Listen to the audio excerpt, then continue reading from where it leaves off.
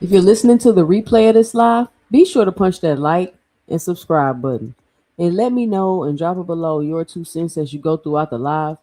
Be sure to support the channel by hitting a $ 2 cents boxing for the Cash App or hitting a heart with the $ and just leaving a special thanks below letting me know you enjoy the show.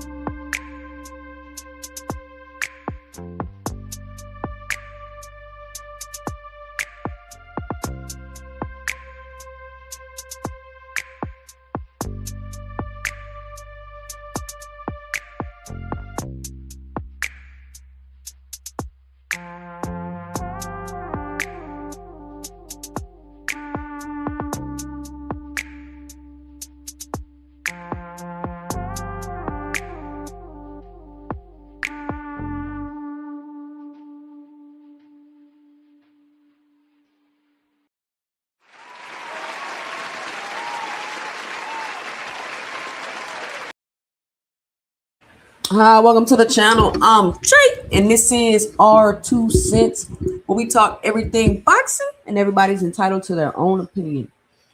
In today's live, we will be discussing FUNDORA versus Thurman coming up. Who you got winning? ZUFFA is not the answer, and belts don't matter now. But before we do that, make sure you punch that like and subscribe button, and make sure you let me know and drop it below your 2 cents as we go throughout the live today. Be sure to help support the channel by hitting the Cash App at $ 2 cents boxing, or let me know and dropping it below your 2 cents in the Cash App. Y'all be sure to support your content creators, support the channel.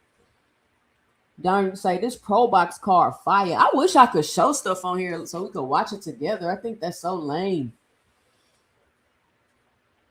I think that's so lame. They don't like if you show something, they should be like, okay, well, since you're showing it, you can't monetize it. That's what I would do. So what's up? We got everybody in the building tonight. I'm gonna let a couple of more people pull up in here before we really get to cooking. Now I got a whole list. Let me find my list real quick.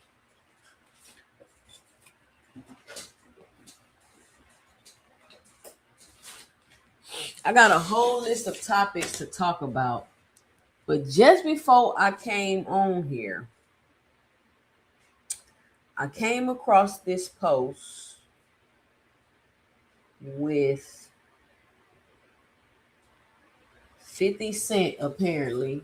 You know, we're gonna do some small talk till a couple of people pull up in here because I be getting started when I hop on, and then people be coming on. I feel like I be having to go all the way back and start over. I don't want to do that. I want more people to pull in before we get to the central part of the conversation. But hold on, y'all.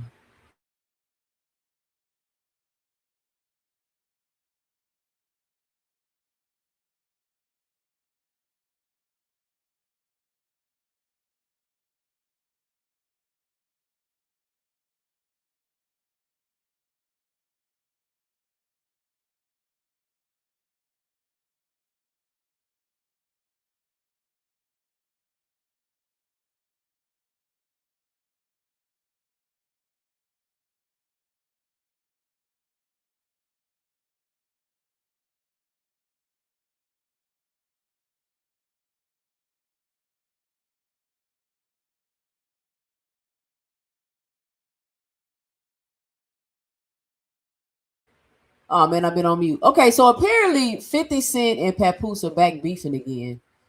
And this is what 50 Cent decided to post on his Instagram, right? I guess Papoose made a diss song. I don't know. I don't really keep up with it like that. And I don't understand why 50 is switching their faces like that. Like, that's wild to me. But look, listen to what the caption says. Very, very handsome. Hey, Pap, ask your old lady Clarissa if she effing Maserati Bud. Tell her to be honest because I have the ring camera videos. Now, I'm just gonna like show y'all this because I'm gonna wait till the ladies pop up so we can kind of discuss this. Because hey, look, it's 2 Cents Boxing. We talk everything boxing, and everybody's entitled to their own opinion. Clarissa is a boxer, and Papoose is a manager. And plus, y'all love to talk about Clarissa anyway. But Bud though, but we gonna circle back to that. I just want to show y'all that. I thought that was crazy.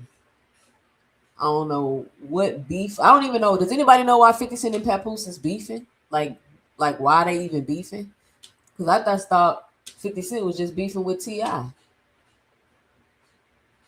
So I don't have any idea why they're beefing. But so this is what I wanted to do today because I did not get to do it on 2 Cents After Dark, right? Put a 1 in the chat if you remember the debate that I did that got overturned. That I won, but it got overturned.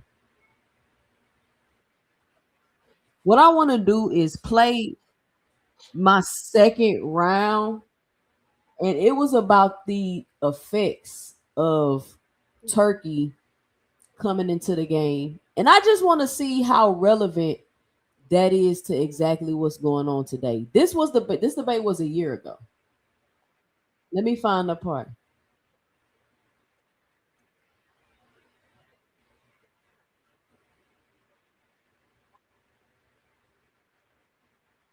Hold on.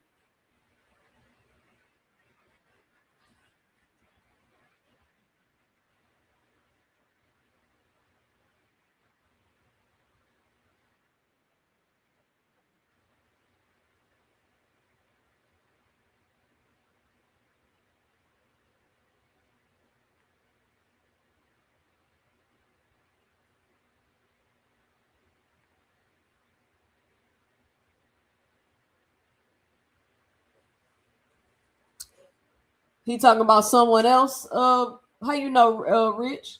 How you know he talking about someone else?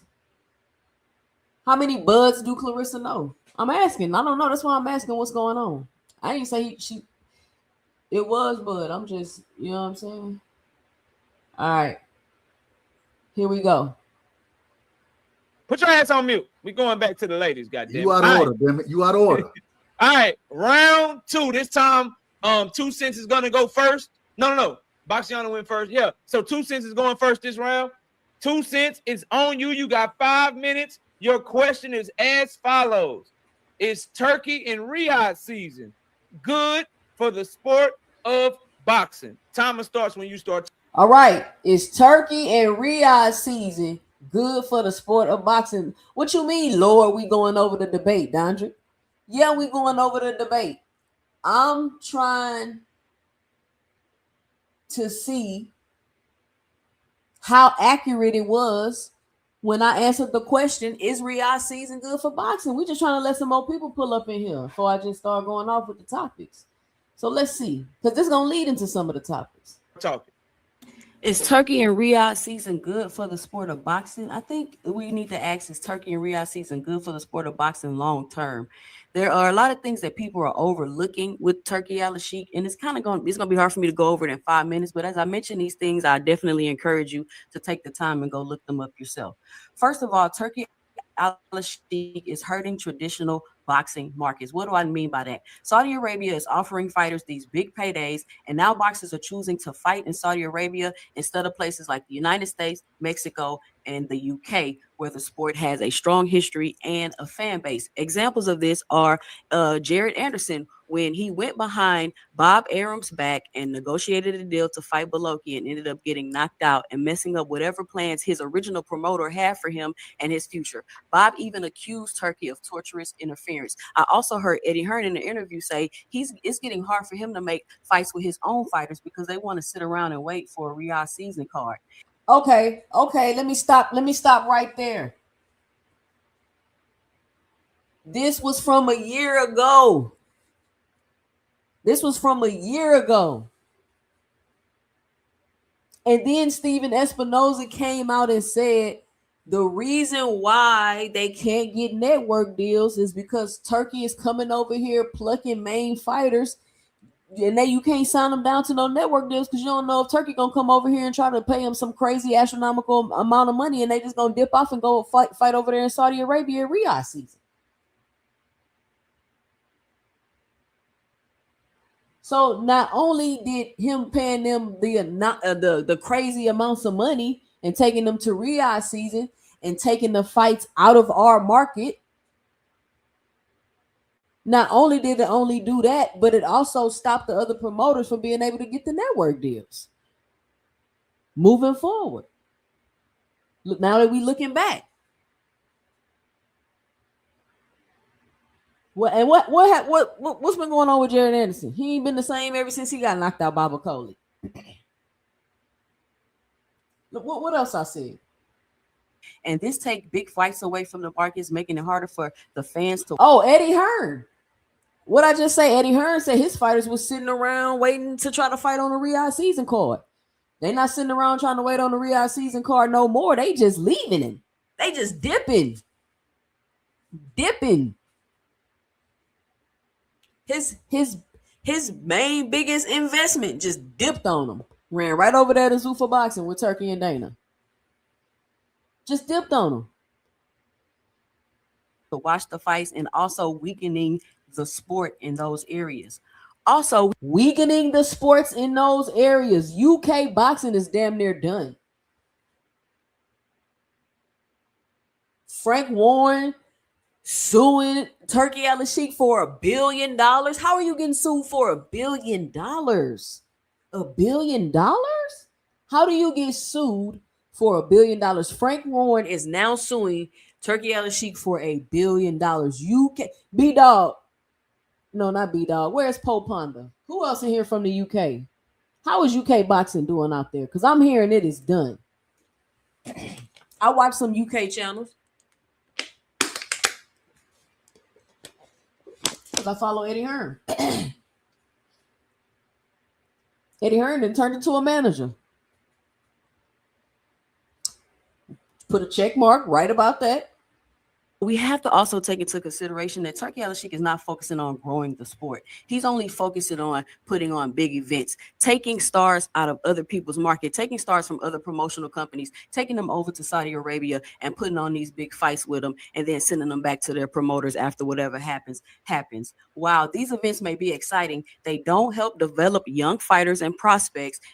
Turkey's not developing stars. He's not building up stars. You think all these other promotional companies are going to build up stars and let Turkey just come and take them? That's not going to happen. As you already know, we've read the article. Turkey's end goal is to completely take over boxing and run it through Saudi Arabia. Next, fighters are going to fight less often. It's the same thing that you guys been running around here accusing PBC of. Oh, Alvin overpaying the fighters. They sitting on the shelves too long because they sitting around waiting for bigger paydays. Or Turki Al-Sheikh is going to be this problem, but it's going to be even worse because fighters are going to want more money to fight lesser competition and even more money to fight more competition. So stop you right there. How many fights have not been able to be made because Turki Al-Sheikh they was pricing themselves out and Turki Al-Sheikh didn't want to pay them? Currently, right now with Boots and Virgil Ortiz, why can we not get that fight made? Because Virgil wants $7 million just to make a competitive fight. That's why.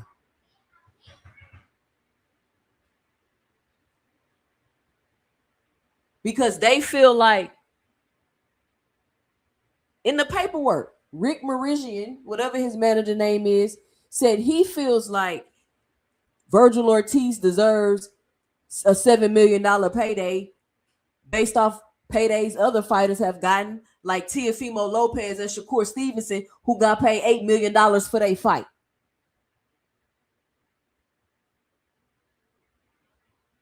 So because Shakur Stevenson and Teofimo Lopez got overpaid, both of them made $8 million. $8 million for what? Virgil Ortiz believes that he deserves $7 million to fight Boots. Virgil Ortiz has never been a champion in any division, in my Max Kellerman voice. I said this a year. I'm going to rewind it for y'all. I'm going to rewind it. Don't worry. Listen to it one more time.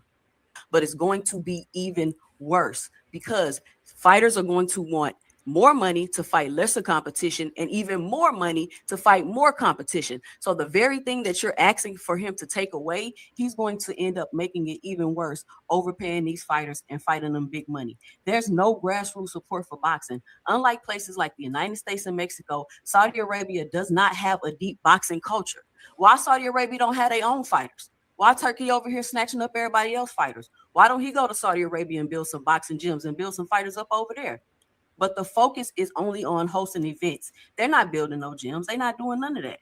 So a lot of people are also accusing Turkey of sports washing, which is basically taking big fighters, making big headlines about all these great events that you throwing to hide the fact that you got all these civil rights things going on. You taking away people's freedoms. It's huge inequalities over there. And I can't understand how any Black American will want to support anything where freedoms are being taken away and there's inequality. It's ass backwards. A lot of you so pro-Black, but you want to support Saudi Arabia where they're trying to cover up things that are going on that we will not support over here. And by hosting these big fights, they shift attention away from that. And we are being a part of that and helping them accomplish that by supporting Turkey. It's also harming the sport in traditional areas. With major fights moving to Saudi Arabia, it's also harming the sports in traditional areas. Are they not trying to get rid of the sanctioning bodies and the belts? Are they not trying to fuck over the WBC like they just nobody? And listen, y'all know me, I don't really care about the belts. But I've always said the belts have their place. They're not the end all be all, but they do have a place. That's always been my take on the belts. Always been my take on the belts. They don't matter to me. I don't have to, if you haven't unified, that don't mean you're not a good fighter to me. It doesn't matter. Just because a belt is on the line for a fight, that doesn't mean it's gonna make more people watch it. That shit don't matter. But do the belts have a place in boxing? Of course they do. But now all of a sudden, the same people that I was debating with running around on these panels telling them this, well, why the belts don't matter? Well, I mean, listen, the belts are too political. You got to be with the right promoter, right place, right time, this, that, bloop, bloop. It's too political for the belts to be the end all, be all. I've always said that. So now all of a sudden, these same people that was Johnson bouncing the belts, hating the fighter because they ain't unified and they don't want to do this and do that. Now it seems like they just not realizing how the sanctioning bodies work and it's corrupt and it's political and all of this other stuff. As if it ain't always been like this because it's boxing. It's always been political. It's always been some level of corruption with these quote unquote sanctioning bodies. It's boxing. It's going to be corruption in boxing, period. It doesn't matter if it's under one umbrella. If it's under one umbrella, the corruption will be more centralized. Right now, it's decentralized. So now all of a sudden, we gotta get rid of these belts and they're corrupt and it's crazy because you're sitting here and all of a sudden, because people's favorite fighter that spent their whole career defining themselves by belts are now saying they don't matter after they've achieved them, after they didn't got all the belts. They've achieved what they needed to achieve. They've got the recognition that they've needed to get from these belts. But you're going to tell other fighters coming up that they don't matter now after you're done? After you've retired? After you'd have been paid millions and millions of dollars from your sugar daddy from overseas? Come on, man. Like, let's be for real. And we're going to trust Dana White and Turkey Al-Sheikh to save, to run, to do any fucking thing in the sport of American boxing? And people are going to completely ignore who Dana White is and his past, his business tactics, how he runs and do business, how the niggas that he been working with this whole time instead of the UFC fighters, they steady complaining anytime you put a microphone in front of their face. I don't get it. But listen, it's cool. It's cool. What they say, you got to give it some time. You got to give ZUFFA some time. Meanwhile, Al Heyman been getting criticized every second of the day for damn near a decade for putting on some of the biggest fights the sport has ever seen. Can y'all make it make sense to me? Anyway, the USA, the UK are losing their influence on boxing. Networks like ESPN and the Zone are left out, which can mean fewer big fights in those markets in the future. We already see. No, we ain't getting no fights on ESPN, even though MVP just signed a deal with ESPN. Shout out to MVP. ESPN is getting. Speaking of ESPN, and then to find out the way that Top Rank lost their ESPN deal, people want to sit around here and act like, oh, you see, they wasn't doing what they supposed to do. They wasn't making the fights the people wanted to see, and then they went out of business. That ain't what happened. Dana and his buddies, some executives over at ESPN, BSing around, doing all this cricket wicked stuff, got Top Rank to lose their ESPN deal. They're the reason why they lost the deal on some corrupt shit, because they need the promoters in the US not to have network deals. So what did those executives at ESPN do? Got Top Rank's networks deal taken away. Am I making this up? No, I'm not.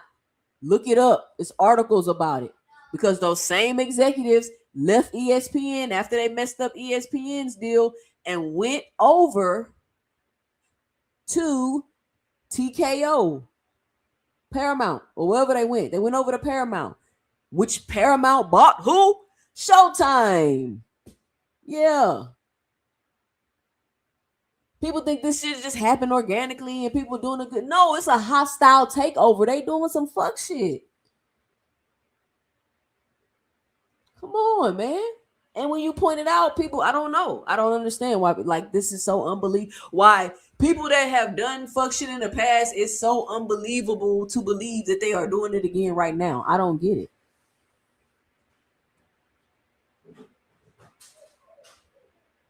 Getting out of boxing. You already see that ESPN is getting out of boxing. He's buying up sanctioning bodies so he can control them. He's buying up media, and he already let you know he bought up the media so he can control it. He came out himself and told you, I'll put out propaganda, basically. We see what happened to the Ring magazine. You seen what happened to the Ring magazine? It's a straight propaganda machine. Zero credibility. And then you got Oscar De La Hoya who want to hop on Clapback Thursdays and complain about the Ring mag. Like, Oscar, you sold him the Ring magazine. You should take some accountability for that, Oscar. You sold him the Ring magazine. Basically. So while Saudi Arabia has brought money and attention to boxing, it comes at a cost. The sport is losing its roots in its traditional markets.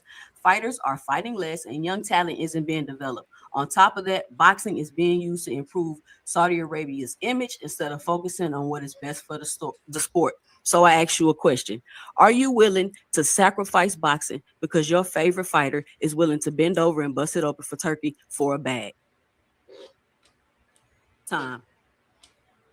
All right, Boxiana, you got 5. So that was the round about turkey. And I just wanted to play that to show I was right. Because everything I said that was going to happen is happening right now as we speak with multiple examples. And if you notice, everybody that they do business, that they were doing business with, somehow they've messed over them somehow. Have they messed over Eddie Hearn? Check. Have they messed over Frank Warren? Check. Have they messed over sanctioning bodies? IBF, WBC? Check. They got these managers coming, managers trying to convince their fighters to sign with ZUFFA. Who you think they gonna mess over next? It's probably gonna be the managers. Check. Because they got to get the managers out of there. They don't want no middlemen involved in this. Y'all be sure to punch the like and subscribe button.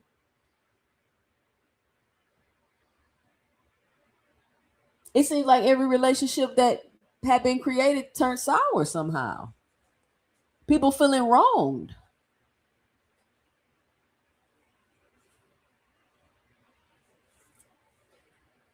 And my biggest question I have about Dana White, my biggest question is, and then we're going to switch gears. How do you go from always talking about how fighters get overpaid and you hate boxing because you're going out of business every fight to overpaying fighters? You're overpaying fighters, Dana. The biggest thing you always complained about boxing. Why are you doing that?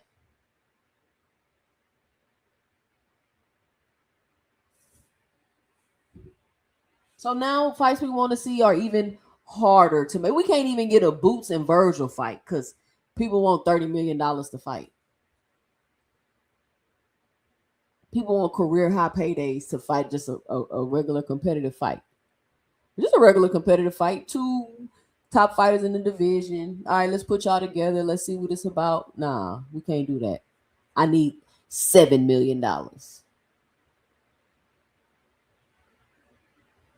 Crazy.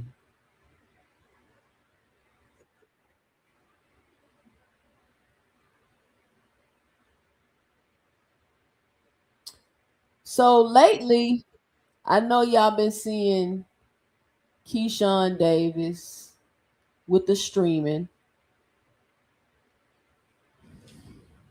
I watched this interview with Greg Hackett, and he was talking about the streaming. Let's see what he had to say, and then I'm gonna get my 2 cents about it. about David Benavidez and Zordo. I think that's going to be a crazy fight, great fight. I mean, two big guys like that, two Mexicans. You know what I mean? They both dangerous in their own right.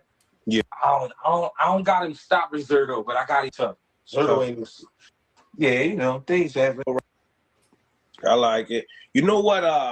Actual heavyweight fight. Oh, hurt you. Yeah. And and the experience that Dubois has too. What about? I don't know, man. I just been chilling, man. You know, just trying to see what's going on with these fights. The Kenneth Sims and Barboza. Yeah. They got Jojo Diaz move. Oh my bad. Oscar Colasso is on the co-main event. I don't know. I think you start faking boxing a little bit. That shit kind of like water it down. They don't want to be. I mean, listen, man. Anybody could call me a hater. They could say whatever they want. I don't really give a fuck. But to be honest, man, these dudes just want to be famous and they just want to make money. They don't give a fuck about being a great fighter. So we only going to see great fights from guys who really, want to fight. They're not going to be the most famous guys, but they're going to be guys who really want to fight.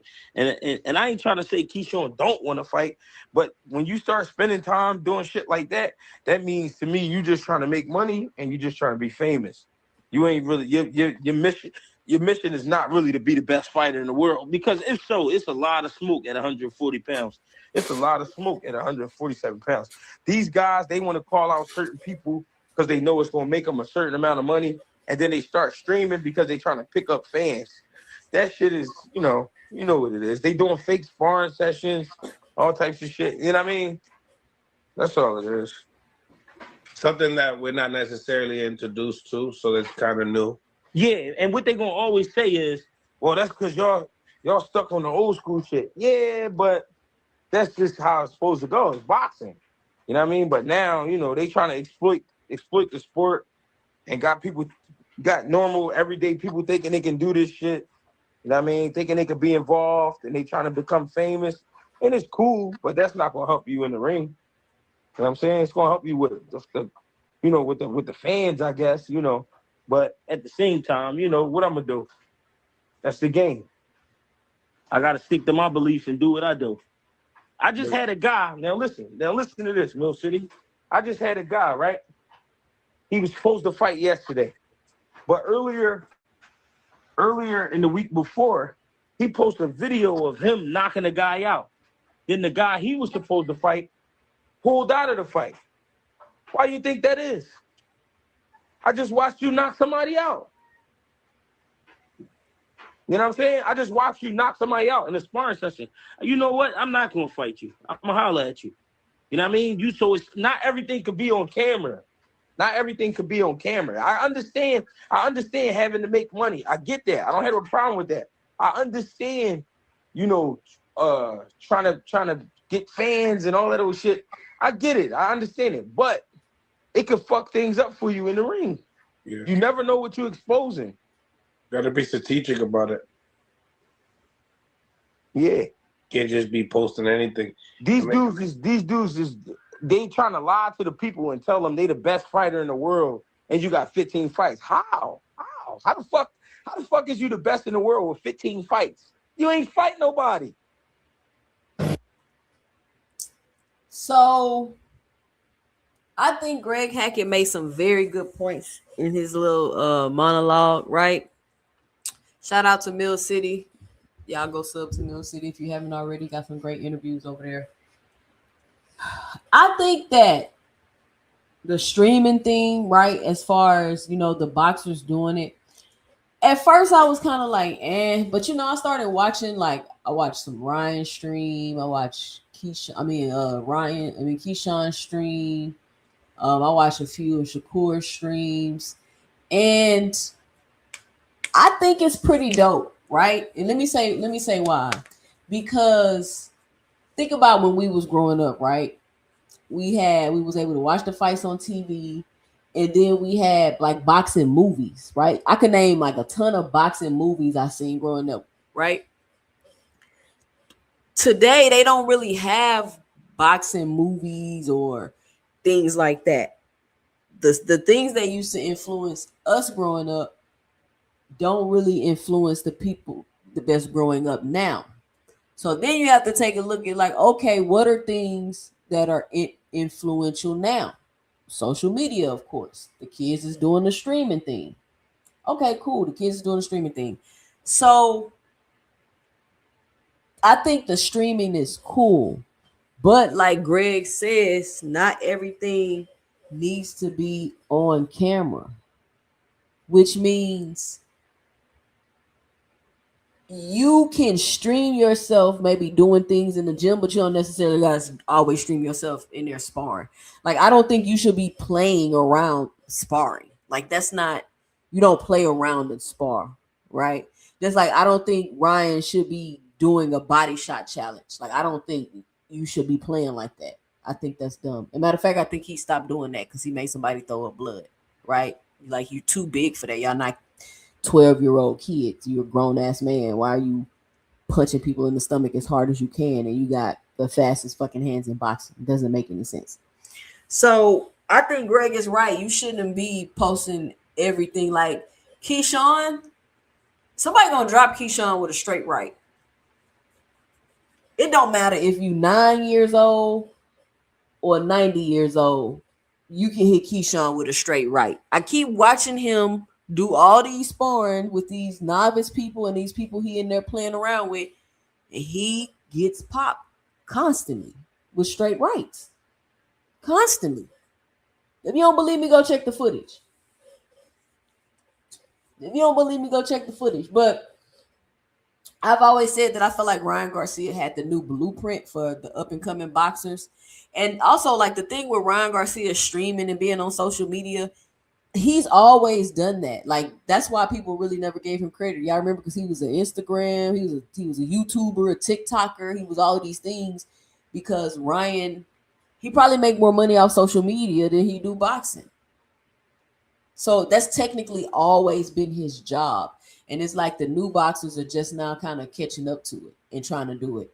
So they need to balance it. They need to maybe kind of be a little bit more creative in the things that they're streaming or what they're doing. And maybe just stream yourself like doing more things like outside of boxing, showing more like you having fun or out and things like that. Every you don't gotta always be streaming you sparring or you trying to play around in the ring. I don't like that because I don't think you should be playing boxing. I don't think you should be playing boxing. Did I drop the link?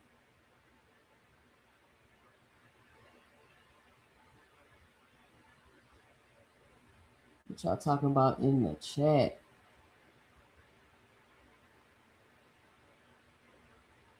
Who's talking about Bud?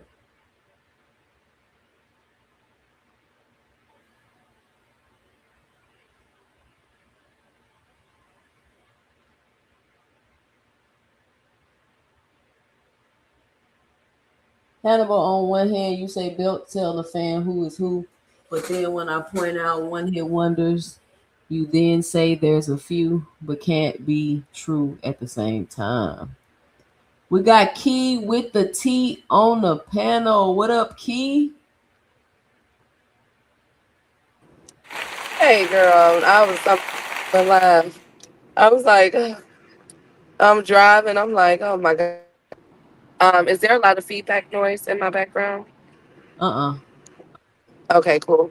So I'm driving. I'm like, oh my god. I need a nice little talk or something. Where you driving? That was talking, huh? Where you driving? Georgia.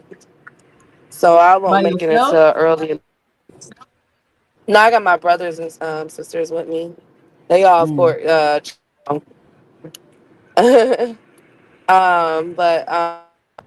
who was that? Was that Greg Hackett? Yeah, that was Greg Hackett. Well, okay. So I came at the very end, or not the very end, but I came when I commented. That's when I had came, and so I'm not sure what he said prior to that. I got from the gist. Okay, would you think that Greg is and I love Greg. He's hilarious. He's a better coach. He is a fighter at times. But is Greg is he hating a little bit? No, I don't think he's hating. I think he had a valid point. Okay.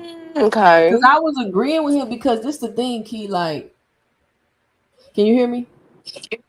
Yeah. Well, I can't hear you. Hold on, my headphones is tripping. Hello? Yeah, Say can you something, hear Key. me? No, I can hear you. My Me. headphones are tripping. Um, no, I don't think he's hating. I think he got a valid point. Like you can't put everything on camera. Um, and I don't think you should be play sparring and play fighting and doing all that stuff in the ring all the time. And if you're gonna stream, be more creative. You know what I'm saying? Like, don't just show you playing around and sparring in the ring. Be more creative. Show more of your personality or the things you like to do or something like that. Just be more creative with it. And he was saying like he had somebody post up a video of how they knocked somebody out and then their opponent pulled out the fight. And he was just saying that everything doesn't need to be on camera. Because if you're always posting yourself fighting and in the gym, I can watch you and start picking apart everything and your flaw, everything. And that's why I say somebody gonna knock Keyshawn ass out with a straight right. Because it don't matter if he playing around with one of them kids or he fighting somebody that don't know how to, or whatever he's doing, he's constantly getting hit with straight right hands. And I'm watching it happen just from these play videos he's posting on here.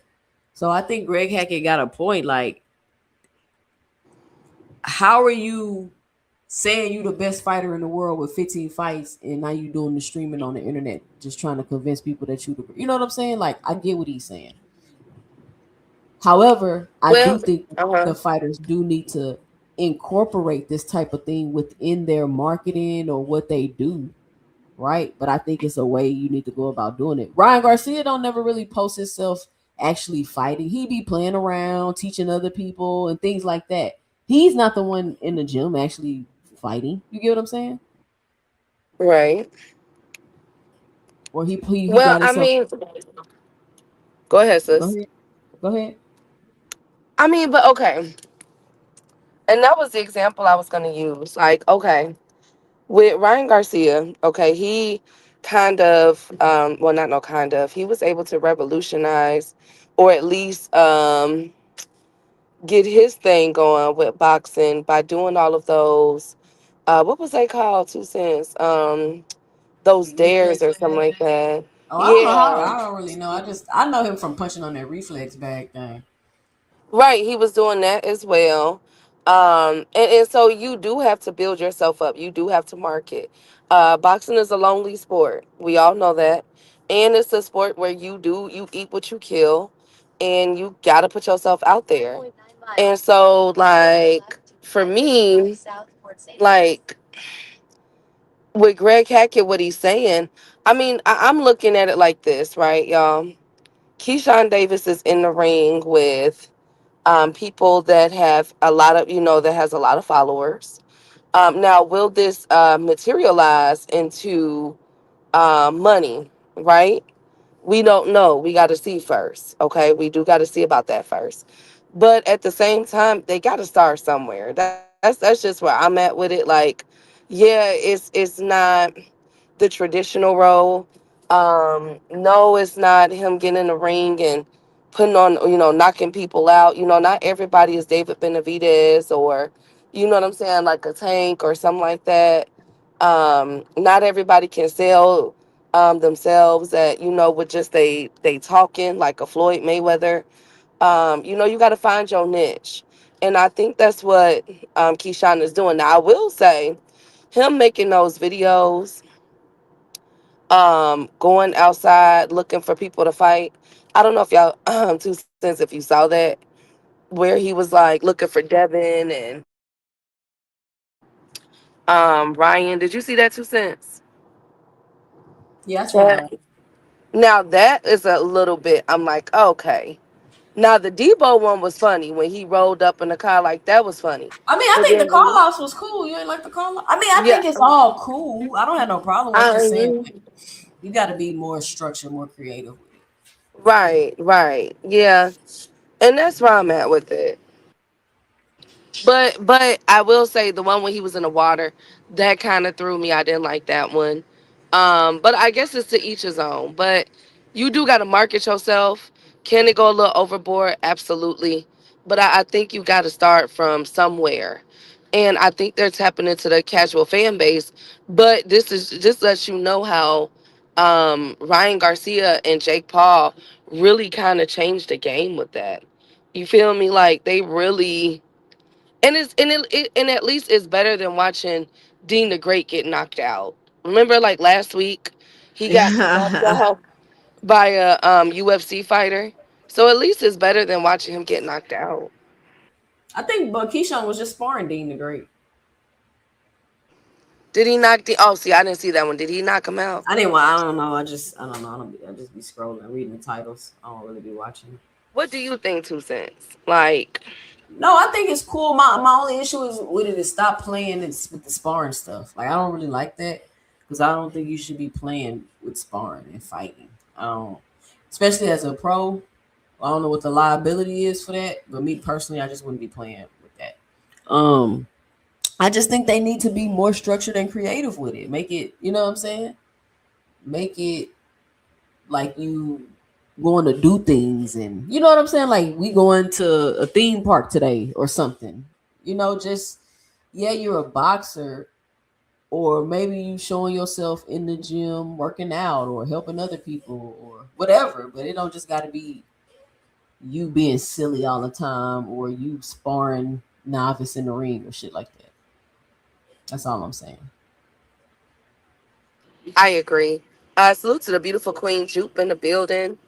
Um, Jupe, Chef Jupe RD. What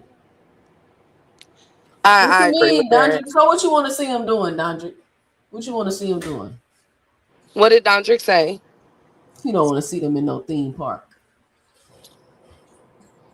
I'm just saying anything creative, like not just the same crap over and over. So are they never? So wait, who is Keyshawn being lined up to fight Oh, we then? got Kui and Ashley's Corner in the building. Let me drop the link. We got the ladies in the building tonight, y'all. What you say, Key? As I'm trying to figure out who is Keyshawn being lined up to fight. Salute to those queens, man. And Who that's is another he? point Greg was making. He was like, are you really trying to be the best fighter? Like it's a bunch of people lined up for you to fight at 140. It's you know what I'm saying? You're trying to run a 147, you just calling out certain names and people. Like it's like what you got, what's going on? Like, first of all, Keyshawn got 15 fights, right? Yeah. When do you just get to call out the top fighters and do all this extra shit? When has anybody with 15 fights got away with what Keyshawn is doing? I'm trying to think. A slight argument could possibly be made for maybe Loma. Loma. I No, but mean, Loma. Well, Loma wasn't doing all this though. I guess he might. He's maybe a little fast track because of his Olympic pedigree, but you saying you need big money fights and all this extra stuff. I think it's a little bit premature for Keyshawn to be talking like that, in my opinion. That is well. I feel you with that. You know what? I think with Keyshawn, because at first I was like, maybe he's trying to make people forget about what happened in Virginia him and his brothers wild out like that. But I mean, I think people pretty much over it. Honestly, nobody really talk about that no more. okay, but will all of these antics translate into dollars? That is the question. I mean, Will but he? he already had a following. He was already selling out his hometown. He was already on the right trajectory. You know what I'm saying? He had his own car with all his brothers on it. Okay, He but was what key about to the now though? city, 2 Cents. everything. What about now? I don't think it really. I think the biggest thing that's gonna hurt him now is following up behind Shakur, putting Mm, himself behind like second to Shakur, in my opinion. Well, he did say that his next fight is going to be at welterweight At at 46. 147. Yeah, he did Why is say that. nobody staying at 40? A girl, because it's too much. It's too much smoke. Though it's a lot of upsets Come at 40. on, man. That don't even make It's a sense. lot of upsets at 40. 2 cents. So they cry for certain fighters to go to certain divisions, but then when their favorite fighter is in that division, they just can skip it. I mean, think about it. You got Puello, right? We could talk stuff about Matias, but Matias always come back and get his belt back. He get beat up, come back. You feel me? Like, you know what I'm saying? You got him. You got Africa. Africa is a great pure boxer, a good pure boxer. Who else? You got Oh, Gary Africa going Antoine. to ZUFFA. Gary. Oh Lord Jesus, we gonna And live. Berlanga. I don't think nobody really care about Berlanga. But Africa, I don't know why he would do that. But yeah, I mean, like, but then you got Gary Antoine, which nobody calls out for some odd reason. Nobody calls out Gary Antoine. Who else? You got Lucas Body. You got Puello. You got. I mean, it's a lot of upsets there. Let me get this super chat from FaZe the Great.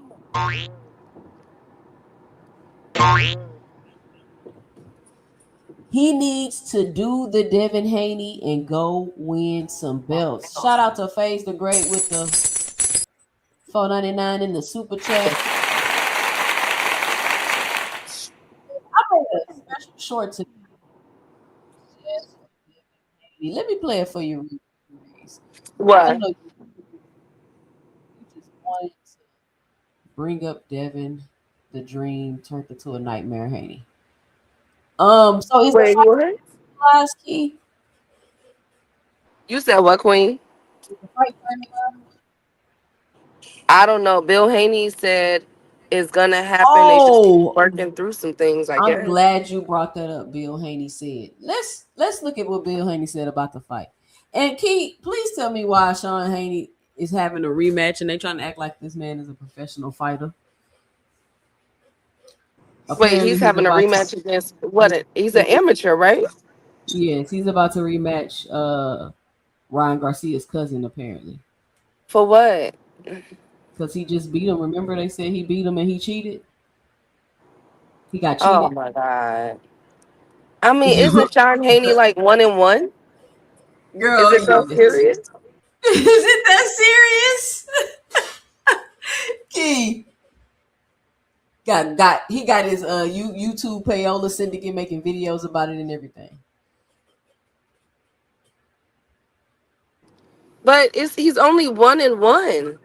I can understand Key, if he was like 30-0 when he wanna, you know what I'm saying, avenge it. But he he's got the he just YouTube started boxing syndicate. last week. He got the YouTube syndicate making videos about it and everything. Shout out Queen with the $5 in the super chat. She said it's for support. Shout out Queen. Good to see you on the channel. Ladies, the link is pinned to the top of the chat. Come on up whenever you're ready. So I came across this video of Uh-huh. Bill the Pill Haney. And I want y'all to hear what he say when he announces the quote unquote upcoming fight. I don't know what contract. It's been a week. Rolly was here last night. It's not about Rolly, but it is about Rolly because Devin gonna put it on his ass May 31st, Las Vegas. You heard it from me. Key, what did he say? He said Devin Haney is gonna put it on his Las Vegas, May. Did he say May 31st? What day we been hearing, Key? I thought it was May 30th. No, You thought it was what? May 30th. Ain't that what Devin put on his Instagram? I mean on his Twitter? Yeah, But what did Bill say the date was? May 30. May Yo, hey, real quick. Rolly was here last night. It's not about Rolly, but it is about Rolly because Devin gonna put it on his ass May 31st, Las Vegas. You heard it from me. And this is my biggest problem with Bill. This is my biggest problem with Bill because Why Wait, would you they say gonna May fight? 31st? Wait a minute. They gonna fight on a Sunday? That's what I'm They gonna saying. fight Why on would a you say May Sunday? 31st? Why would you say the wrong date? Why would you say the wrong date, Key? Maybe he got it. Maybe it's just a mix up, How? sis. How? Maybe it's just a mix up. Maybe it's The just a mix up, greatest y'all. promoter since Don King gave the wrong date.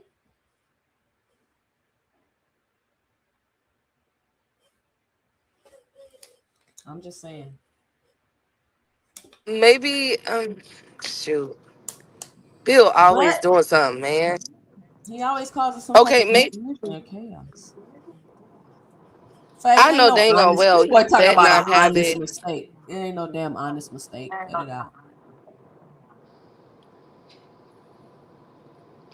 I know dang on well he bet not because come on a Sunday at aren't they trying to have it at MGM? Yep. But Nah, you can't this do is that one my on no thing. MGM This on a is my Sunday. question. Let me ask you Uh-huh. this. They said it was a substantial offer. And Rolly was like, it was a substantial offer. I don't know what's taking so long, blah, blah, blah. Rolly could be bullshitting too. I don't know. But why would PBC feed Rolly to Devin?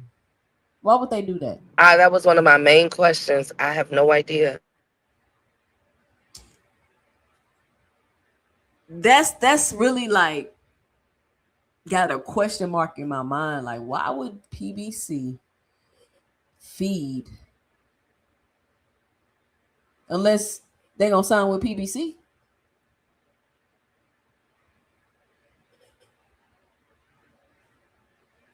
Key? I mean, You breaking up, Key? We can't hear you. Now they feeding Dev. I mean, I'm just saying, like, everybody keeps saying he gonna wash him, Rolly trash. So if that's the case, why would PBC feed Rolly to Devin? I just can't understand it. Shout out I mean, Juke, Chef Juke mm. RD in the building. Good evening, ladies. Good evening. What you say, Hey, Key? Queen. Hey, I hey, hey. mean, hey, Queen. I mean, Rolly has a shot. Has a hell of a shot to beat Devin. I agree because Rolly just got that belt several months ago. Um, so why would they be quick to throw him to Devin? Um, bruh. Let me tell And y'all something. guess who? If Rolly beat Devin, Guess who? Guess who fight didn't go through because of Rick Marizian again doing some more fugaziness. who was that? Who? Adderall and Ramirez. I saw that. I saw that. And Catterall been calling for Devin too. He's another one that want to fight Devin. Key, who I say Devin finna fight? Who I say Devin gonna fight? Who You, I I think mentioned? you said Jack Catterall. I said Jack Catterall.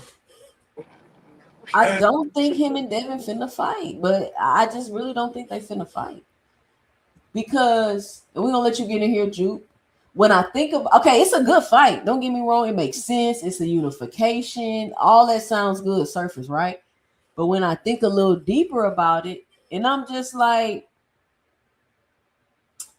why would PBC feed Rolly to Devin if it's just such a surefire thing that Devin is gonna win? Because I don't think that that's the case. I don't think it's a surefire thing that Devin is gonna win. And if PBC is making that fight, to me, that's strengthening my claim. Like Rolly literally just got that belt one fight ago.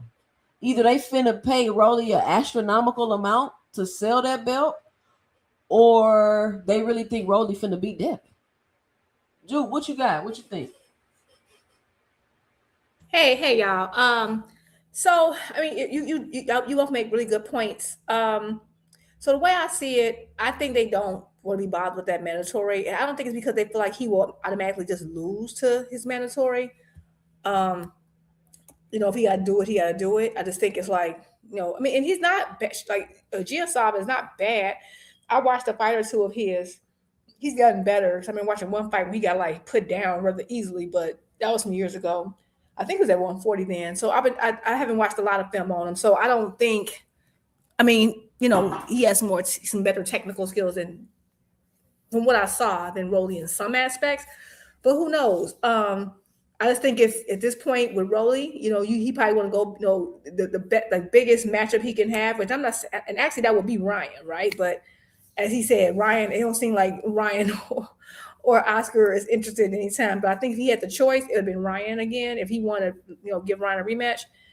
Now, Devin, I will say this: PBC's history is, despite what people say, they like, oh, why they beat their champions?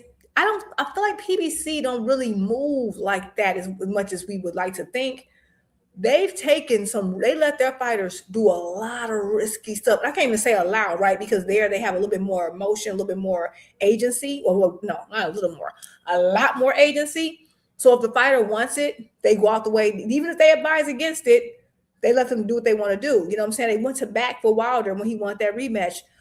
They did what they had to do to remember Fulton went over to Japan for anyway. So I don't think that they really care. And then see how they do their young folks. They put them out. They just put you out there. So I don't think they would really high Rolly. But I also think that they might feel like they do have a chance, right? But I don't think that if Rolly wants it, I don't think that they're the outfit that's going to be the one to be like, absolutely, I'm standing in the way of this fight. I just don't see that with their history. If you look at the stuff that their champions have done, as much as we say, oh, you know, crossing the street and people don't allow these fights.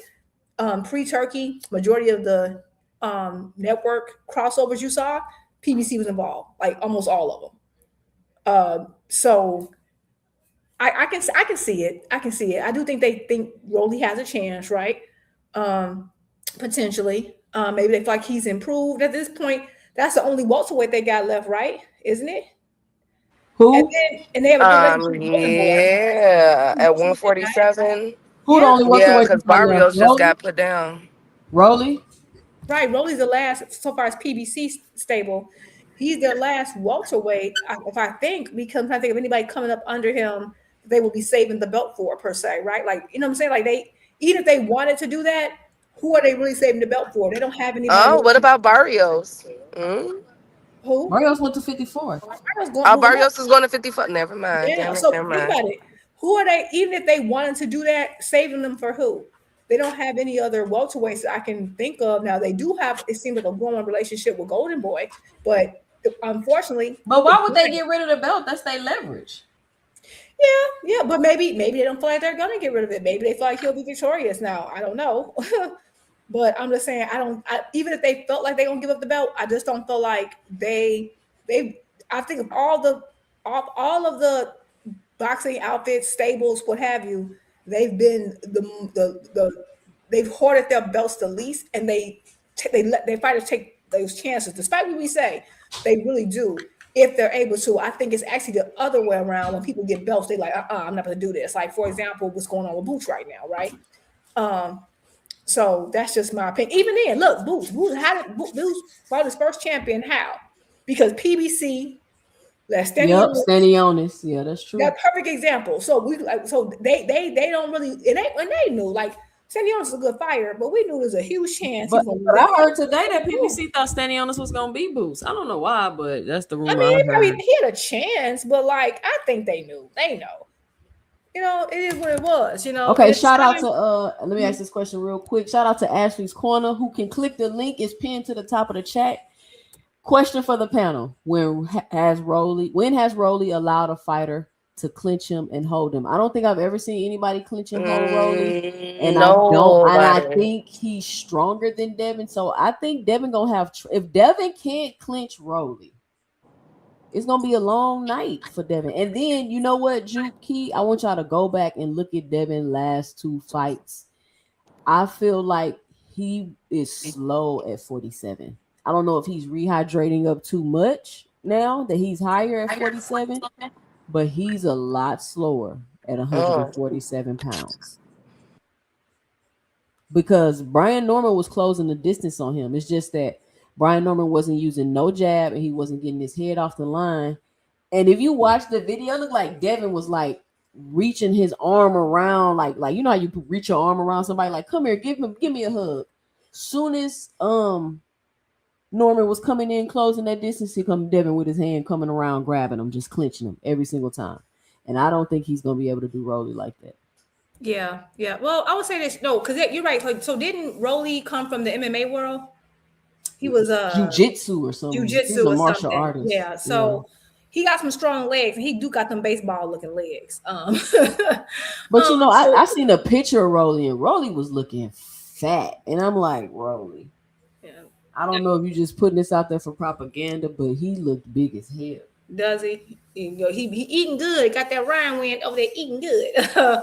But I mean, maybe I don't know. I mean, all I will say is that this is a dumb fight. I just still think like at this point, Rolly. That's a dumb fight.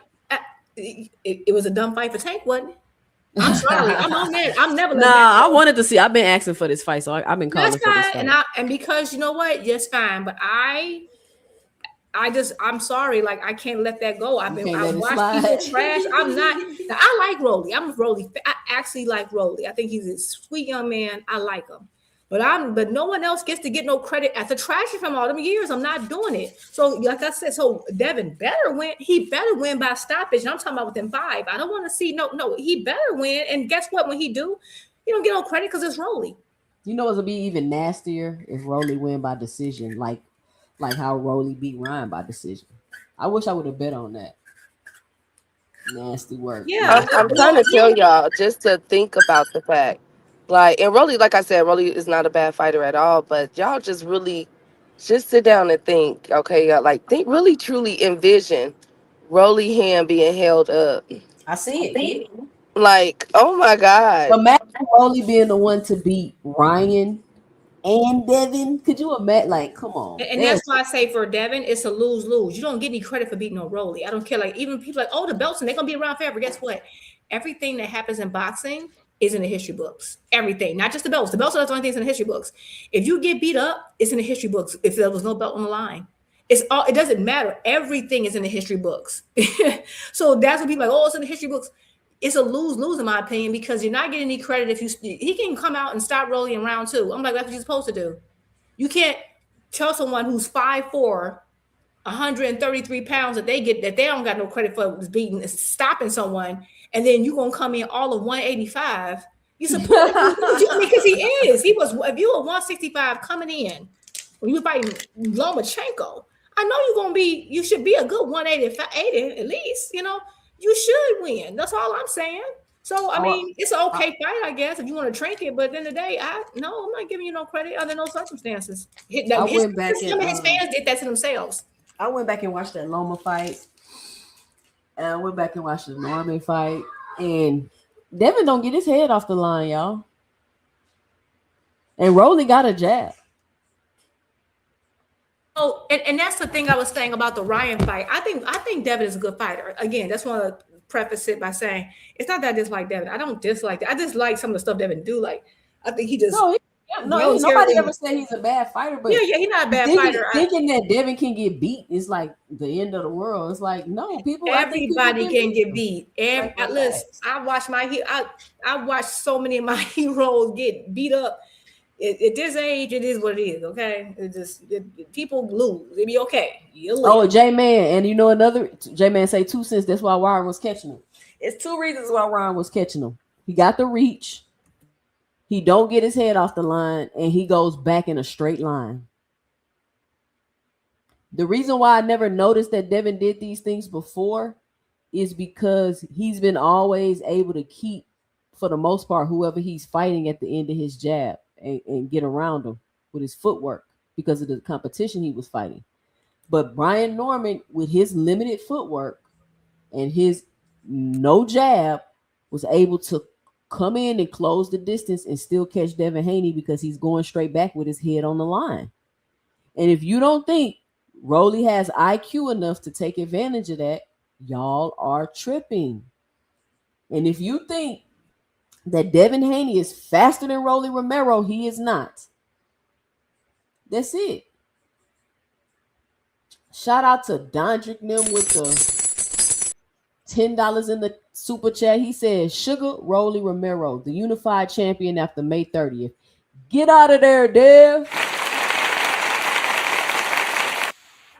Now, I do agree with a lot of what you're saying, 2 Cent, about his hair on the line. I remember seeing it. So, and I just, again, preface it doesn't mean he's a bad fighter. He's a good fighter. Every fighter has flaws. I don't care who you are. Even Ali, everybody got flaws. So it's just if your flaws are tailor-made for someone else's assets, you know. But what I did notice, Devin, what you say? I be using. Yeah, and just what Miss Ashley just said, and what you said, 2 Cent. I think that was it, and it was harder to see because of the reach advantage, and he kind of just really relying on that jab. He has a really good jab. But you get reliant on it. So now the distance isn't the same because now someone's it's hard to get around things and not get countered now. And he hasn't learned how to do that. Just like sometimes Tank fights a shorter person, the stoppage is a little bit more difficult because of he's so used to punching up. It's just, it is what it is. Doesn't mean he can't get it, right? Because we've seen it, right? It's a little bit more challenging for him to fight somebody. Right, it's a bit more challenging. It doesn't mean he doesn't fight right. Because like with Gamboa, it's like, oh, I take so long because he's so used to having to reach up, right? And Gamboa was out of eye with him. Same thing, Pitbull. And that's why he actually hit Pitbull in the head, hurt his finger. It's because of that thing he has to get more used to. The problem with Devin is that Devin fought people like that for a long period of time. And they were a little bit, not saying all of them were older, but I just think they didn't have the speed. So I noticed it. I never get that fight with Jojo Diaz. I just noticed that fight was more competitive than I thought it was going to be. Mm-hmm. Not saying, of course, Devin clearly won. He tried to bang with Diaz, though. Yeah, Diaz, but Diaz was able to counter that jab quite a few times. And remember, Diaz is a southpaw. So I said, okay, maybe that's what it is.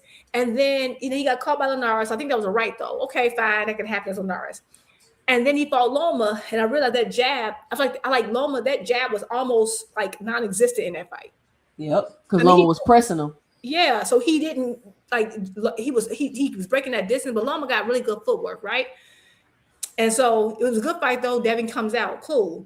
So now you have to deal with someone whose footwork not as good as Loma's, but their feet are they're very fast still, super fast, right? Actually faster than Loma, has a really great hook, like an amazing left hook, and they're matching you in height and reach, and that's something I hadn't really seen, and so. It made sense that when he threw, that's why he got countered so quickly and easily, because he just knows it's going to reach. It's worked for him. It's been his bread and butter. And if it ain't broke, why fix it? He never had to change it. But that was something I complained about when people was like, oh, why you always complaining about the size?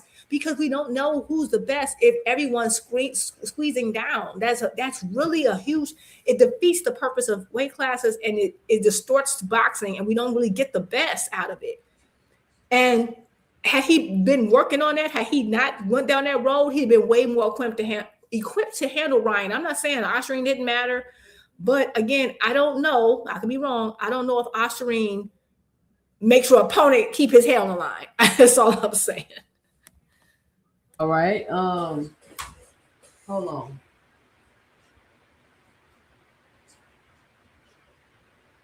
Hold on, y'all. Key, what you got? What you think?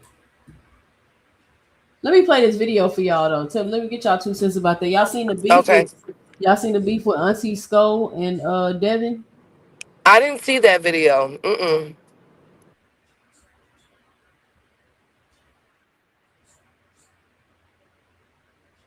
I would like to see it because I heard that, they've been kind of airing each other back and forth, airing each other out. I had to come meet you on the front line, little weirdo.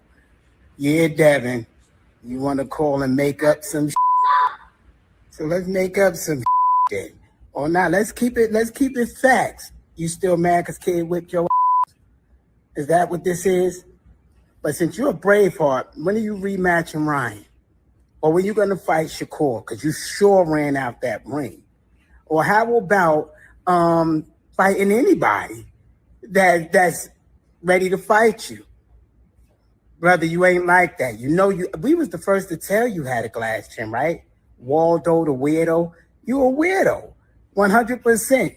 So I don't even know why you starting with these lies, and you better stop your lies for your ass to lose some of that money, because y'all used to suing. So you know what your lies could do to yourself, right? Now, get done typing stuff and get in the goddamn ring.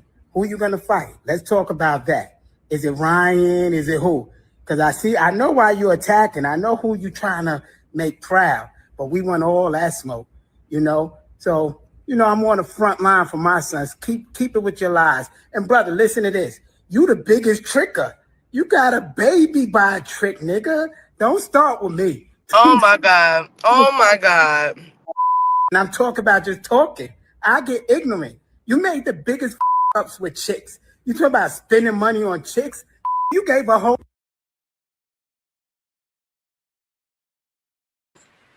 Oh, Auntie Oh my Snow. God. Y'all need to Oh see my one more time. God. Put a 1 in the chat if you need me to run it back. Put a 1 in the chat if you need to run it back. But I mean, Devin got on the internet calling this man a trick. And I'm like, Devin, the audacity. Like, I feel like Bill and Devin have no self-awareness. I've come to the conclusion that they don't have any self-awareness at all. The last thing Devin need to be doing is calling somebody a trick. Like, bruh. Wait a minute. So it is. So everything that Upper been saying about Devin's child's mother has been the truth. Yes, Key, you thought he Lord was have joking? mercy. Lord have Oh my mercy. God. You thought he was just being upper? No, he's telling the truth. Yes, I thought I it was just just so being I'm Upper. gonna be going nuts in his chat. So I don't know what I was tuned out. I don't know what he's talking about. I don't even want to know. It's a whole documentary about the Taz Angels on YouTube. What angel? Taz Angels.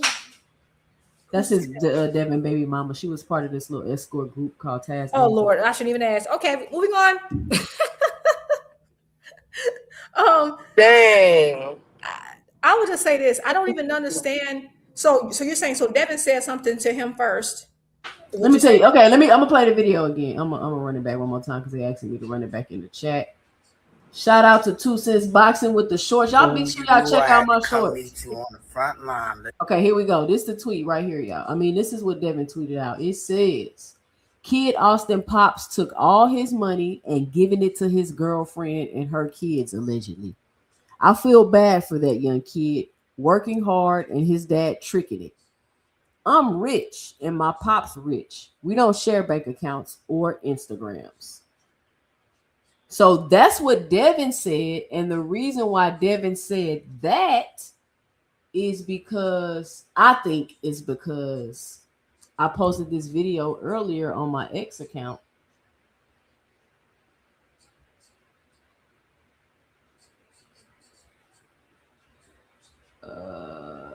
This is such an odd beef. Like it's like Because I don't think they're ever gonna fight ever. Right? They like 2 to almost 3 if Devin go to 154.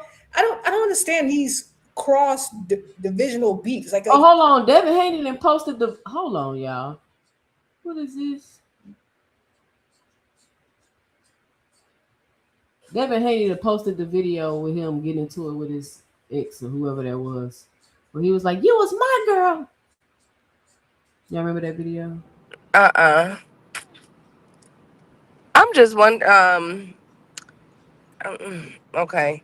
So I'm finna we're show just you how the beef started, Key. I'm finna show you how the beef started. Because I'm so confused. Because I'm like, why is this happening? It's you know what? It's super random. It's super random. They don't go together. Like it just don't. There's no history. Like I don't get it. So I think this is what started. To be honest with y'all. And Haney working. Your boy Devin. Is that work? Is that work? What you think about the hook? I think it's trash can juice. Trash can juice? Yeah, no disrespect to Devin. He's a good guy, but I could tell why I think it's trash.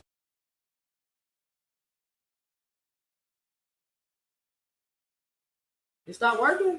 Hold on, y'all. Can't juice, and I could base it on science. Okay. Okay. Number one, because I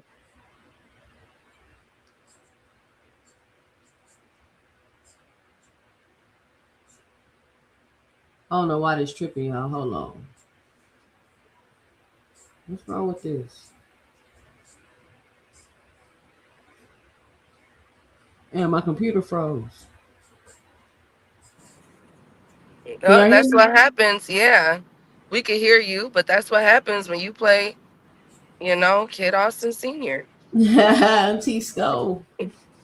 Okay, well, from the gist of it, okay, so he fired shots, and that's what I mean. I think we were just talking.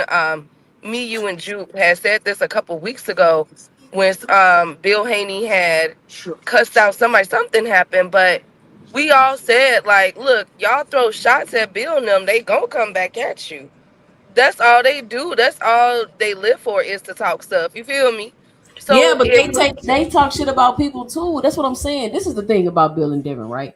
right, Y'all talk shit about people. Y'all got a whole YouTube payola syndicate that you have. Can y'all hear me? yep, we can hear you. Yeah, you have a whole YouTube payola syndicate that you have that goes after attacks, belittle, and talks down on fighters. It's not people having the issue because they big up Devin. People having the issue because the way they talk about and deal with the other fighters.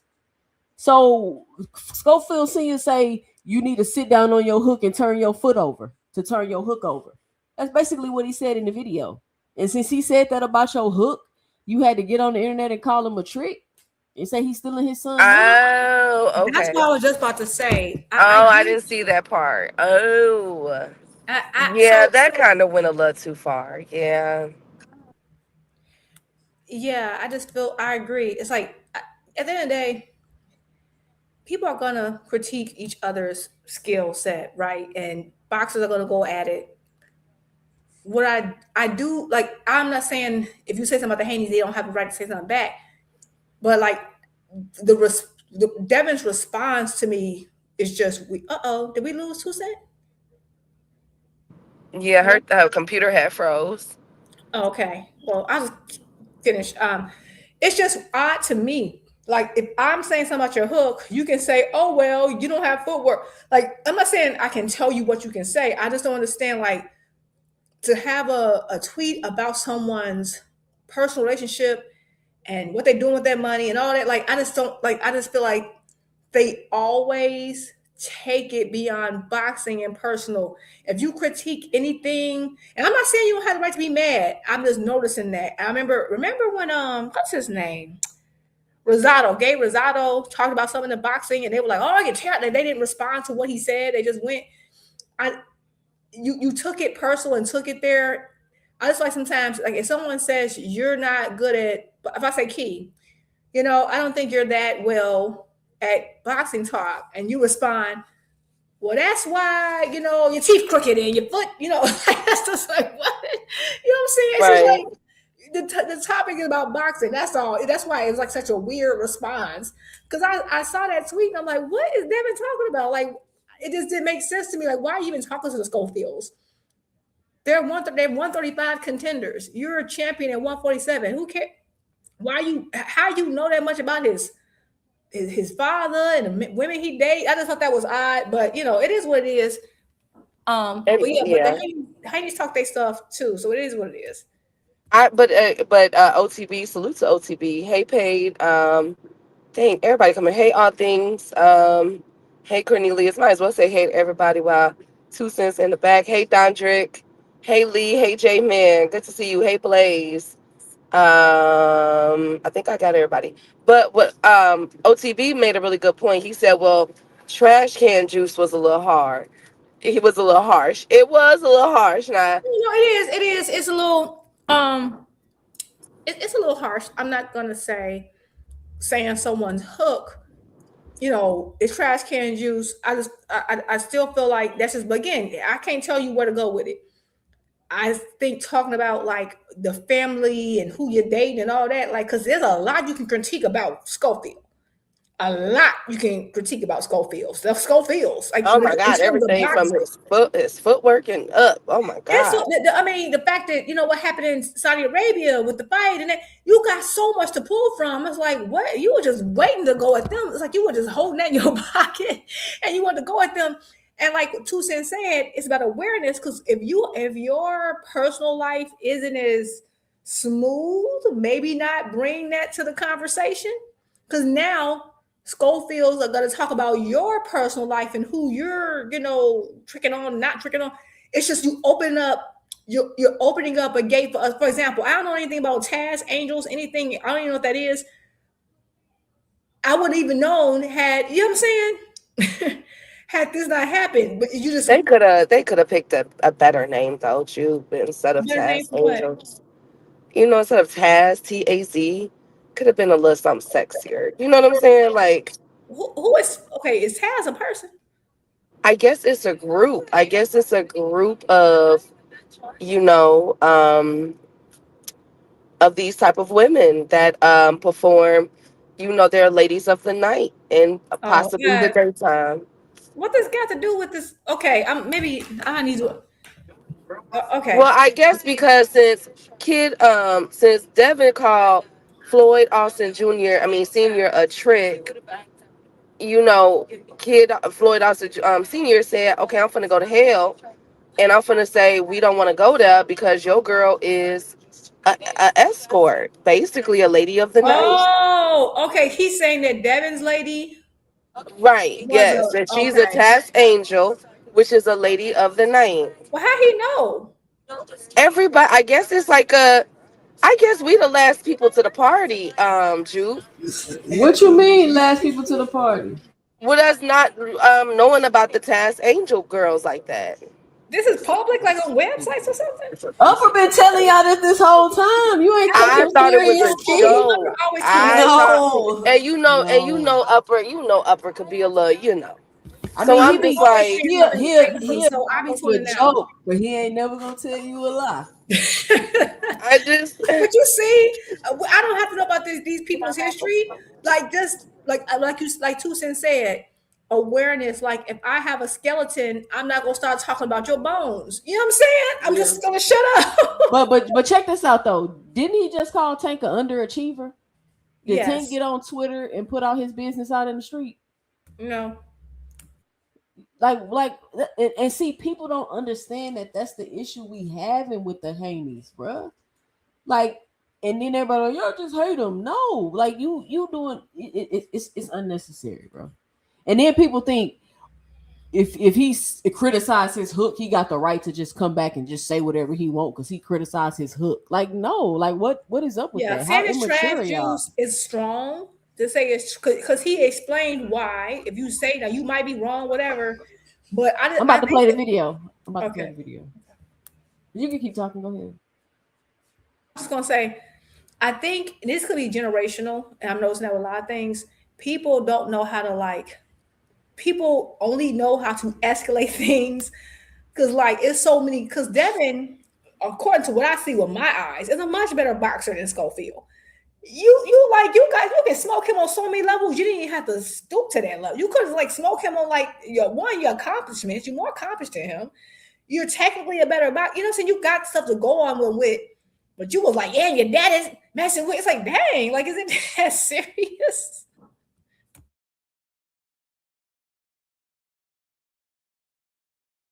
Devin Haney working.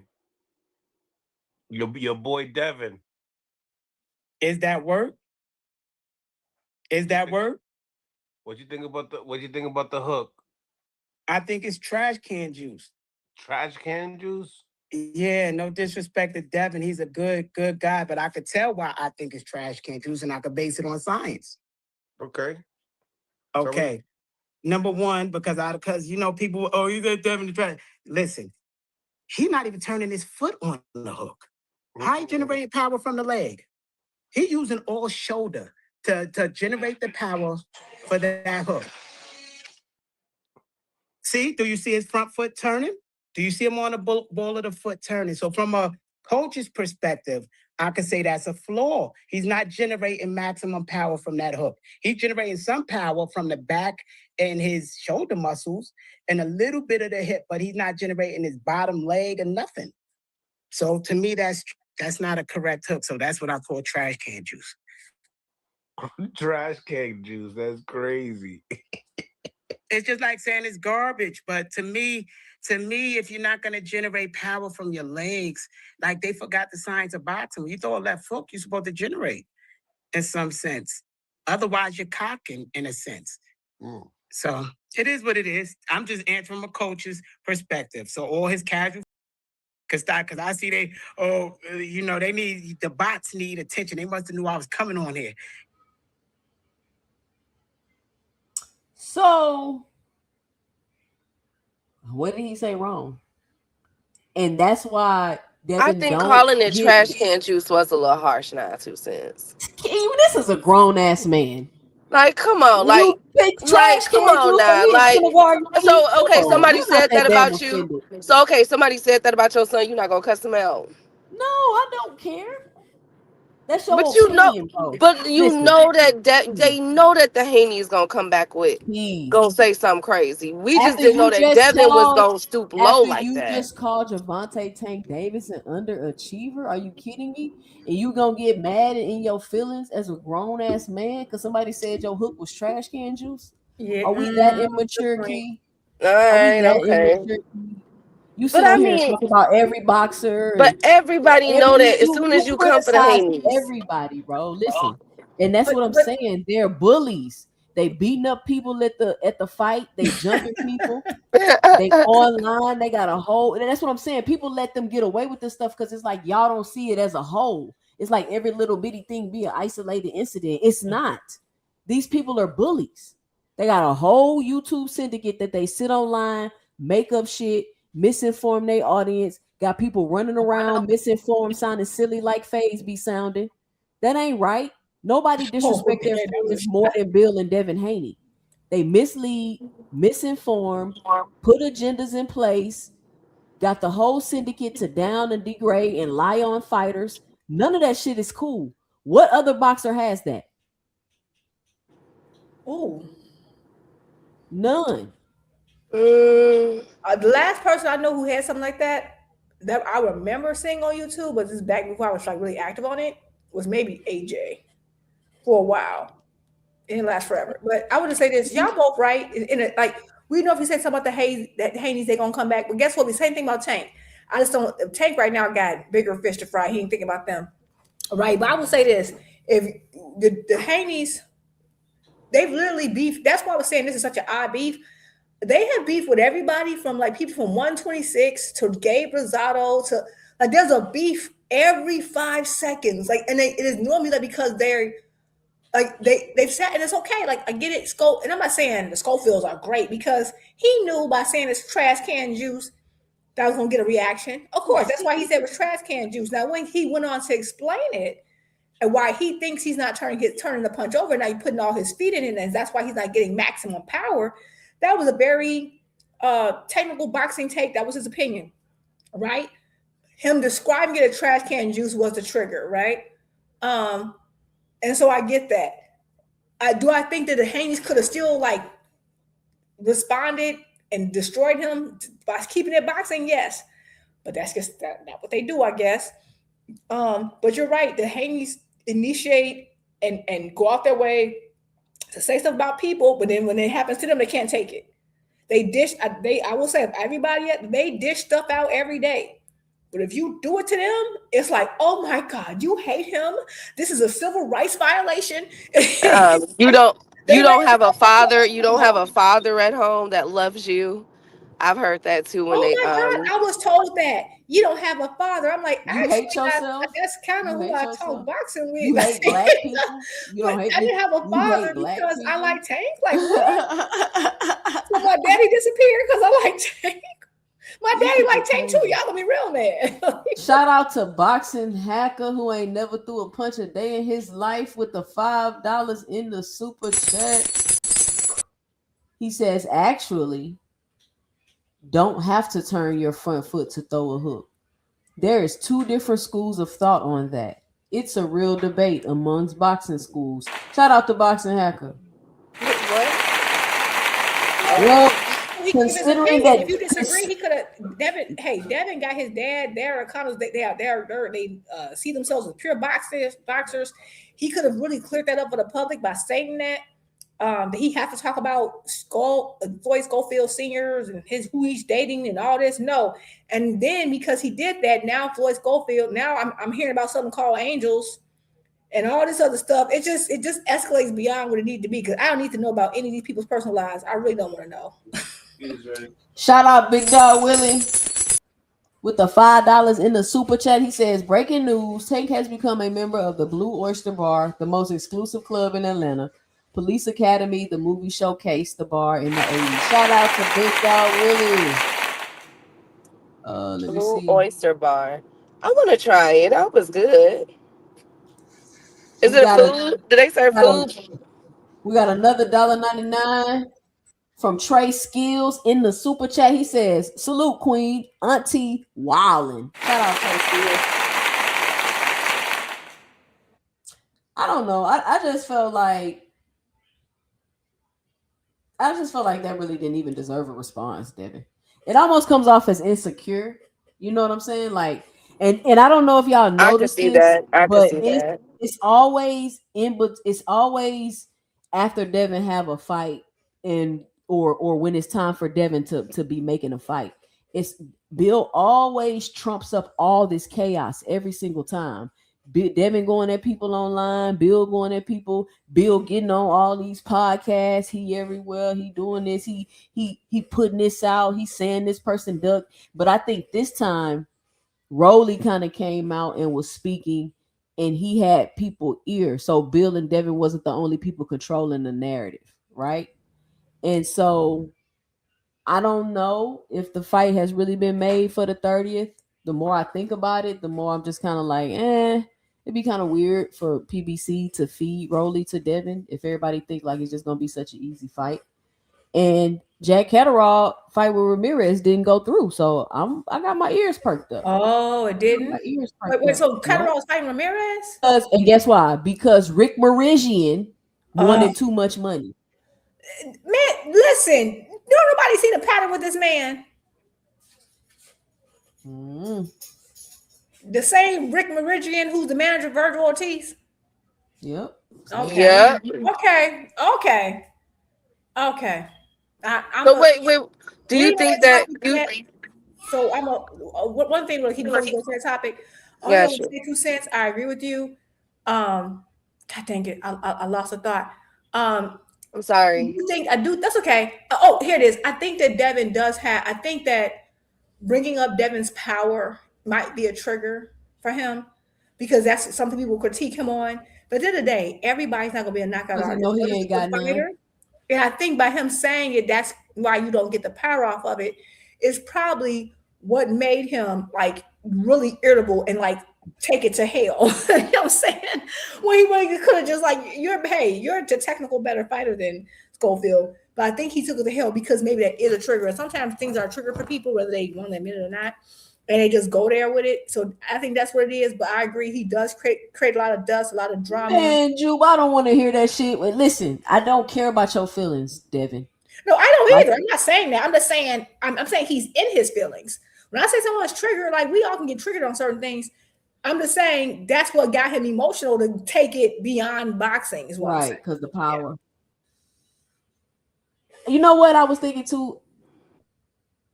Why put a fight in front of the rematch? Yeah, because it could get ruined. We just saw that with Caleb Plant and Resendez. We just saw it when they fought the first time. A fight before which rematch, y'all? Huh? Before which rematch, y'all? Ryan Garcia. Okay. By the way, side note, I don't know if y'all know. Do y'all like Najee Lopez? Y'all like Najee Lopez? Isn't he fighting? Mm-hmm. Yeah, he fighting right now. It's in the second round. He's looking pretty good. So. Anyway, go ahead. I'm sorry, love. Go ahead. My bad. You know what? Because it could we've all been waiting for the Jamal Charlo versus Caleb Plant fight, and look at how that got ruined. You feel me? When Caleb Plant went out there and just got beat the hell up by Resendez. You feel me? And now hopefully we can get it this year. And then Ryan lost to Rolly. You know what I'm saying? Then Ryan has to get his redemption, and now they both Devin and Ryan Garcia are like at that top. Both got belts. I don't need to see the Rolly fight. I would prefer the Ryan Garcia fight. That's a Madison Square Garden fight right there for me in Vegas. Not so much Devin versus Rolly. I'm sorry. I don't know why, y'all. I agree. That makes a lot more sense, right? I agree. Yes. Because one, they're both coming off two good performances, right? They both coming off two like UDs. They show, they both show stamina, some skill, and I don't think that fight can get any bigger. I personally don't. I I don't know how it would. I think that's the fight to make right now. And then if I keep going on, you're gonna what you could potentially do is create a situation where one of y'all kind of have a fumble. And I think again, if you lose, I don't be like, oh, I don't want to see it because this person lost. No, I don't care about that. But yeah, I don't think it matters if they lose or not. But it can kind of like take some of the steam off. And right now, to me, the tension is built. So and I remember I kept saying, well, he got to fight Rolly because Rolly has a belt and he's in the way. So why is it Ryan in the way? I don't see that same gusto about Rolly's in the way. He's a bum. Like I know some people say he's a bum, but he's in the way. Well, shouldn't Ryan be in the way? And he sit there and cheated you. He did all this stuff to you. And so, like, I see that Haney's giving people smoke. The person you should have the absolute most smoke for is Ryan, but they still more mad at Tank. Tank little buddy at 135 and got legal issues. They still mad at him. Baby, Ryan is y'all problem. I don't understand it. All right, let's check out this video of Oscar De La Hoya with the clapback Thursday with the Joe Bataille situation. And Key, Dana White about to have it. TKO about to have the SEC on their ass. Oh my God, what the hell happened this time? Something about them buying stock before the TKO deal was announced. Wait. What now? Repeat that. I'm so sorry. Let me. It's something about the them buying TKO stock before the deal was announced. Wait a minute, they got an IPO, like a stock, like they're a publicly traded company. But yeah, Key, listen to me, Key. I can't. This is money laundering. Yes, Key. Yes, Key. This is money laundering. How the hell? How are you a publicly traded company? Wow. Wait a minute. So ZUFFA is a publicly traded company? Not ZUFFA, TKO. TKO.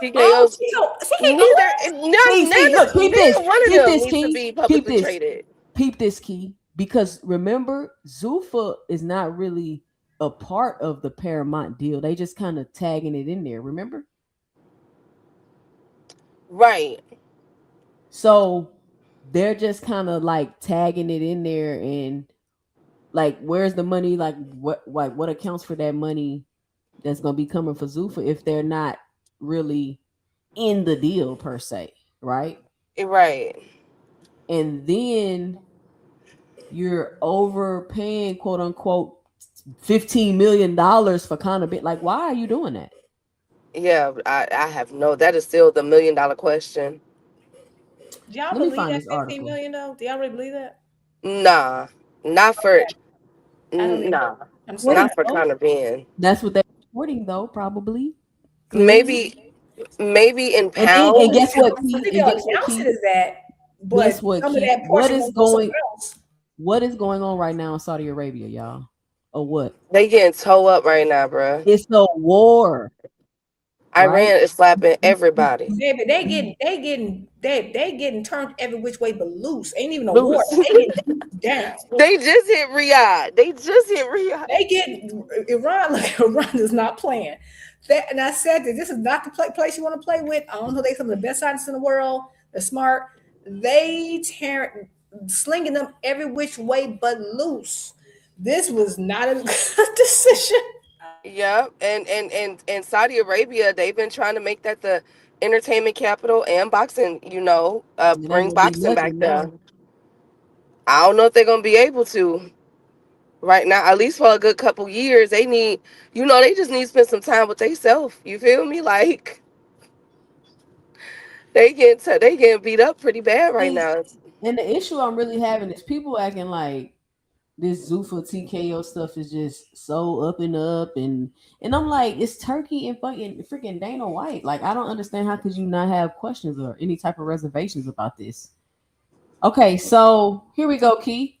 Was the Paramount UFC deal done a month before TKO announced it? A very strange lawsuit against Paramount president Jeff Shell claims it was. Are we witnessing Anthony Pelicano part dos? Funny enough, self-proclaimed Hollywood ideas man and public relations fixer R.J. Caprini mentioned Mr. Pelican's name in his most recent lawsuit against current Paramount president Jeff Shell. Not to mention, Key, Frank Warren is suing them for $1 billion already. Yep. It's a, I forgot to talk about that. I just saw that too. Yep. it's another lawsuit out for them. I can't remember who that lawsuit is from. And now we're looking at the God president damn. with another lawsuit, Key, and they And haven't they even been saying in Eddie business. Hearn might too. They haven't even been in business a year, 6 months yet. Zuffa ain't been around 6 months yet. It's a very strange lawsuit by Mr. Caprini, who's essentially claims that he was helping Mr. Shell out with damage control in the Hollywood trades over various matters. Mr. Caprini claimed that he gave Mr. Shell certain ideas that Shell didn't act on, thereby costing Caprini money. The lawsuit makes various allegations regarding public relations at Paramount 1.5 deal with South Park. Ari Emanuel's WME group reportedly represented South Park in negotiations. In an unrelated claim, Mr. Caprini also included in his lawsuit pleading text message he sent to Ari Emanuel in 2019. Not only that, his attorney Stephen J. Aronoff didn't redact Ari's phone number in the court exhibits. The laundry list of causes of actions in Mr. Caprini's lawsuit includes fraud, breach of oral contract, and yes, intentional infliction of emotional distress. But that's not why you or I care about this lawsuit. We care about this lawsuit because Mr. Caprini claims that Mr. Shell, who was brought on board at Paramount by Redbird Capital's Jerry Cardinale, allegedly leaked WhatsApp messages claiming that the $7.7 billion deal between Paramount and UFC was done in mid-July 2025. We're talking about weeks before it was announced by TKO and right after Skydance officially closed its transaction with Paramount. Why is the July 2025 claim about Paramount signing to UFC deal important? First, Mr. Caprini claims that Mr. Shell leaked very important information about multiple publicly traded companies before it was announced to public investors. Why would Paramount or TKO embargo an announcement on the new UFC media rights deal? Second, did Wall Street insiders have access to such information, presuming it were true, and position themselves to buy the dip in the TKO stock? Let's look at the Ooh, that's supposed insider WhatsApp trading. messages in question between Capri and Shell. If the messages are true, they tell us something about deal-making gossip involving Ari, Netflix, Paramount, TKO, and Dana White. That's insider trading. That's money. That's in bet that could be not could potentially they could potentially get embezzlement, money laundering. Yo, what's going on with Dana up over there, Jude? And I mean, hold on, wasn't Dana White under investigation by the FBI? Now I'm hearing he got a partnership Yes, with the FBI. yes. And actually, I think I think he has. And then I don't know if y'all saw it recently, but apparently the person, the head of our FBI, just announced that they have a contract with the UFC. They want to have UFC fighters training FBI agents. So all these oh, so they finna make that disappear. That's what you're saying, Jude. I'm just telling you what the announcement was It's today. looking like if Dana is doing some crazy stuff over there, he connected enough to get away with it. That's what it's starting to look like to me. So Yeah, what? he, So what? Go ahead, Jude. Break it down, Jude, because he just said it. Go ahead. What'd you say? I said break it down, Jude, because I'm flabbergasted. It's so many moving parts. I don't need. Okay, I just saw that today about saying the FBI will be trained by UFC, and I'm like, that doesn't make any sense. None. Like that's something a child would do if they had control of the government. So, like think about it, it's like a teenager, like some 15-year-olds. yeah, like a teenager a teenage boy had control of the government. Like, yeah, I want my favorite UFC fighter. You know, it's just silly, but it's so unfortunately true.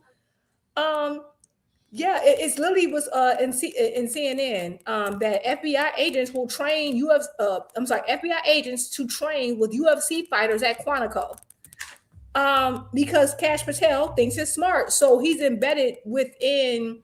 You can see Dana and all these contracts, whether it's Paramount, all this, he's deeply embedded. So you now saying that they did some things before the announcement is not shocking. You gotta remember Dana White just had to pay. He's paying out $300 million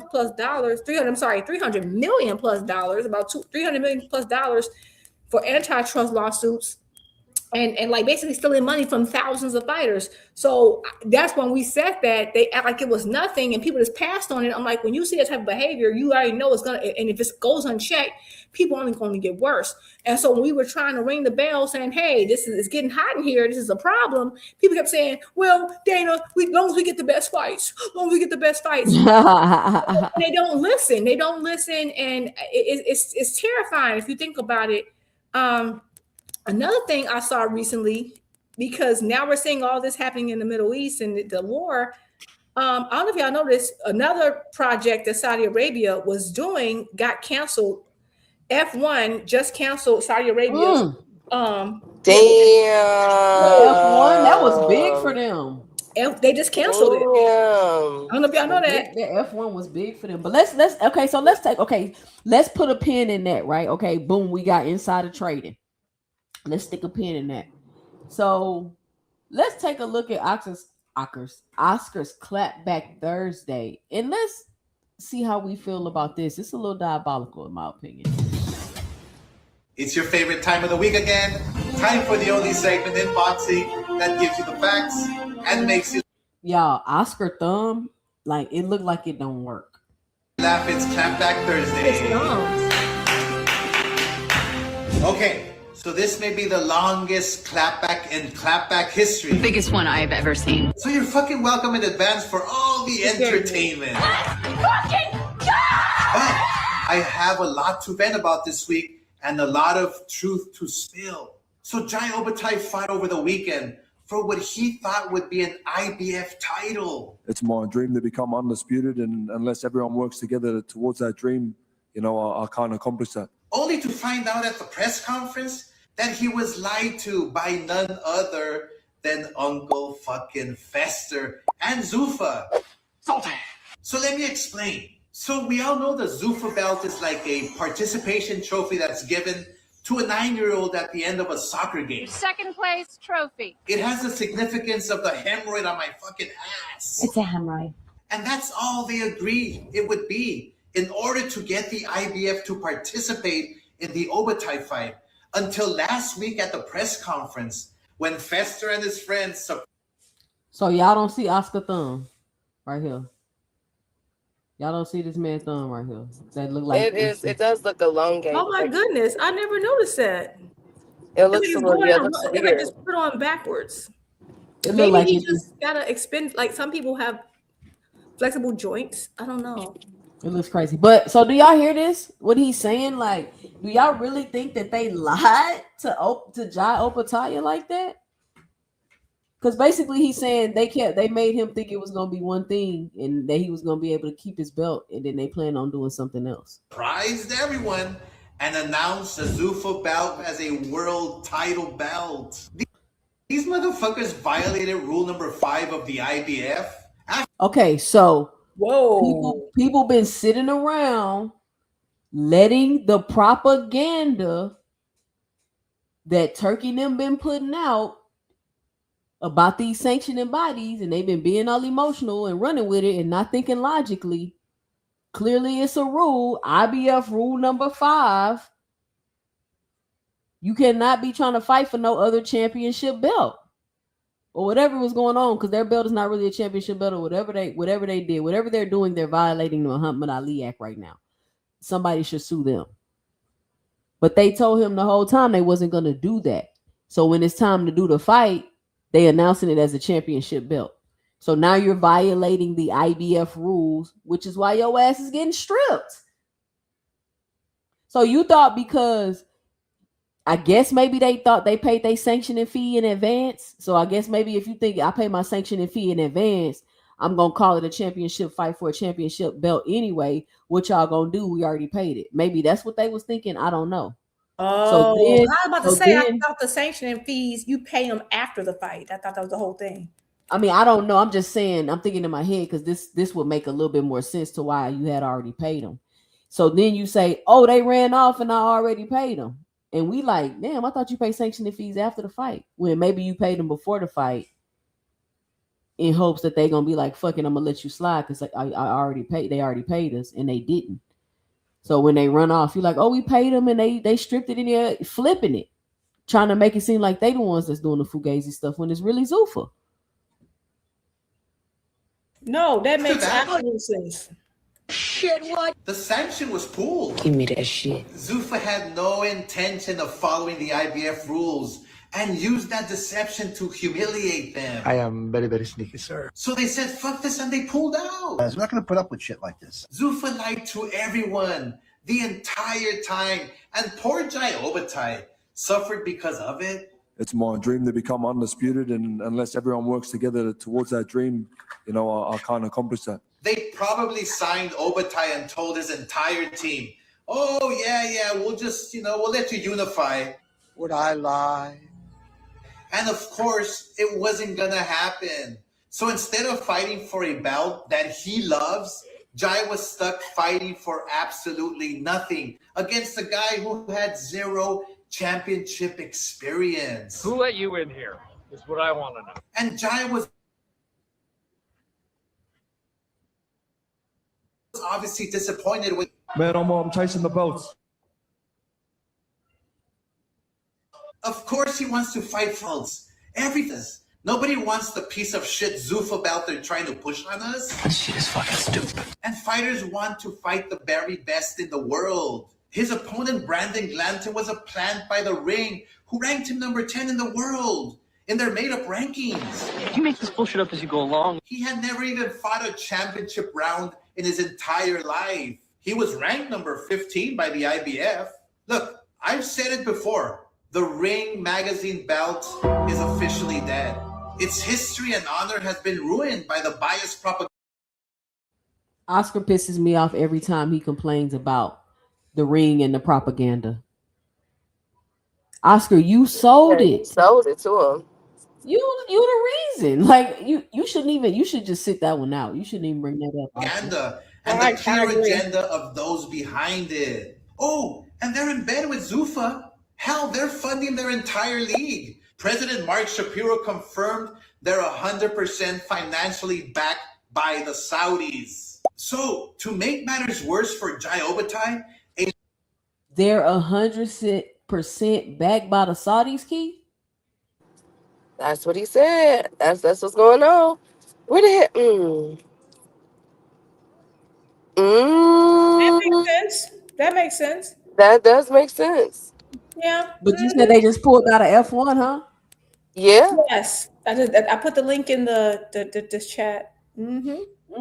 So they did say, didn't you read that article, Keith, where they say they was pulling out their investments in the US, the Emirates and like they're also considering force majeure clauses. Yeah, for the oil. That thing that's going on with that. Force majeure because it's out of their control, which means they don't have to. They're looking at possible ways to not be liable for contracts they've signed because Jude, wait. I hate I'm gonna let you finish. Did you just say that could you say that again? It sounded a little French. Say it again. So there's something called force majeure. And it's force majeure. Yeah, chat. Y'all say it with me. Force majeure. And it was rumored that some Gulf states, in the Middle East, were looking at were considering just reviewing it. Nothing's happened officially except for this F1 thing. I don't know about that, but force majeure is a clause that pretty much means you're not liable for contracts you sign because of unforeseen circumstances like war, natural disaster. So let's say I sign something saying I'm going to pay you X, Y, Z. Through force majeure, if it's deemed liable in court, I might be able to get out of it and not be liable for that I agreed to previously. Damn, that's pretty deep. Yeah, so if that happens, a lot of people are about to be really hurt. And you know what's even crazy is how some of these people are doing this to sign with ZUFFA. Like you got Richardson Hitchison, who didn't go to his last fight, you know, saying he was sick and all this other stuff. And I was really taking up for Hitchison, like, why would he lie? You know what I'm saying? He clearly looked bad at the weigh-in, and then backdoor find out you signed with ZUFFA. The way Conor Ben left Eddie Hearn, like the way like y'all are. Wait, did you say Hitchison signed with ZUFFA? Yes. For real? Yeah. I thought he was with Matchroom. That's the rumor. Oh Lord. Hitchens and Berlanga. So I don't know, man. We're gonna see. So they out of the F1. I felt like the F1 was a pretty big thing for them, though. That was a big deal for them, the F1 thing. But let's finish this clap back. Let's see. A letter was sent to all organizations from his attorney yesterday threatening legal action for not working with ZUFFA. Jai is from a little tiny town in Australia. So what are the chances he knows and chooses an attorney in Las Vegas to represent him on this matter? You gotta call bullshit. Right? Jai, wake up before they ruin your career, brother. Wake the fuck up! Fester's using you as a tool in all of this. Get the fuck out of there. Run. All these guys do is lie. And Fester, why are you making Jai sue the organizations? Because you're throwing a tantrum because they won't recognize your fake belt? Stop trying to make fetch happen. I mean, you're the one who said you would never recognize all of them about a year ago. Yes, I will not recognize any of the other sanctioning bodies. And you fucking hate every promoter. Bob Arum's been in the business for fucking 50 years. He put one fight on this year. Does Top Rank have a TV deal yet? Anybody? De La Hoya? Don't even get me fucking started on that guy. I haven't seen or heard anything from Al Heyman. Eddie Hearn is a manager now. So, if you hate everyone so much in boxing, why are you in our fucking sport? You don't give a fuck about the fighters, just like you never gave a fuck about the UFC fighters, which Ronda Rousey exposed on Monday. It's why so many of their top athletes are leaving to go and find pay elsewhere. It's why their champions like Valentina are selling pictures of their titties on OnlyFans. Thank you, Ronda, for confirming what we all already know. Fucking do it. Look, with TKO, you're a fucking number in line. You aren't a human being. You contribute to their bottom line, and that's all. You sign with ZUFFA, and you'll be tricked into a bunch of shit, just like Jai Obatai was. You also know how I operate. Nothing is ever what it seems with them. And I'll say it again. Fighters, beware of these pigs with lipstick. And remember, kids, say no to domestic violence. Fight! Like this guy, woman beater? You're never a hater if you only speak the facts. Wow. So what y'all think about that? Oscar is a mess. Oscar is a mess. He's right on a lot of issues, but he's also part of the problem because he welcomed them with open arms. You know, they were all trying to get that one particular person out, and they made a deal, and it's coming back to bite him and a lot of people in the butt. It really is. And but saying that the ZUFFA project and everything that Dana White got going is 100% backed by the Saudis. Now I think they'll be okay, but I do think that this is what I think with everything going on over there. Are people going to be as comfortable? Oh my God, Najee is in a fight of his life, baby. He got cut and he just bleeding out profusely. Anyway, I'm sorry. I'm just happening to looking at it, but I just think that a lot of things what Oscar said is right. Like, and I get Jai, right? Like Jai wanted undisputed, and that maybe the fighters are not paying attention to the things that we're paying attention to. But like, I don't understand this. The signing with ZUFFA. Maybe I do believe that there's a chance that they misled him, and maybe they said directly to him, "Hey, we're just saying this, but this is what we really plan to do," right? But at the same time, Dana White has gone and Turkey have plainly said that they want to destroy all the other entities. So I don't understand how you go over there and you sign over there. Come on. Okay, I'm sorry. I ain't got into the fight. I wanted to get him out.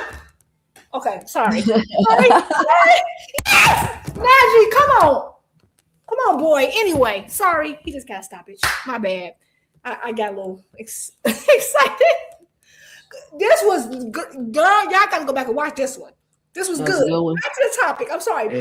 What happened? Woo! I was rocking. It was a fight on Pro Box. Focused. This was. I'm so sorry.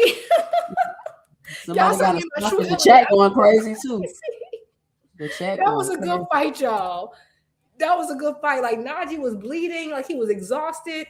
Is Pro Box better than ZUFFA? Yes, in my opinion, yes. Oh, and so how come nobody Johnson bouncing Pro Box? That's another point I wanted to bring up. Why, if you just want these fights, Pro Box been giving it to us, and why Edward Berlanga in the dang on ring? Okay, Edward. This yeah. Also, Brian Norman Jr. is there. This was a good fight. Najee had to really dig deep in this one, y'all. Because he got cut, was bleeding. Did he get the knockout? Yes, at the wow. He needed to. He got cut. Like right now, I told y'all it's a good fight. He doing good. He got cut by the eye, so he's been losing a lot of blood and he getting exhausted. This boy was on him. It was a Hold good on, fight. Big Supreme. What you mean? What kind of crazy question is that? I've been hearing about how great ZUFFA is, and they gonna do what's good for boxing and all this stuff I be hearing. Like y'all don't be in these YouTube streets like I be in these YouTube streets. I be hearing this stuff and I just be And like, I apologize for screaming in y'all ear. I was watching it and listening at the same time, and it was getting in there. I'm like, come on, Najee, get him out. I was nervous. Najee, the bleeding was gonna exhaust. You know how you're already tired, now you're bleeding. Mm-hmm. I was nervous, like, come on, come on doing it. But they beat the heck out of each other, y'all. This was a good fight. It really was. But yeah, Brian Norman Jr. in the ring, he gonna try to fight Najee next?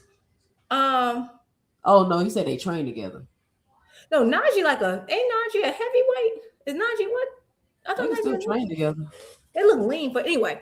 Yeah, they probably do. But anyway, my bad. I was just happy that but yeah, Pro Box to me, I don't understand the love that ZUFFA's getting and the praise ZUFFA's getting, because I actually think that Pro Box puts on a better show. I prefer the production, and they don't even have a budget as big. It's because Pro Box tied to Al Heyman. Because like yeah, Pro Box to me, now you're getting blood on everybody. Stop hugging people, Lord. Now the trainer got blood on him. It's bloody. Anyway, what was I at? Okay, yeah. So I do agree. Like I get that ZUFFA. Everything Oscar said is right for the most part, but he did have a hand in that. You sold him the Ring magazine. You sold him the legacy of Ring magazine, and it's destroyed. But to be honest, Oscar, you weren't that good of a guardian of it either, because you had your biases. Now I think it went absolute to hell once you sold it to Turkey. However, you have a part in this. I like the clapbacks; they're funny. But he is right, and I just feel like Jal Batai has to take some personal responsibility in this, because how did you not see that they told you that they were going to try to destroy the other boxing sanctioning bodies? So how are you going to be? So basically, it's ZUFFA or traditional boxing. It's either or. He didn't see the war coming, that you have to pick a side. You picked a side, so you can't become undisputed. And now you're mad at the IBF. You want the IBF to treat them as a friend when they literally declared war on the IBF. They declared war on the WBA, WBC. ZUFFA declared war on them, not the other way around. They were willing to work. That's the thing. They were willing to work with Turkey. They declared war. So now you're mad now that the IBF, WBC, WBA is acting as though, okay, you declare war on me, it's war. And now everybody's like, oh, they're wrong. No, they're not. No, they're not. You can't tell me you're willing to take over my legacy and kill me off and expect me to play nice with you. Can I ask let me ask both of y'all a question in the chat. Do y'all think that Dana White is that there's a hit out on Dana White? No. Okay. No, because Dana White, he be at them parties eating them babies. Ooh. My God, 2 cents. He with them people. Again, all I want to say is again, the person who's the head of the FBI is saying they have a deal with the UFC. That's all I'm gonna tell you. Dana White gonna get with it until they ain't got no use for him no more. Because Dana White is like the fall guy, like Bernie Madoff. That's who Dana White is. As soon as it's time for somebody to take the fall for something, it's gonna be Dana White. Because Dana White's he's not really controlling nothing. He's just the face, right? He's just like a puppet, in my opinion. And when everything go wrong, Dana White will be the fall guy, in my opinion. Can y'all hear me? Hello? Yeah, I hear you. Because I just think that it's just so weird. It's just... And you know what? If you would have never said that, if you would have never talked about that, nobody else would. And normally I'd be on top of lawsuits and everything with the SEC thing that you read about Dana. And it's just so crazy that there's such a quiet...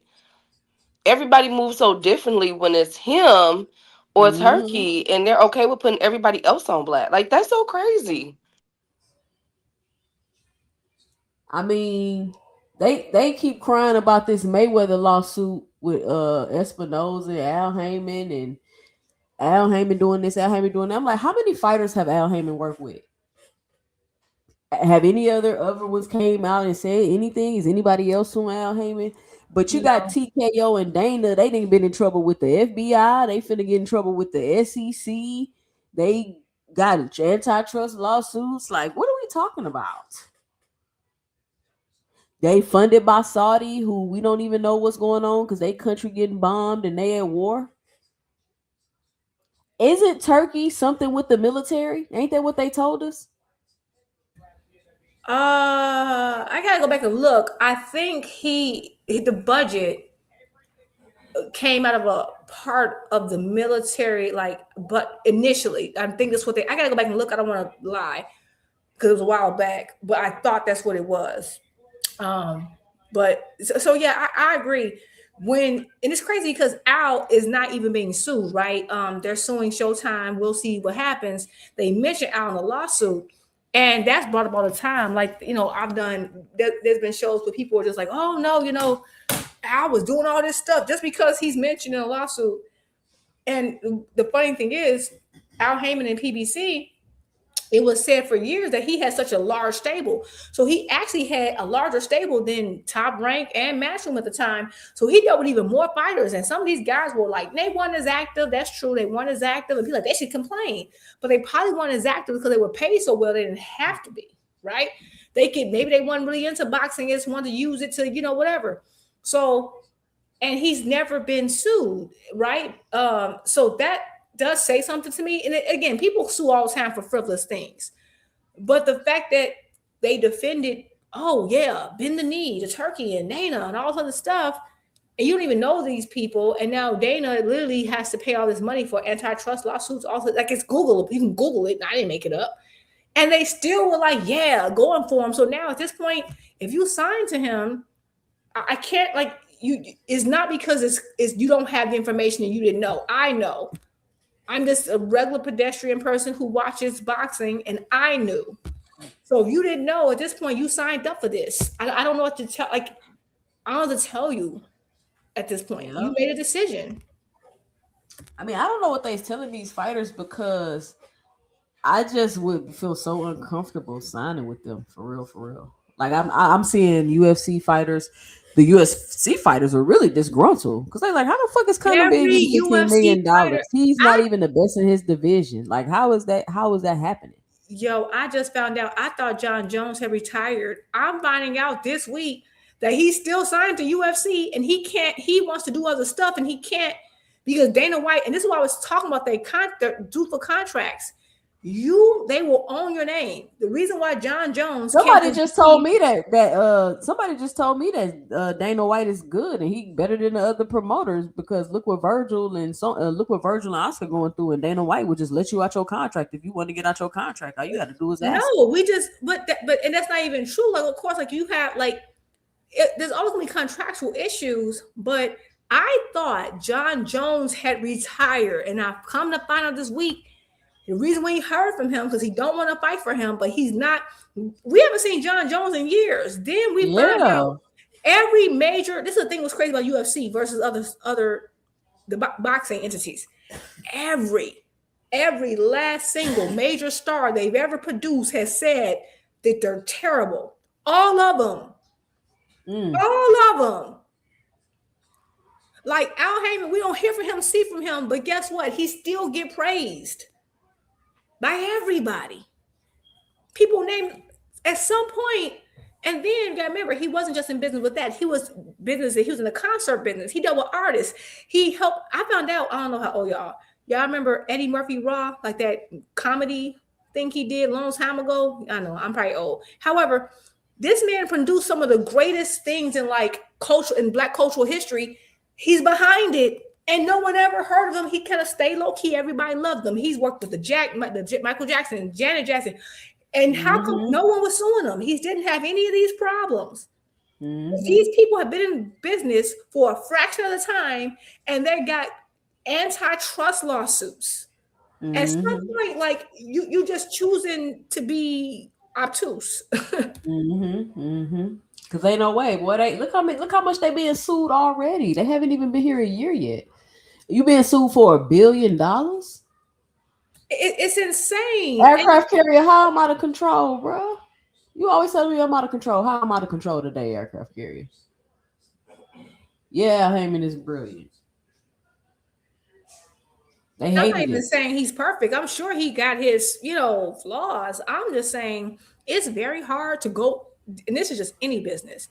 It is very hard to go into the business as complicated as entertainment and work with as many people as he's worked with, high profile, and not get sued successfully. Not only not get sued, but not the people he got sued by were people who were his competition, and it wasn't even successful.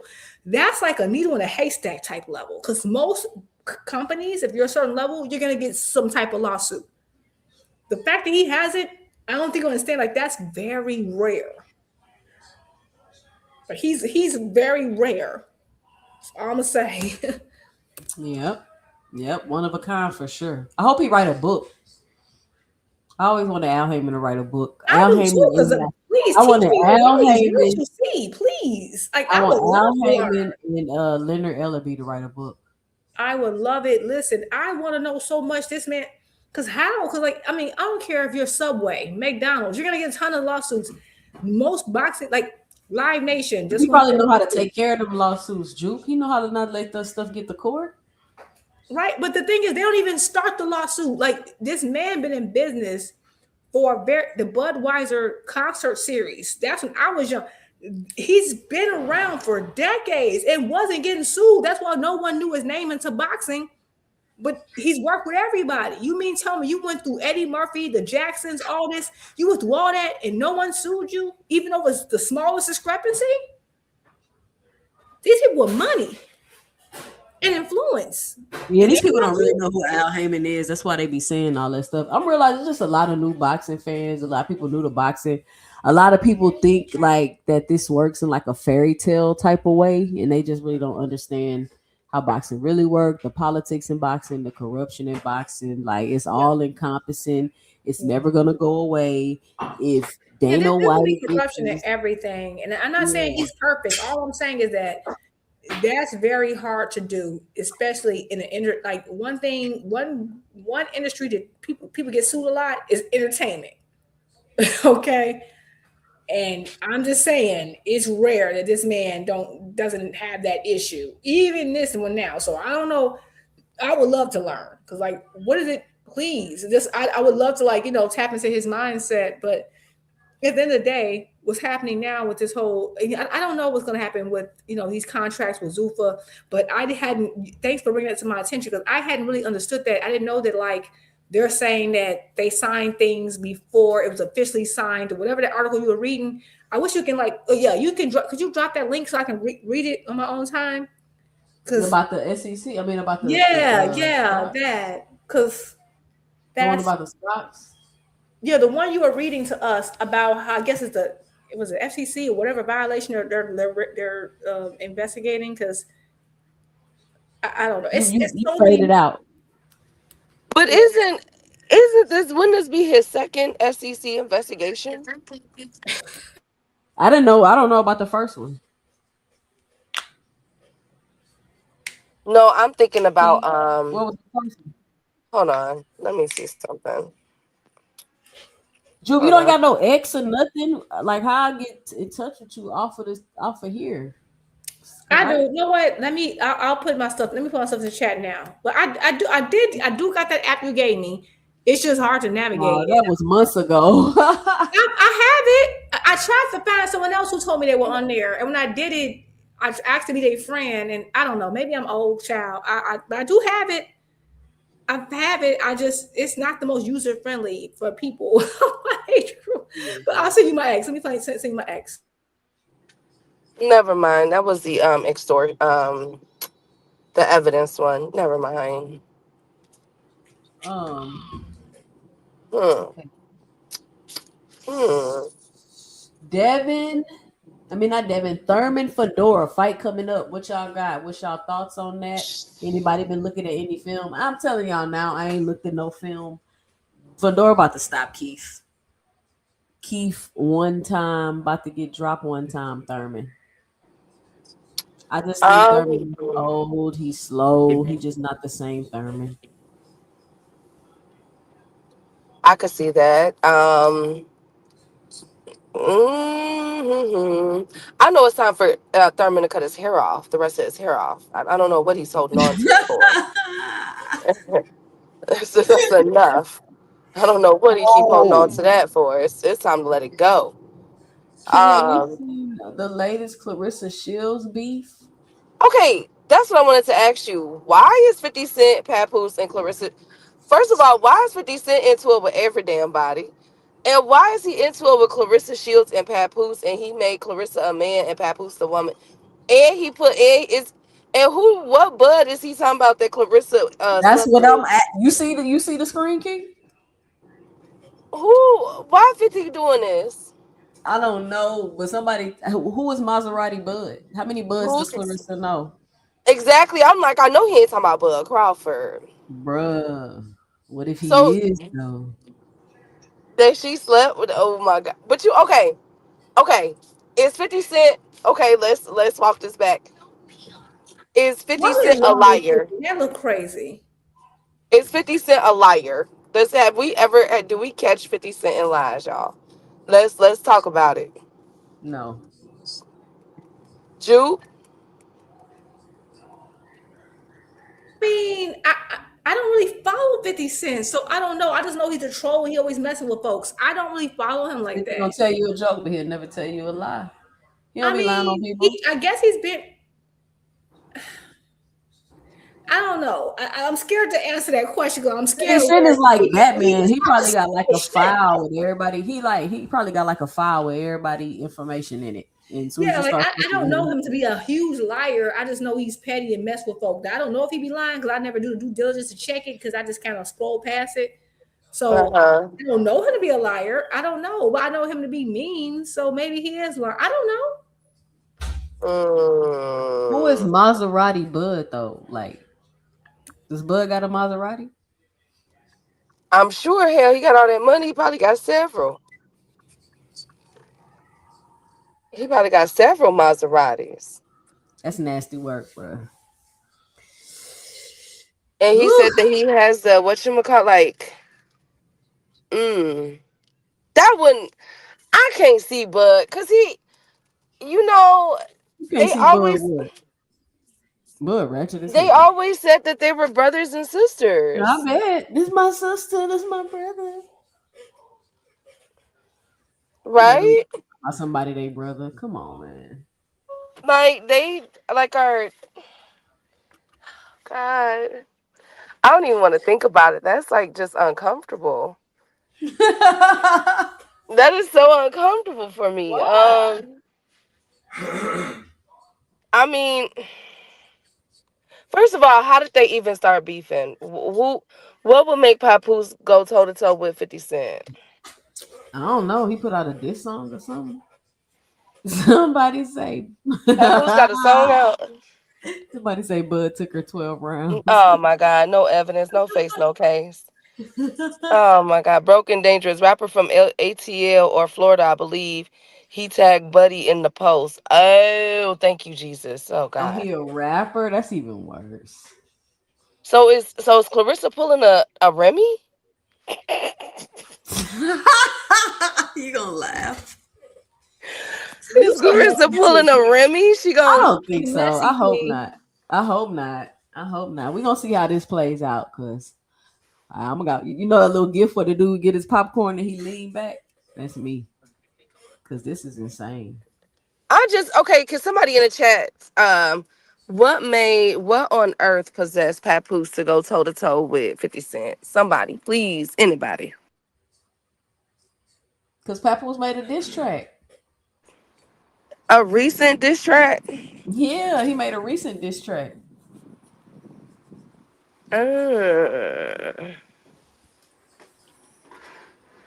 Why would he do that? Now that was silly.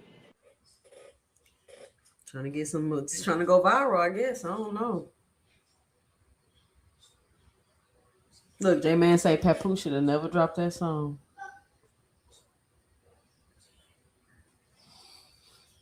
Well, Clarissa dropped the song.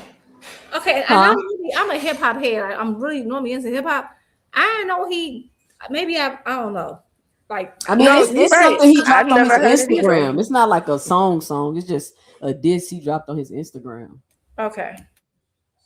It's not like, I mean, it's a song, but it's not like a song.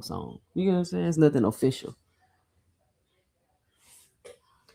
He said 50 Cent been telling Papoose he likes masculine women for a while now. He calls Clarissa Clarence. So, golly, you niggas just. No, he ain't have to call her Clarence though. We gonna stop this right now. She called her own self Clarenzo. She called her own self Clarenzo. So her feelings ain't that hurt.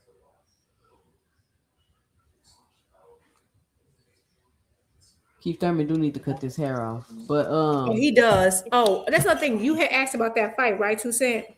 Mm-hmm. So, am I the only person that think Thurman got a chance? I'm not saying likely. Am I the only person that think that Thurman got a chance? Yes. I think he has a chance too, Juke. Y'all tripping. Look how slow Thurman look. What?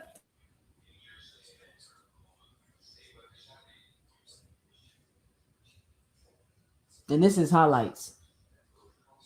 I gotta see Keith Thurman in the doing warm-ups. He look old working out, Key. He look old. Are you just saying that though? Because sometimes you just be mean, 2 Cents. I'll never be mean. I might be blunt. What if he don't want to show it all? Yeah. He moving slow. You know how you watch it, you see the boxers train and then you just be like, they just ain't, you know what I'm saying? Like they just old, like they just ain't moving like that. No, 2 Cent, I just figured out this dang on Discord how I can message you. I just found your message. I'm slow. I just messaged you on there. I think I did. Girl, I don't know how this works. Anyway, I know he looks slow. Like I know he looks slow. I'm just saying, and you're right. I have not seen a lot of footage from FUNDORA. So yeah, I mean, it's the likely outcome is that FUNDORA will win. All I'm saying is that if Keith has not gotten super old overnight, which according to you're saying that he has, then I can see there being an avenue because I think Keith Thurman is a better fighter than Mendoza, and Mendoza stopped him. Now, but Mendoza was getting beat up though before he caught that shot. He was taking some damage. I just like I've never seen Keith hurt anywhere but to the body. I'm just assuming with FUNDORA being so long, him getting it. Well, yeah, he could. I'm thinking if him getting to Keith's body opens him up for a counter to the head. That's the only plausible reason why I see maybe Keith got a chance. And that's probably a very, it's probably unlikely, but I do see an opportunity for that happening. That's all I'm saying. And then, part of me, maybe I'm nostalgic. I like Keith. I like FUNDORA too, but also if Keith wins, I think we're gonna get Keith and Errol. And I know I want to see it now. I still will see it. I think we're gonna get it. I do. I know. Earl just said recently he never fighting Keith Thurman. He doubled down recently? Yeah. Dang. When he said Charlo just want money, he said, they asked about Keith, he said, I ain't never fighting Keith. All right, well, I'm going to go ahead and give that drink. So if Earl say something, one thing about Earl. Why? I wonder why he don't want to fight him. Because he Keith didn't want to give him his shot when he was coming up. Keith held up the welterweight division as far as Errol's concerned. And I do feel like I get what he's saying, because think about it. Errol was in his, doing his thing before the accident. He wanted that Keith unification. Keith didn't want the unification. So it delayed Earl's reign at 147. So Earl ended up trying to make weight at 147 longer than he should have. So he ended up fighting other people because he wanted undisputed. Keith was in his way.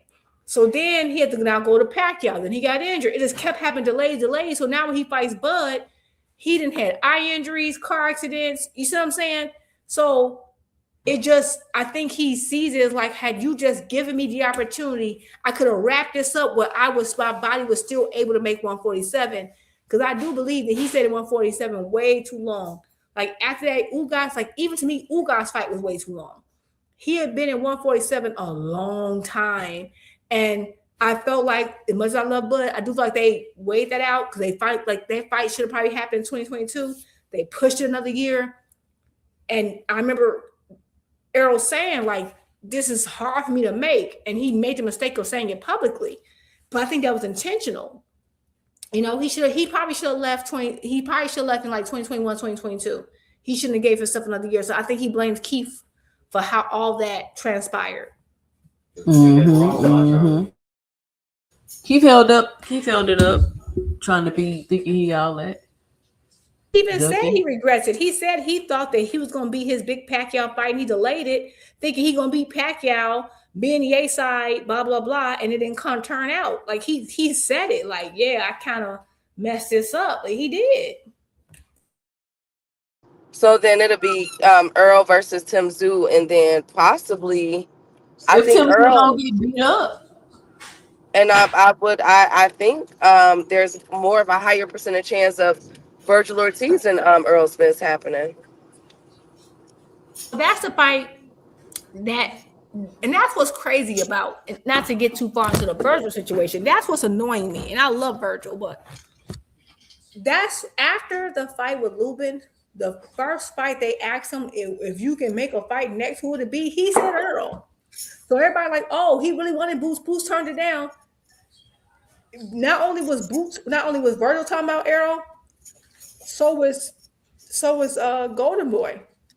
And so for them now to have all this great beef, when y'all were kind of on the same page immediately after the Lubin fight, it's just odd to me. I'm not saying they did all this to circumvent the Boots fight, but I'm sorry. I'm having a hard time believing that Boots and his whole team, Golden Boy to Zone, were all ready to fight Boots a few months ago. But now they need $7 million, because if they weren't agreeing to $7 million now, they wasn't agreeing to it 6 months ago. I'm sorry. That's what's getting me with it. I get that Earl, they say, Virgil's suing to get out of the situation. Y'all, you think he didn't want $7 million a few months ago? That's what I'm saying. I don't know why. I don't know why he was he gonna get $7 million a few months ago. Right. What changed? Right. So 7 months ago, the Zone and everybody would have gave him $7 million, but today they not. So we were ready to fight a fight. Boots turned it down. Y'all, you're the person who's not having an agreement. You're the one asking for more money, not Boots. So you want me to believe that you're asking for more money now, but it was perfectly fine 5 months ago? The math not mathing. So I'm hearing Gervonta Tank Davis, Pitbull Cruz, but y'all think he really gonna come back to Pitbull Cruz? Because you know Pitbull Cruz is always the rumor of who Gervonta about to fight next. Yes, I think so. Honestly, financially, that's what makes sense. And remember, I told you that Cruz was on that list. So I do believe that it's going to be Pitbull in the summer. And to be honest with y'all, from what we saw with Pitbull and Lamont Roach, it wasn't too much. There was no big stars on that card like that. For them to sell out the way that they did in Texas, that was a very lucrative card. That's gonna be a lucrative fight, y'all. That's probably gonna be one of the biggest fights if it happens in 2026. Which Boy, I'm if they sure come to Houston, should. they definitely need to have that fight in Houston for sure. I think that that's a Houston, Texas fight as well. Yes, that fight will go crazy. But they could do it Houston. They can do it Vegas. Pitbull has a following, and which all of us up here has always said that Pitbull is one of the. We don't know why the hell, you feel me? One of the stars, but he Man, one of them stars. Pitbull, that's what I'm telling you. I've been following Pitbull well before he fought Tank. Like I knew who Pitbull was because I forgot who other card I had seen him on. He just knocked somebody out. I was like, damn. And they was like, oh, they call him the Mexican Mike Tyson and this and that. And so ever since then, I was watching Pitbull. And then they put him as a replacement for Tank. And I'm like, this ain't no fight you take on no 2 weeks notice for real. So I actually agree. I know who Pitbull was before too, and he had also fought on one of Tank's undercards before he fought Tank. And I remember thinking to myself, "Oh, that'd be a good fight." You know, this boy. You know, I think he fought. Was it a common opponent with someone? And then I remember before that, I think it was like on Fox. This is when they said at the Fox deal, he fought someone who was a mover. I said, oh, he ain't got the best footwork in the world, but his feet are pretty fast. You know, he ain't got the slowest, he don't got those heavy feet necessarily. He's at least fast with it. And so I knew who Pitbull was before too. But then again, like I'm a person where I normally watch most of the card, if not all the card. So and you're right, they would call him the Mexican Mike Tyson because he comes out to like knock you out. He don't be boxing nothing. Now he didn't add a little jab to the situation. And I did think it was a super dangerous fight as a last minute replacement. I haven't seen anyone else use him as a last minute replacement. You know, normally last minute replacements are people who are like Padley. Well, yeah. Padley I understand him because it was last minute, you know, so I don't blame Shakur too much on it. But yeah, like a Padley or something like that. This man was already training to be on your card. So it wasn't like he wasn't out of shape. He was going to be on the undercard anyway. This is going to be the second time he's going to be on Tank's undercard. So when that fight fell through, it's not that he didn't have a camp. Both of them had a camp. They just didn't have a camp for each other. Right. So if replacement opponents be dangerous for real, depending on, you know. It really do. It really do. So what we saw was two people who were in shape, but had not had a camp for each other. So, and remember, Pitbull just fought, Tank has not. So to me, I know it's not a fight that I wanted. It's not my fight that I'm asking for, but people have asked for Pitbull so that they can prepare an entire camp for him. You know, that's their primary choice. Tank didn't do that. He fought him on last minute notice. And if he was to fight him again, he'd be fighting him after about a 15 to 16 month layoff. That's not how other people have approached Pitbull. They've approached him like, hey, I want to fight you. You're my primary choice. I'm going to have a full camp for you. And so that's what's so crazy about it. Like, I understand this is not my primary fight, but having Pitbull as a tune-up is crazy. That's crazy. Yeah. A boxing hacker says Shakur versus T.O. did better. If Tank want money, let him fight Shakur. No, I don't think y'all. I don't think you understand a boxing hacker how lucrative a Pitbull versus Tank Part 2 fight is going to be. Stop it, boxing hacker. Shakur, stop it, bro. Y'all gotta stop that. I don't know where he be getting that from. I don't know. You know, boxing hacker killed me. And I mean, the rematch is in high demand, though. People been crying about that rematch. because he didn't knock him out. You know, when you fight a knockout artist and then you don't knock somebody out, all of a sudden people want to see you fight them again. Like Exactly. I think it is a crazy fight. I mean, I did I want this? Is this something that I wanted from Tank? No. But will I take it? Absolutely. I mean, I'm gonna watch it regardless. I mean, I'm why gonna do be we have to cussing and preface it? fussing. Why do we have to preface it with like, is this a fight I wanted to see? No, like, man, listen. Because you know what, there is a list of when it comes to certain fighters that I rock with that I want to see. I never had Pitbull up there. I've always had him at the very, very, very bottom. Sometimes I didn't even mention him, but because I would prefer, you know, the Shakurs and the Devins and Lamont Roach and everything else. Man, Tank can come back and rematch Roach, Pitbull, and Ryan and retire. Yes, he really could. Oh, that's what I wanted to ask y'all.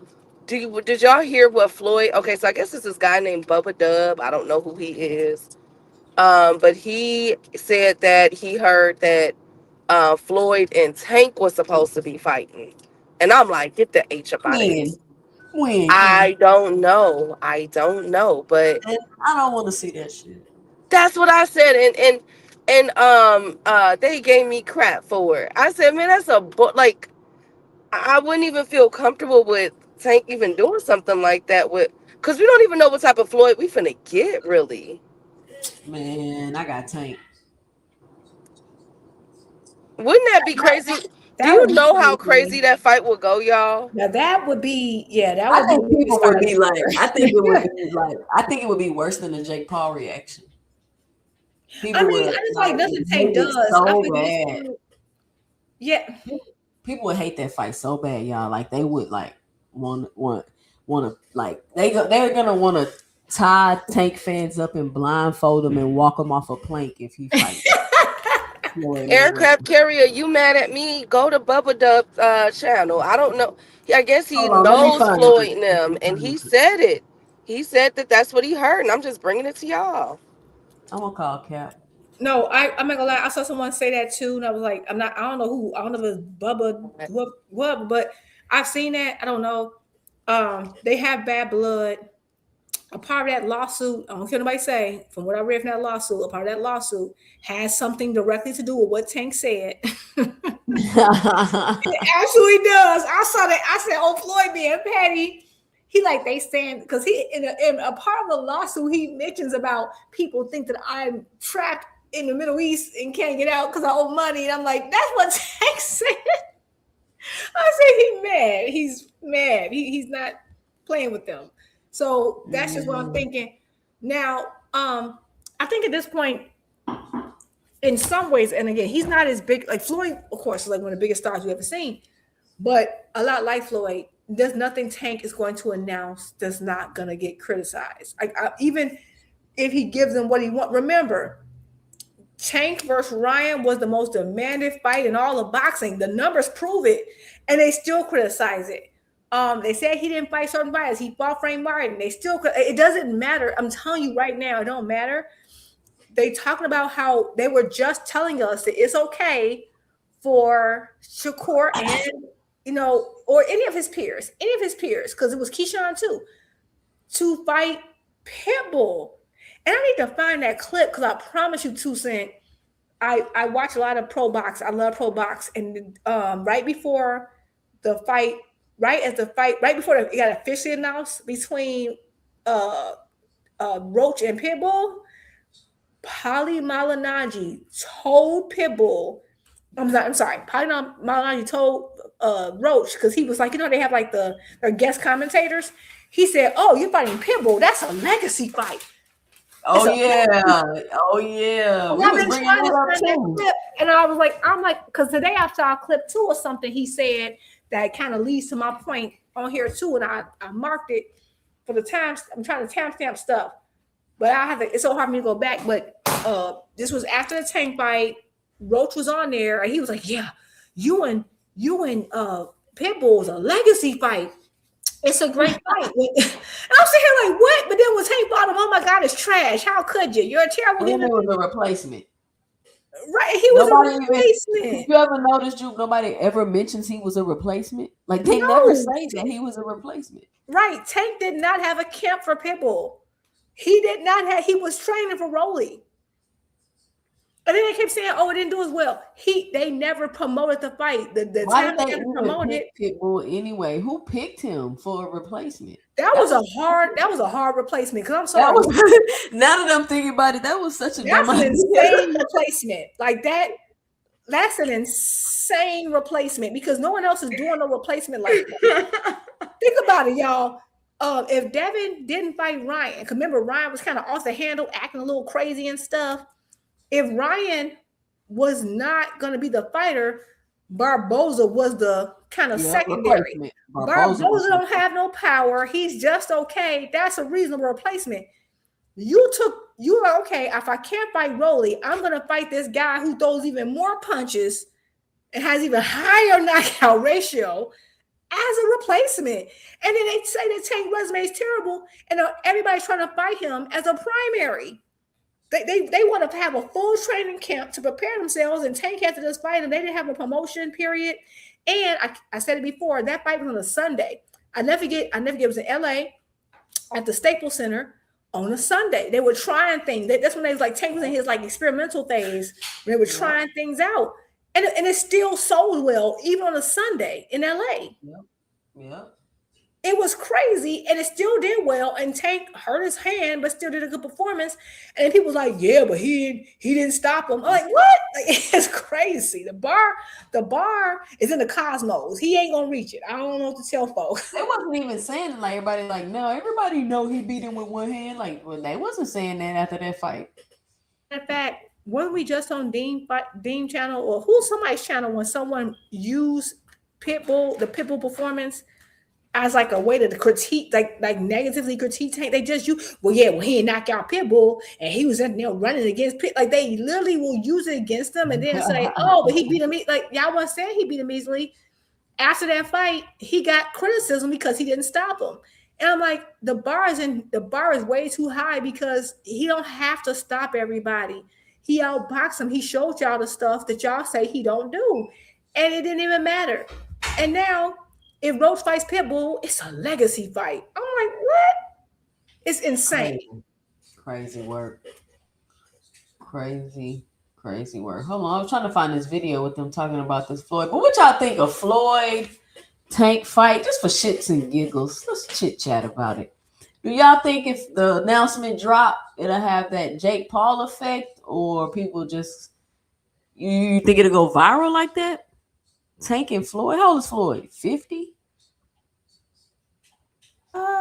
Is Floyd 50 yet? I think so. I think he is or close to it. Yeah, he might be. He 49, y'all. He got a year. He just turned 49. I think Floyd need to fight, man. I think he need to fight people his age. I agree. Now that like they were saying Floyd versus Manny again, I don't mind. This is just my opinion. I personally I revere our legends. I never get I don't like when I'm seeing our older folks come back and trying to fight younger people because I never get when Holyfield came back and some UFC dude hurt him. That really irritated me because I know dang on well you ain't gonna touch a prime Holyfield. They made me mad because it's like a Holyfield has not fought in 20 years. Right. And when you get to a certain age, you can't take the punishment you used to as a younger person.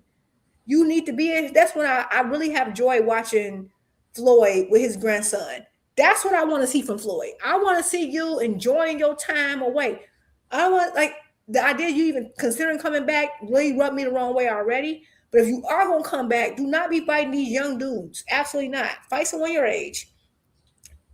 I wouldn't in the real life expect you. I respect my elders. You don't go around just punching on older folk. That's crazy to me. I don't like stuff like that. I don't. I think it's they putting themselves in there. They are, but they're And Floyd is TBE, Jew. I know, but you know what? We need to just sometimes we got to protect the older generation. Got to protect the younger generation. The younger generation is supposed to protect the older generation. Babe, you have other things to offer. You don't need to be in there. We gotta like. I don't like it. I'm sorry. Nobody can ever beat him. He's the best ever. I don't like people you be like abusing the vulnerable. And to me, when you get to a certain, I'm not saying like Floyd's super old. He's not. But in boxing years, your reflexes are not going to be there eventually. And I think I'm sorry, and I'm not even blaming him. People who want to fight him if they're younger, I got a problem with that. Even if Tank was to fight him, I understand they got their beef. I still don't want to see that. I understand Tank got his beef with him, but come on, Tank. Like, now the only difference why Floyd got a big chance is because Tank is so little, right? But I just don't do y'all era and be done with it. I don't like this reaching back and reaching. I don't like it. I don't like any huge disadvantage, whether it's age, size. To me, boxing, the whole purpose of boxing is to prevent that. So when you have people shrinking down so they can have a size advantage, or looking for super old people or little people, I don't like it. I don't like bullies. I don't like it. Strategy. It's called strategy. It's called doing some punk stuff. Like, well, but I have to agree though. Okay.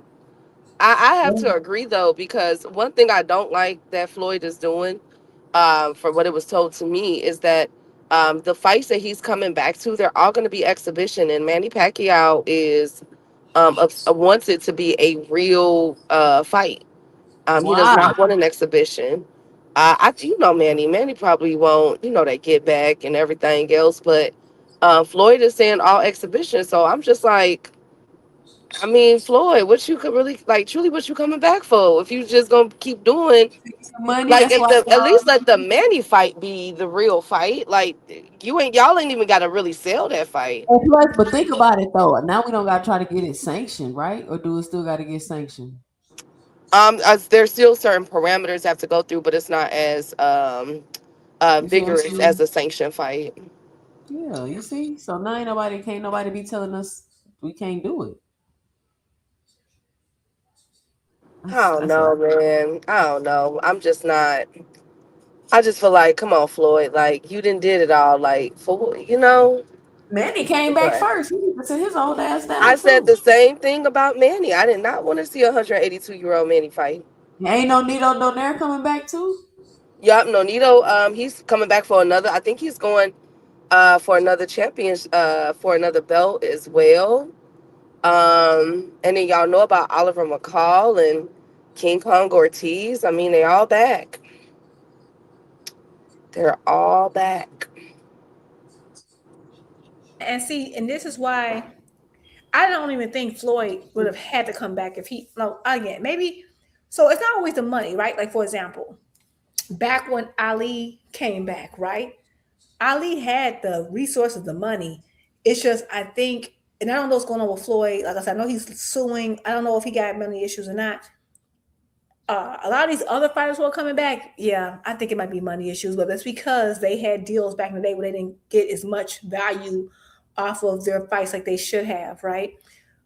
Which is why I've been not so happy about that whole ZUFFA contract, because I feel like we were just getting away from that, and it's like literally it's regression. We're going back into a system that everybody fought so hard to get out of, right?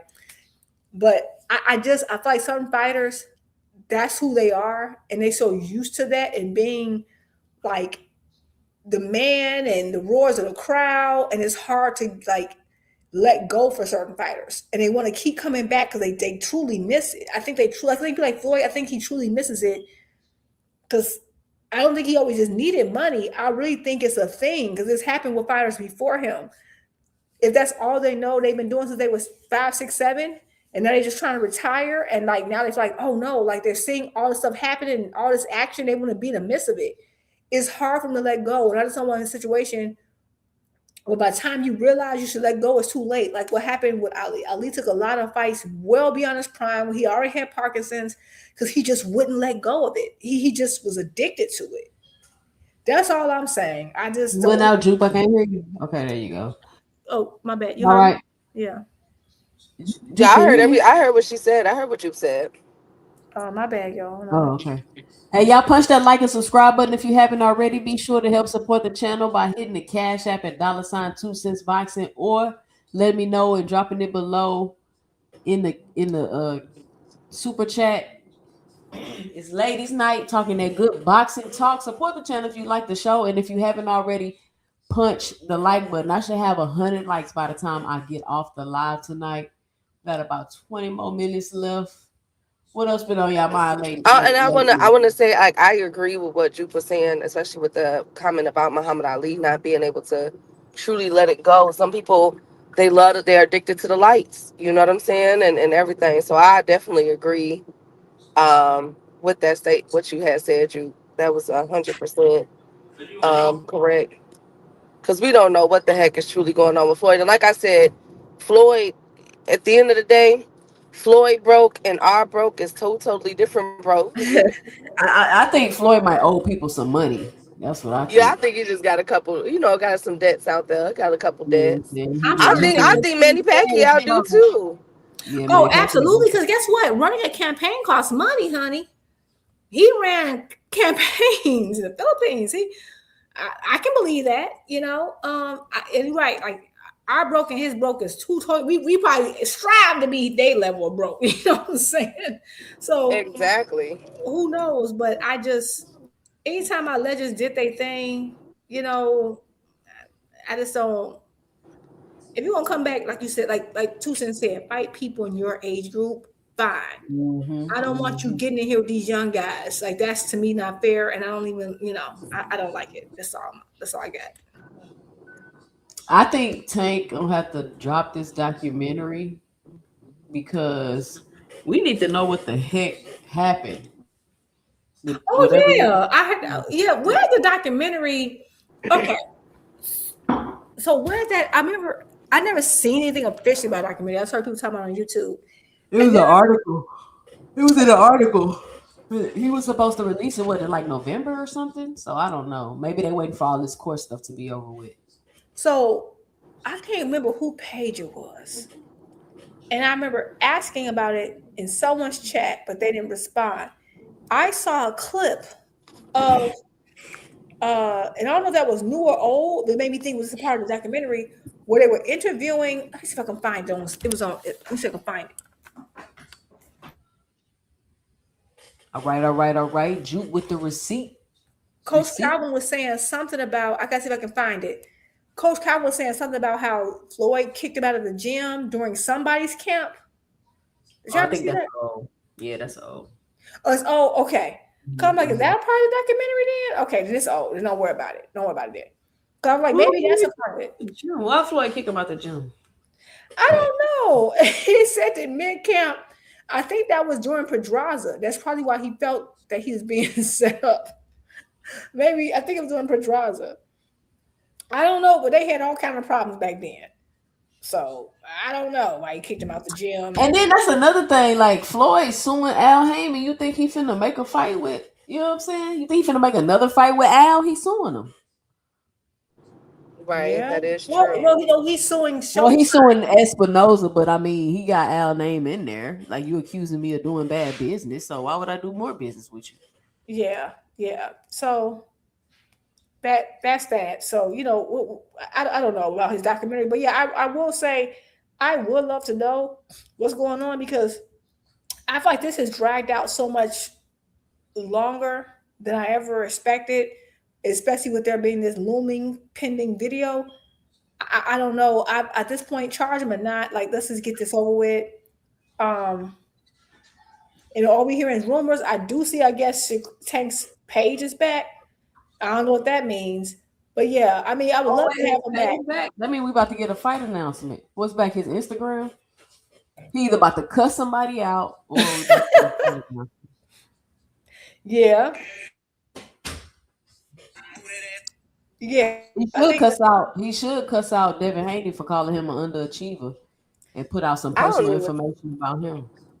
Like, low key, I don't even think Tank really even care about all that anymore. I think his mindset and everything is gonna be so different because of how low key he's been so far with all this craziness.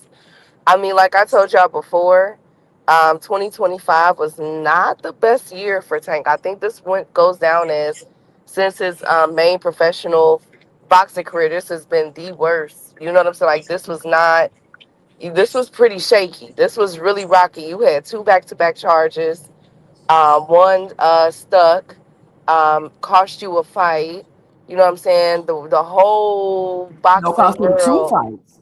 Yeah, the whole boxing world turned on you Yeah. after the Lamont Rose situation. I mean, with the Yeah. fight. Then Yeah. next thing you know, I mean, like, this was a tough year. So I think the mindset that Tank would probably be on is, I don't like, he's gonna have a ID GAF. I don't give a F. Like, honestly, He I think he's shouldn't. gonna be. I think he's just gonna. I think he's just gonna let his um his performance in the ring show it more so than anything. Like he always But do. but I do agree that documentary would go crazy. I think they are.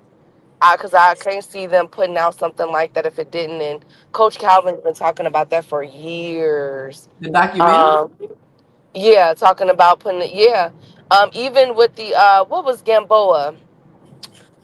There's an interview with Coach Calvin he did like a couple years ago, where he references the Gamboa fight and the crazy backhanded door stuff that went on in that fight. And What happened in that? I have no idea. That's one of the T's I don't know, but he's always, every time he talks about it, he always say, "But don't worry, we're saving that for the documentary." He literally says that when he's talking about that fight. So, and that was like what, 2 years ago that he was talking about a documentary. Yeah. Yeah, I think there's a lot of stuff going on behind the scenes that we don't know about. Because like, I used to think that like Tank and Floyd's back and forth love-hate relationship was just promotional. I thought it was just like, oh, he gets into it with him every fight when it's time to have a fight. And I'm like, okay, they just full of BS. They really love each other, there's no problem. And then as time went on, I realized that probably wasn't really what it was. And then after they talked about the things, apparently they felt like, it seemed like they feel like they were being sabotaged mid-camp by him. Like, oh, come to train with me, and then you come train with him, then he kicks you and your whole team out. And then I don't know how true it is. They could be lying. I don't know, right? But now looking back, hindsight 2020, I thought that it was all promotional, but now I'm thinking like, no, like maybe he was doing things to, I don't know.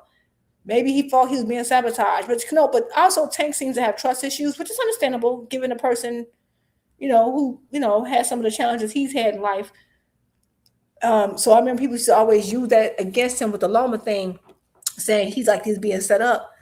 They're trying to set him up, but he's felt that way with every fight. He thought somebody's trying to set him up with every fight. He's not trusting, which is understandable. So yeah, I don't know. A documentary would be very interesting, but it also would help explain whatever's going on with his particular situation legally. If he got anything that could address certain things, that would help, because this kind of is a hit. And I agree, Key, 2025 was probably his most difficult year as a professional, because not only was it just personal issues, you had to draw, but luckily for him, he has such a big name and left such a big impact on the sport that his name hasn't left any boxing space at all. That is crazy. Like, that's what gets me, man. That is crazy, because when the rest of them disappear, they just disappear. I'm not trying to be mean. I No, swear I'm that's not trying to true. be mean. It's true. Like, even when we want to escape them and say, okay, Tank out, let's talk about this, they be like, nah. We gonna talk about him. It's like, oh my God, like we had case breakdowns, and people still trying to say he ducked someone 15,000 years ago and rehab. It's like, okay, y'all know that you're supposed to use this time to promote the other fighters, right? And they didn't even do that right. Like, it's Shakur, I was like to talk about Shakur, and Shakur fans, like even Big Dog Willie, will come here every day and make a super chat, which I ain't mad. Support 2 Cent. He'll make a super chat about Shakur, about Tank, and I'm like, we supposed to be supporting Shakur right now, and they just refuse. They're like, nope, we ain't gonna promote him. Man, it's crazy. Speaking of Shakur, go ahead. Oh, okay, I just wanted to tell y'all real quick. This Clarissa Shields stuff getting extra messy. Her side dude then came out. Get the H up out of here. Stop playing with me, 2 cents. 2 cents, stop playing with me. 2 Stop cents. the press. What? If I'm lying, I'm flying. Pull it up. Pull it up right now. Pull it up. She got a side dude? I'm so sick of 2 cents. I know she lying. 2 I cents lying. might tell you a joke, but She lying. Let me tell you something about both y'all. Both y'all messy. Listen, we talk everything boxing. Clarissa's a boxer. Wait a minute. Pull him up. Let me see how. Is he cute? Girl. You know what? You so boy crazy. I wouldn't know if he cute. I just gotta see, cause look, you around here flaunting around Papoose like he is your next pair, like he a whole Gucci bag, and you step out on him.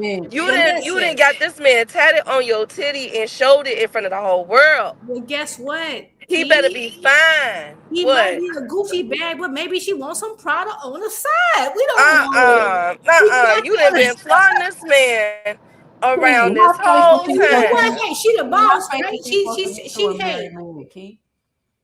You know one thing I'm gonna say, y'all? This might be wrong. What? She's a woman in the male-dominated field. My God, you lying, 2 cents. Did he really come out? Papoose is still married. How faithful she's supposed to be to that man? He's still married. But they active. But when I said that, oh no, that's a good point though. You got so. Hey, at the end of the day, when I said that, that's all they've been saying is he married. So I mean, nobody should be tripping. I mean, hey. But don't play in front of the audience face now.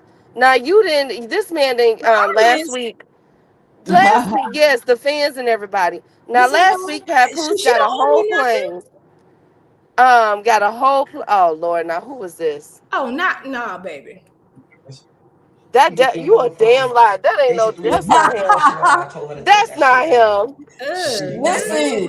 See, I'm from the crib. I'm from Miami, right? The real nigga, we don't talk about what we do and how we do shit, right? But me and my dog Fire was already on the phone before I even talked to you. He told me that, man, boy, just play, man, just dumb that shit down. That's why I said my dog petty ass Jackson. Because he told me to play it like that. And I was gonna play it like that and play dumb, and I wasn't gonna respond. I don't even play with the internet. But since you want to record phone calls, guess what? I'm finna release all this footage. Yeah, that's right. I said I'm finna release the footage, man. Yeah. On Christmas, I was inside the crib. When you was on FaceTime, Papoose, I got the video. When she FaceTiming you, guess what? I'm sitting right there in the living room at the same chair. She didn't do this. She didn't do this. I picked out that bed. The bed with the TV come out of it. Yeah, I picked out all that furniture in the house. The pool in the back. I can tell you how the whole crib look. Then all through the crib. She done been to my crib. She done been in my crib butt ass naked. Oh my God. She just told you on the phone. Oh, my heart. All that. She just told you that, Nene. Yeah, your best friend who recording the phone call. And guess what? I played it like that. I knew you were recording. Because guess what? You recorded. I know damn well she did not. Oh my God. Why you running off your mouth now, little bro? She didn't pay you. Shut up. That's what you want to do. Wait a minute. When do start pillow talking like this though? Why he releasing the footage though? I'm gonna tell you this. I'm telling you the roles have reversed. At the end of the day, listen, bro, play your role. Right? Why is he pillow talking? He's talking too much. But wait a minute. Didn't they say Papoose was with Remy Ma during Christmas?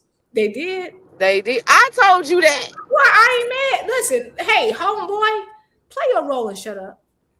But wait a minute. Hold on. Whoa. Pause, both of y'all. Pull this man back up.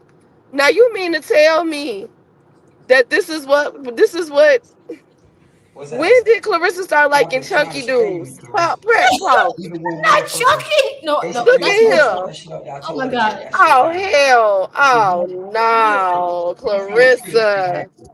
Real nigga, we don't talk about. Oh look, his hair ain't even done. He ain't got no lining. Does he even have money? To even be. What rap song he made? What's up with her and these discounted rappers? I don't know, but I guess it's a type.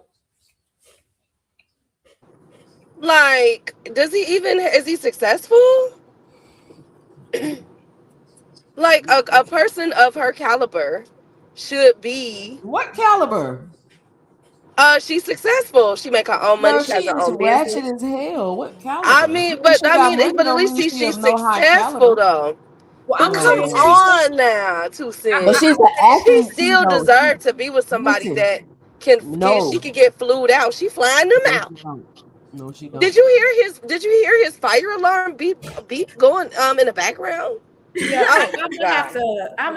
So I'm gonna lie to. Okay, 2 Cent Key got a point, and I get what you're saying. If I'm looking at the people she's dated, he does not fit that mold, even before she got this big. And again, any guy can come out and say they dated you, was with you. Men are known to just come out and try. At the end of the day, they don't lose anything trying to ruin your reputation for some clout, right? They don't have nothing to lose. So I don't know if I believe what this man is saying. If it's true, now with Key, like really, I'm not picking on this dude because nothing's wrong per se. I'm just saying he doesn't match. Like, really? I've seen who she's dated before, and he doesn't match that. He don't even look like he wash his face in the morning, bro. Oh my God!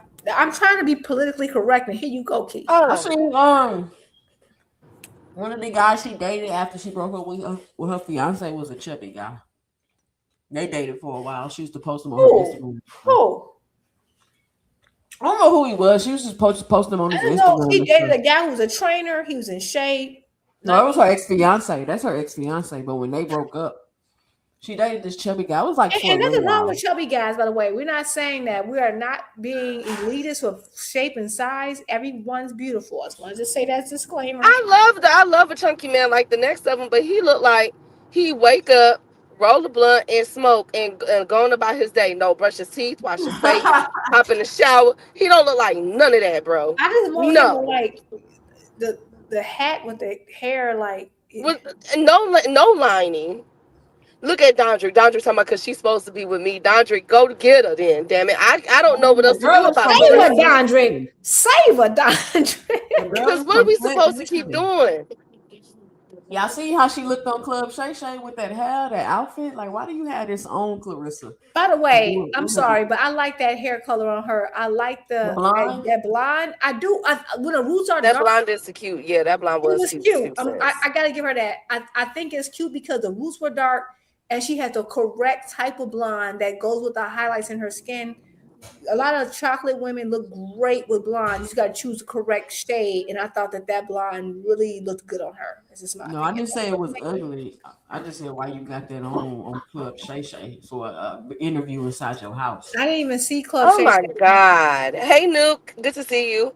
Oh my God, Juke, you know what block he look like he from? Oh, yeah, I know exactly what you're talking about. I'm not going there. No, look, cause I got a couple blocks. He look like he from over there on Pulaski. Don't do the West Side. He like no. Look, I'm 16th and Drake. Oh, you feel me? Like through and through. Oh, West Side. yeah? Yes, right across the street from Don Magic Wand, where his women used to be on that track. That's exactly where I grew up at.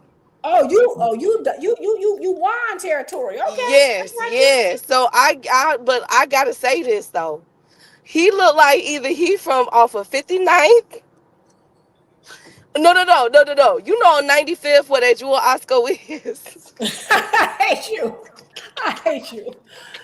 He, as possible, and you are like he look like he's selling. He look like one of them dudes on 95th that be outside with them roses. And to be selling them roses and them bottles of water, G. I swear to God, he looks just like. I can't. Why would she do this?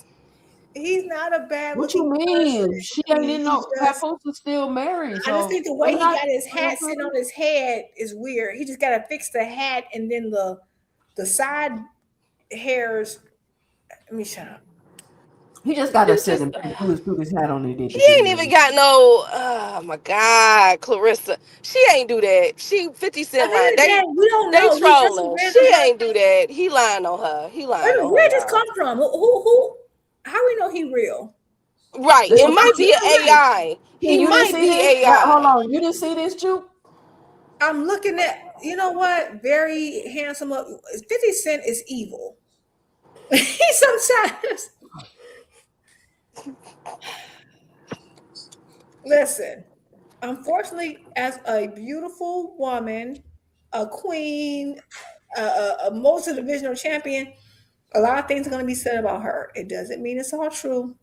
And even if it is, it's none of my business. That's my official word. However, this gentleman, we don't know if he's true. He also looks kind of young. Not saying Clarissa's young too, but he looks very young to me. I could be We'll see. wrong. You know, he got footage and all that, so we'll see. That's another thing too. I don't. Anytime you talk about footage of someone in y'all intimate situations, you're already a lame, and that's creepy.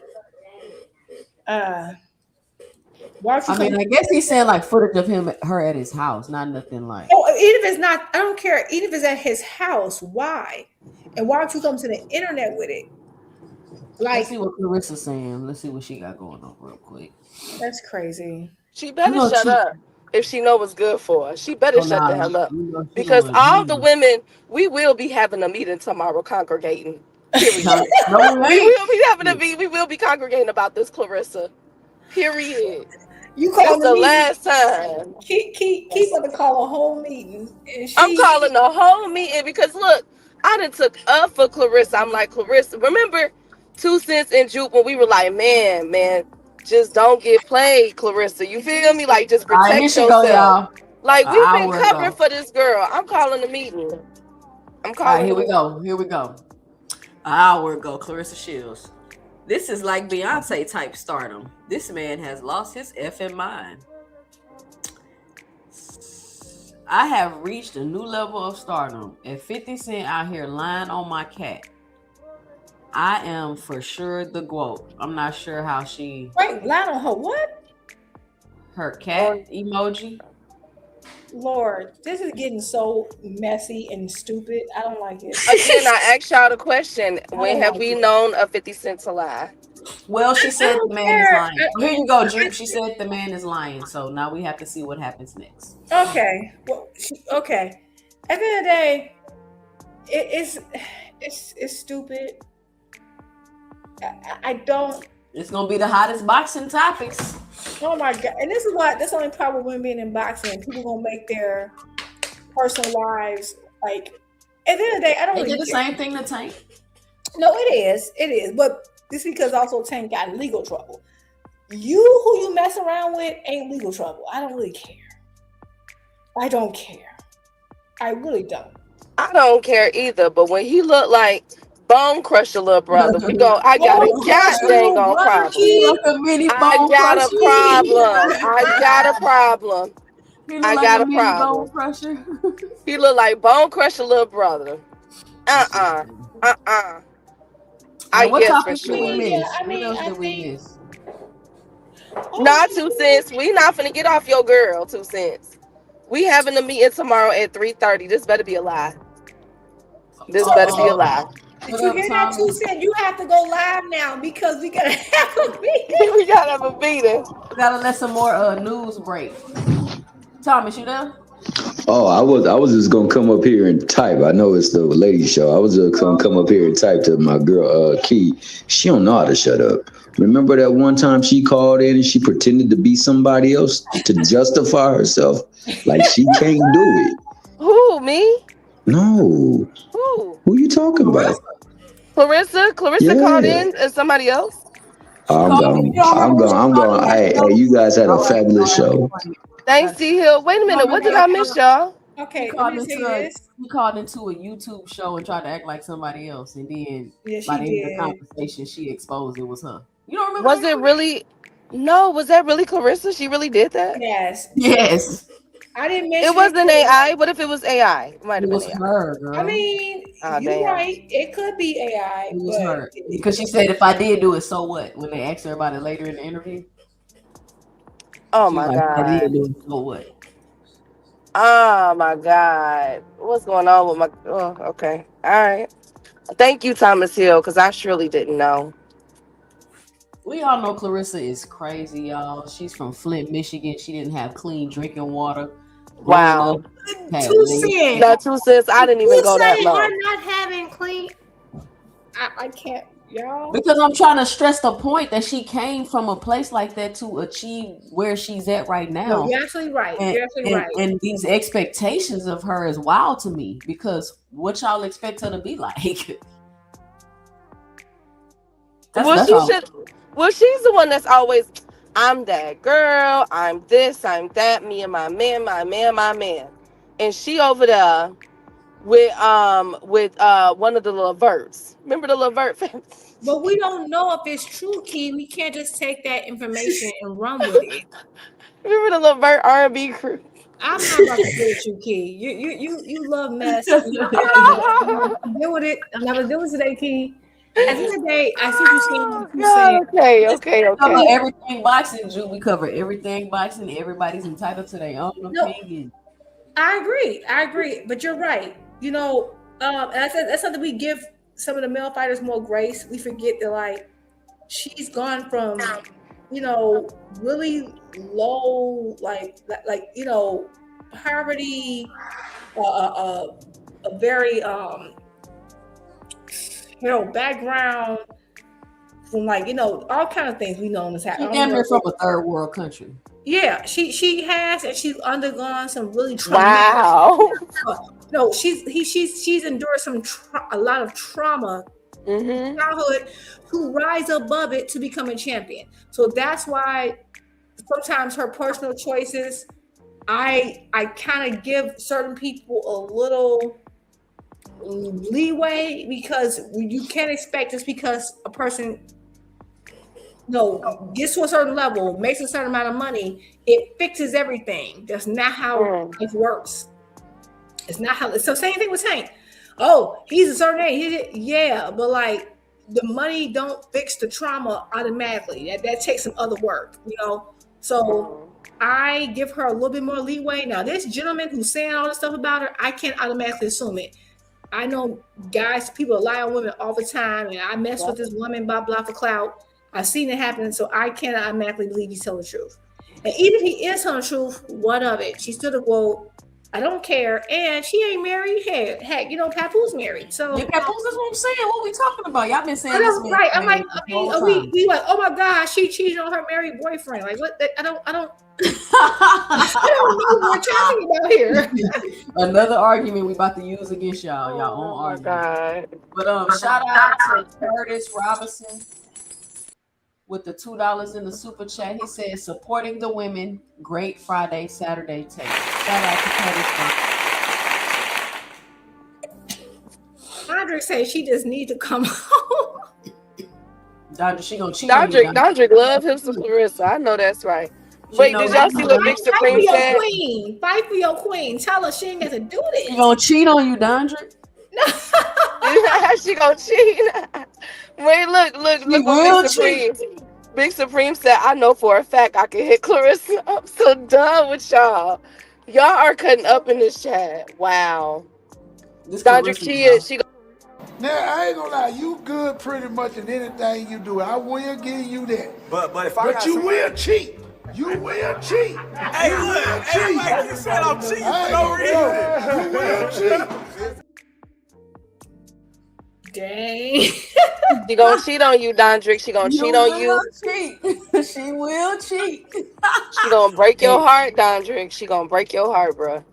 This is hilarious to me. I don't know why this is so funny, but it's funny. Because who cares? But let's see. We got to see if it's true first, y'all. Let's see if it's true. You know what? I mean, honest with y'all, if it's true, if it's not true, is it gonna change my opinions about her? No. You think people's opinions change about Bud when he did what he did recently? He cheated on his baby mama. No one cares. So I'm not holding her to a standard they don't hold their people to. I'm just not doing it. I don't care. I mean, and that's just at the end of the day, I followed him for boxing. Is that what she did? Fine. Like, you know, y'all wasn't on that moral standard when it was other people, when it was the guys, so whatever. I mean, I don't know.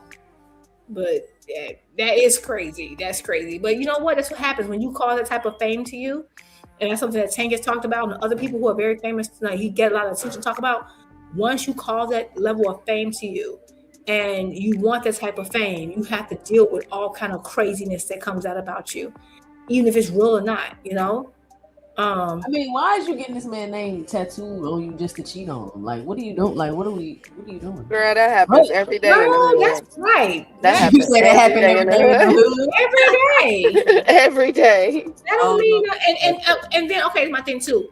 When we say cheat, I don't know, because again, like, I mean, I guess technically she's not cheating on you because you're still married. So, what if they were into it? You know what I'm saying? How can we really be committed when you're still married for real?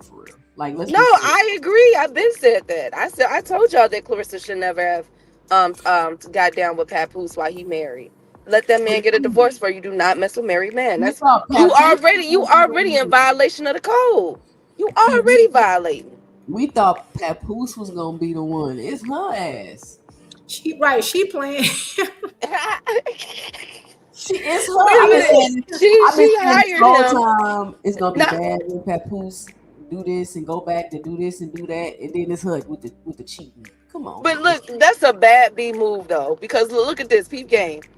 You get with him while he's still married. You make him leave his home, file the divorce papers, and you hire him, and you cheat on him still. Dang. And Papoose is in the studio right now working on a diss track to 50 Cent. He don't even care that she with one of the Leverts. I'm done. That's a bad chick move. That's a bad chick move. You know that's a dumb B move. I mean, she tied up with him. Meanwhile, Brandy got her own network going on, so now can you go back? I don't know. I wouldn't do none of it because I would never mess with a married man. But bruh, the whole relationship was a sham. Well, let's see, because old boy might just be talking. He's talking about she was bucket naked, like whatever. Let's see. You feel me? Wait, let's see. Getting cheated on. It must not be going down like that. What you mean? What are you trying to say, 2 Cents? I'm saying why Pap keep getting cheated on. What's going on with him? Yeah, cannot be nothing. Be quiet. He look needy. He don't seem needy to you guys. It's $8 million, and she still cheated on. How you gonna cheat on the man that got you $8 million deal? Where's the respect? At the least. But did he get her the $8 million, or did she get herself the $8 million and he just inserted himself a part of it? All Papoose did was put her on. All Papoose did was put her on the beat. Okay, if he can get her $8 million, why did he get himself $8 million? Because he ain't got nothing to get $8 million for. Exactly. So he didn't get her $8 million. all he did was without put her on. She wouldn't have the win record deal. But no. All he did was put her on the BET Awards. I think the record deal could potentially be a liability. We don't know. What hit record does she have that just? I don't know. At the end of the day, you're right. Without he him, got her on the BET Awards, Juke. That's what he did. He got her that performance. She on Zeus. But she was going to award. That's what I'm saying. Was Papoose at those award shows before he was with Clarissa? Hold on, y'all, because this could be a storyline. Now that I just said she on Zeus. Or no, I mean like performing. She was performing. Let me stop y'all right there. They bullshitting. I forgot she was doing a reality TV show on Zeus. But 50 Cent ain't going. You think 50 Cent? Like, come on, it's 50 now. You think he care about Zeus? You so confident with 50 Key? Because I'm really.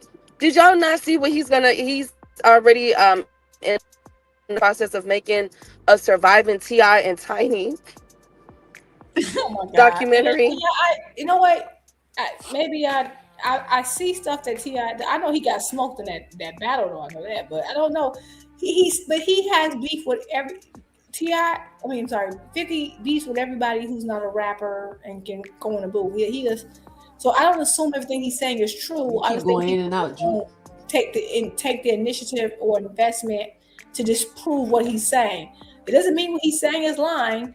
But people, because he does this all the time, people just don't take the time to like defend themselves and disprove them, because at this point, everybody knows that 50 beef with everybody. Well, he definitely gonna make a documentary on your ass. So he will make a documentary on you. Will it hurt you? Yes or no? We don't know. All right, y'all. Listen, already punch the like and subscribe button. It is 12 o'clock. Great show tonight, ladies. Ladies' night. I didn't even really dig into the TKO thing like I really wanted to tonight. Key, we gotta get into that because Yeah. I got some very interesting stuff you should look into, and it gets deep, very deep. We're gonna give our final 2 cents. Everybody, I hope y'all enjoyed the show. If it's your first time here, be sure to punch that like and subscribe button. Make sure you turn on your notification bell. I may be doing a bunch of pop-ups throughout the weekend and throughout next week. I accidentally set my live for AM this morning, and I was in some other chats, and everybody was like, 2 cents, I was waiting on you to go live. So I might do a live in the morning next week, like real early. Just, a get ready for work live stream, boxing talk type of situation. Oh, FaZe, they said they heard you. Oh, we couldn't hear you, Juke. You was going in and out. But Juke, what's your final 2 cents? What you got for the show? Hey, I didn't know I was going in and out. If so, my bad. Can y'all hear me now? No. Yeah, they can hear you. It was me. Okay. I just want to thank 2 Cent for having me. Key, the wonderful Key with the T, as always. Y'all like, subscribe, do all the things. Okay. Great show. I definitely want to be a part of that next show when y'all are breaking down the ZUFFA contracts, because so I have certain like subscriptions to certain magazines and articles, and every now and then these things will pop up, like the F1 cancellation. And so I said I'm gonna try to start saving it so I can get all my information together and try to like kind of really do a deep dive. I apologize, I wasn't really prepared today. I'm just kind of picking and choosing information. But with the F1 thing being canceled, them talking about the force majeure, which doesn't mean it's gonna happen, but there were articles circulated. I'm talking about even from the New York Times, like sources that are validated, talking about the potential of certain Gulf states looking into force majeure for some of the investments they had in the West because of everything that's happening. Because the whole point, if you're dependent upon oil and you can't sell oil at the point because now the Strait of Hormuz is closed, then that causes a money flow. It hurts the United States also because, of course, the U.S. dollar, all oil is bought in U.S. dollar. It's the whole petrodollar system. So that's another reason why y'all need to check out investments. So it's more complicated and convoluted that I had time for today, and I understood. I don't want to give misinformation. But yeah, things can get ugly. And now with that new information about, them reviewing how the Paramount deal was done, we don't know, right? So many. Do you remember, Key, who was that was looking at the Paramount deal, and then they said that they wasn't buying it because it was Fugazi? Netflix. Yep. Netflix was like, beyond, we will have to buy it beyond its value. And that's what's happening, is people are buying things beyond its value. Like, even though Paramount invested all this money into ZUFFA, right? If you look at their cards, do their cards like they're expensive? Do they look? No, because you're taking a amount sum that Paramount gave you, and you're gonna make sure that you spend the minimum amount on it so that you can like pocket the rest, right? Yep.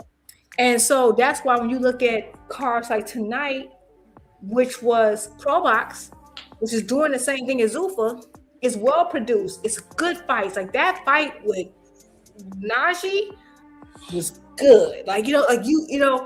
And so it's really trying to like get a huge budget and then put on really cheap fights so you can make your money back. And so I'm not saying it's going to be what it is totally, but all the uproar about ZUFFA, we had that. In Pro Box. That's what I was saying. And to me, Pro Box puts on a better account. Like I found, to me, Pro Box was the perfect substitution for Showbox. Up and coming fighters, people who are contenders, might be really good. Like so many champions, people who became champions fought on Showbox, and I think that's what Pro Box is doing, is what Showbox did. And so now you have ZUFFA, which are people they just kind of nitpicking and try to create their own little thing. But my thing is, if you gonna do all that, then why weren't y'all praising Pro Box, and they're on the same platform that all these boxing channels are on. It's YouTube. So why would you not love it? That's why I understand why people aren't praising Pro Box. I love Pro Box. Anyway, so yeah, I just think that that's an interesting conundrum, and to see that out. So I want to get more information and kind of read more up on it. I think you have my, what's the name of that freaking app again, girl? You gave me? I just messaged you on it. What's in that? Discord. Can you send articles to that or no? Yeah, I can. Okay. Yeah, Discord. I'm on this Discord, but like I wasn't getting it, and I finally I asked for someone as a friend, and now I see it. Like I wasn't understanding it. Once you figure it out, it's gonna be like. Once you figure it out, it's like, oh, it's simple. You just got. Yeah. Once I'm figuring it out, I'm like, this is too hard to navigate. I'm like, I ain't got time for all this. I'm impatient, so I figured it out just now. I'm like, oh, I see where you had messaged me, and I didn't see it. Anywho, so yeah, I think that's what's up. The Keith Thurman FUNDORA. I'm not saying rude for Keith Thurman, but like I just don't want him to go out completely terrible, and I'm hoping he looks good. Because I'm hoping he don't look. If he lose, fine. Just don't look terrible, right? I understand FUNDORA is that guy right now, but at 154 is my favorite division, so like I'm excited for that fight. I'm into that. This whole Devin and Schofield, I think it's dumb. It is what it is. Y'all want to talk about people's wives and all that. I just hate that like they drag everybody family members into stuff that could be handled in boxing. Like, why y'all gotta do all that? Anywho, all these the one thing I didn't get to address when I first came up, I was listening to y'all, and I'm be done, was the Keyshawn situation and how they're marketing themselves with these streamers. So I want to say this. I don't have a problem with it. I think that you have to do what you gotta do. I remember back in the day, Ali, but it wasn't streamers. Like, if you go back and you Google like the Ali days, because I feel like a lot of people talk about, oh, this is new. Ali did a lot of stuff, but it wasn't streamers. Like, he has a skit where he's like acting like he's gonna box Michael Jackson when he was little, right? He has a skit where he's like these other stars, but he never physically touches them, and he act like they gonna hurt him, right? It was very cutesy, right? So I'm not saying it's a problem with it. I understand that streaming is a big thing, and it's a way to get your name out. So I get what Key's saying. On the other hand, I get what you're saying, 2 Cent, which is all the like a whole bunch of additional sparring to me is not good. And the only thing that's scaring me is that we're in a world now where you have streamers and people who don't respect boxing and think that, oh, this champion will come and fight me. So of course I have a chance with them. And of course the champion is going to take it light on them. And they think they can just jump in and get into this sport. Also, you might be showing your hand more than you realize you're showing your hand, which is what 2 Cent was saying with Keyshawn. I understand. Like what Ryan was doing, like something Ryan and Tank did. Tank was known for putting those montages together with the music, him hitting the pads, but it was never sparring. Everyone started copying that. They started going to the shows he was going to. Ryan would hit the speed bag, create a montage, go to all these streamers. They weren't sparring and giving up too much information. That's the difference. And now they're doing that, and now you're making these streamers feel like, oh, I can box, I can fight. And a prime example of that, which is something I haven't seen a lot of boxing channels talk about, I don't know if y'all know who Egypt Chris is. She's the daughter of Pepper from Salt and Pepper and Tresh from Naughty by Nature. The one that just got knocked out. But that's not her fault that they that's whoever put that fight on. Like they should. So I agree. That was misfit boxing. So I have it's on the zone. I don't watch it. I saw a clip of it. And then they said that's who it was, and it bothered me. And this is what I mean about allowing anybody to come into the sport. That was so dang on dangerous. And shout out to Clarissa Shields, because she spoke out about it. More so than her, I judge the person who did it and the organization who put it on. Because there is no way in high heaven or hell that should have happened. Egypt was just trying to do music 2 years ago. Now she's, I can try boxing, because now boxing is now integrated into this whole what you call it, streamer culture, and everybody thinking they can do it. It started with was it Nate Robinson when he tried to fight Jake Paul, whatever the Paul, which is crazy because even at the way he fought at, he don't even understand that this is not the way you would fight at if you were actually fighting. So Egypt got in there. Egypt had never fought a professional bout in her life. They put her in there with a 2-time Olympian in like Taekwondo or some martial art. She was a 2-time gold medalist in the Olympics. And Egypt had never fought a fight, and Misfit Boxing, because of her namesake, put her in there with a 2-time gold medalist. And of course, she got knocked out cold, very hard. It was terrible. That girl may or may not recover.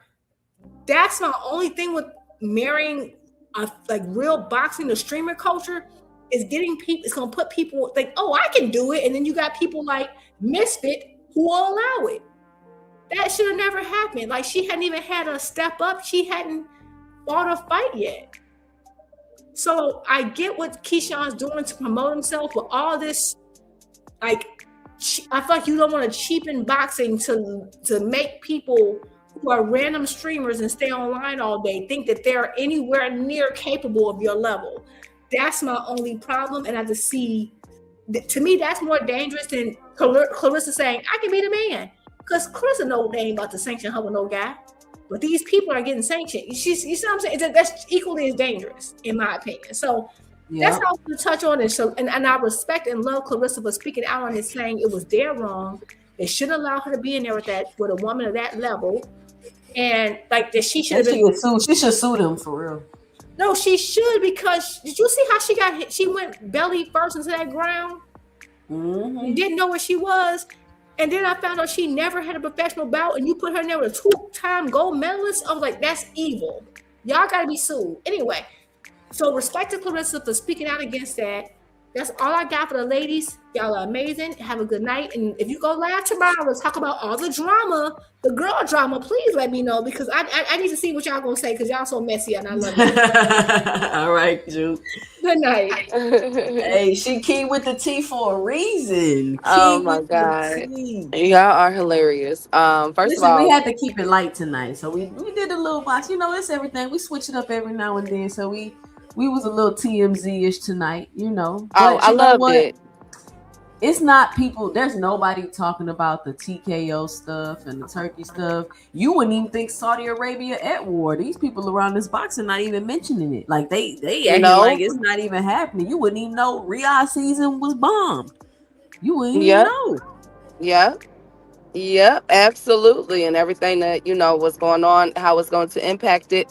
We don't even know how it's going to be moving forward with these matches. I wouldn't be surprised if we continue to see fights in Egypt and you know what I'm saying, Nigeria and all kind of places. You feel, because they gotta get their country back together. You feel? I don't know what the hell. Well, I know what happened, you know, but I guess they thought Iran was playing. I guess, you know, they are involved in Can you imagine if what you said? They're pulling the force majeure. Force majeure, and they just like, oh, we got to pull all these contracts we promised y'all. I mean, I think it'll lead to that though, because we are in an energy crisis right now, and I mean, you got to think about it. Oil, you got to think about oil with transportation, oil with pharmaceuticals, agriculture. We're looking at fertilizer. We're looking at water. I mean, there's going to be so many shortages worldwide, including in America, over this. And not to mention, Saudi is already upset. The kingdom of Saudi is already upset at the U.S. because they're saying that we didn't protect them enough from Iran. I'm sorry. It's not, because I really pray for everybody that's going through that. I couldn't imagine going through anything. You got to laugh to keep from crying. But they're already upset at Trump now because we're not protecting them. Stop protecting Iran? Yeah, no, we're not protecting Saudi Arabia. You know, Saudi Arabia is one of our allies. And so as Iran was hitting them, and destroying the U.S. Military bases and equipment in Saudi Arabia. They thought that America was going to come to their aid, but America has been protecting, basically backing up Israel. Flyers say Riyadh ain't getting bombed. Didn't Riyadh get bombed? Riyadh did bases in Saudi. They trying to hit those. Riyadh ain't get bombed. Riyadh just got bombed. What are you talking about? That's what I'm saying, Flyer. You just be disagreeing. You don't even know what you be saying. You just be disagreeing. Riyadh did get hit. Do you know? Riyadh did get hit. They and that the UAE, they're hitting hotels where US personnel is staying at. Do y'all not know this? I mean, like No, they the don't because they beautiful, not talking about it, Key. That's what I'm telling you. They not talking about it. yes, like the UAE, Dubai, all of them is getting hit. Qatar, everybody. Iran said, they warned them, either stay neutral, be cool, but if you get involved, we got you. And they got them basically. So that's pretty much what's going on. So I wouldn't be surprised if the investments do come out, not just because they hit the don't feel U.S. embassy in Riyadh. Huh? And I'm telling frequent they hit the U.S. frequency in Riyadh. Boy, listen, you go look it up. If we wrong, Yeah, prove go wrong. look it up for frequent. But yeah, so but even if they may need to take out their investments just to build up their country back, and their oil rigs, their oil refinery, that's all they kept saying to us. 2 cents, 2 cents. That's all. What he Big say? Supreme say. Papoose caught me whooping Clarissa with her ring. You know what, Big Supreme? I hate him. I can't stand him. Him, Cash, Crypto, and Dondrick been cutting up all night. I can't stand them. Oh man, I'm dying. But Saudi Arabia oil refineries is on fire as well, and that's what they kept telling us was Saudi Arabia got all the oil. Well, I don't know anymore. I really don't know anymore. So yes, Jupe is absolutely correct. What's Shout out that? Jupe still in the background that posted the article. She say Iranian drone strikes U.S. embassy in Saudi Arabia as war widens. Frequent genius. Can you tell me where the U.S. embassy is in Saudi Arabia? I'll wait. Go. Exactly. Look at this dumb Exactly. shit. Look at this dumb shit Boxing Hacker just said. Saudi isn't at war. That's our ally. I'm done. Anyways, shoot, I can't. Who we? Hold on. Shout out to Anyways, Boxing Hacker with the $2 in the super chat. He says 2 cents. Saudi isn't at war. We are at war. Shout out Boxing Hacker. well, why is they on fire? Anyway, so there are allies, you guys. There are allies. But anyways, I agree with 100% with what Jupe has said regarding those. But I want to say we are having, if this come out to be true about Clarissa Shields and Papoose, we are having a congregation, okay, an all women congregation. We are gonna meet up at about between 3:30 to maybe 4:30, okay, Central Time, and we're gonna have to get this together. We're gonna have to put a plan together for her because this is unacceptable. I'm not accepting this. I refuse. I already had to accept Papoose, Y'all got and I the felt what's the like, problem? huh? Y'all gotta accept Clarissa for who she is. You not gonna No, no, not that. Not that. No, not that. hey, 2 cents. it is what it Not is. him. Not him. Oh no. She got a Oh type. no. She like a He looked street chick. like he the type to go into Walmart and steal the shoelaces out the shoes That's what and she want. put it on his, Joe. Like, no, She want a no, frugal no, nigga. no, You don't no, want a no. nigga that's gonna save some money, Key. No, we're not doing this no more. No, it's a lie. She's lying. He is 50 cent he's lying on her. resourceful, Key. He's resourceful. That's what resourceful. No, no. He looked like the type he walk around drinking, like he go to the drink section at Walmart. Oh God, no. Oh God, no, Clarissa, we're not doing that one. We're not doing that one with her today. We're not doing that one today. I don't understand. Like we said Riyadh getting bombed and they saying Riyadh not at war. They not getting bombed. Are they not This getting letter, bombed and not they at war are. because they bombed They the U.S. embassy? But the U.S. embassy is in Saudi Arabia, in Riyadh. those are So our they're fucking allies, at war, guys. y'all. Like, what are y'all talking about? Okay, do me a favor, not you, 2 cents. This is for Man, Big no, hold Supreme and on. Listen, y'all Frequent. not about to play with me. Y'all not that dumb. Frequent and boxing hacker. Cause You you know know y'all with not Saudi, they gonna protect stop Turkey. playing with me. How are you gonna protect Turkey, Key, and lie and say they not at war when they getting bombed? Like, that's what Do I'm me, saying. yeah, Y'all gotta yeah. stop. Y'all gotta stop. Like, just for the sake of just disagreeing. I was just gonna say for them to look up Saudi Arabia phone call Trump and Israel. Type in those keywords, and you will see that before we bombed, the U.S. bombed Iran. They were on the phone with MBS of Saudi Arabia. We all know who that is.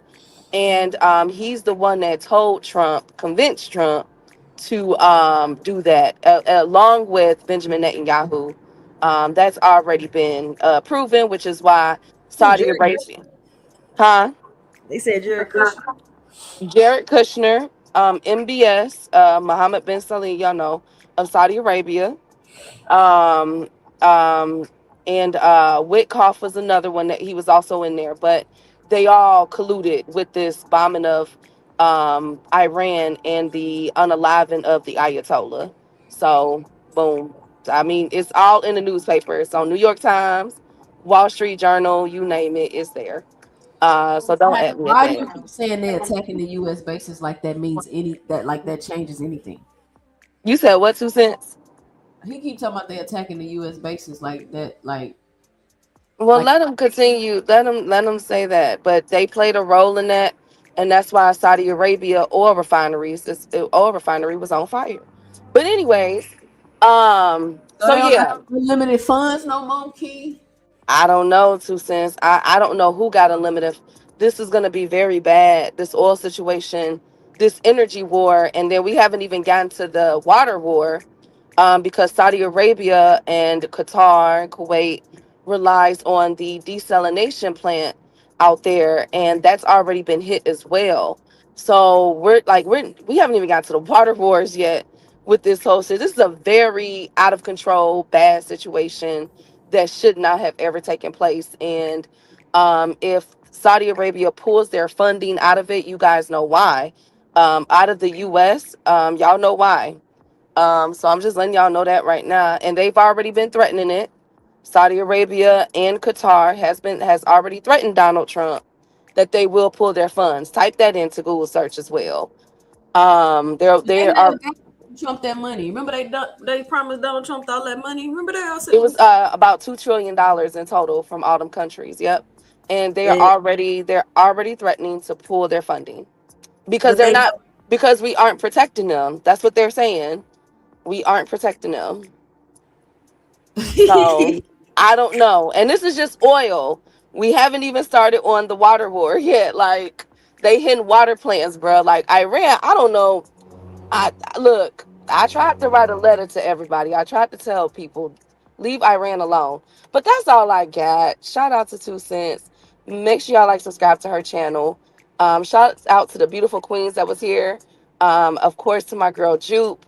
Shout out to all the kings that was here tonight. And thank you 2 cents. Cause I'm almost I'm almost at the halfway point to Georgia. So salute, okay, queen. Key, let me ask you one more question before you go. Yes. Yes. Have you noticed Turkey ain't walking around with his little turban and stuff on no more? He dressed up like a regular person.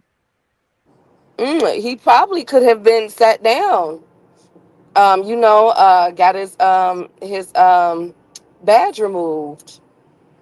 Oh, Probably could have. It's gonna be a whole lot of badges removed after this.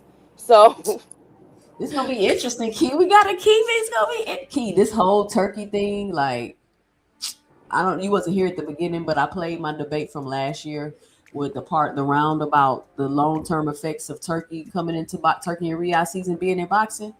Spot That on. was a robbery, by the way. Spot on. Spot who was on. that? Shout out Big Supreme. Big You Supreme. mean who that, kid? Oh, sorry. Hey, Big Supreme. You was cutting up. Why you talking like that? What I do? I didn't do nothing. Why you mad at Clarissa side piece, man? That nigga ain't take a shower a couple days. It don't matter. Nah, she could do better than that, Big Supreme. We're not doing that today. How you know she could do better than that? She could do better than that. Come on now, he could at least take a back. He don't look like. Papoose the best she could get, man. That's a lie. No, why you lying like that? Yeah, so why nobody snatched up yet? Papoose snatched up. I'm saying like before Papoose, why nobody snatched up? What was that one guy named 2 Cents that Clarissa was with that she cheated on him with Papoose?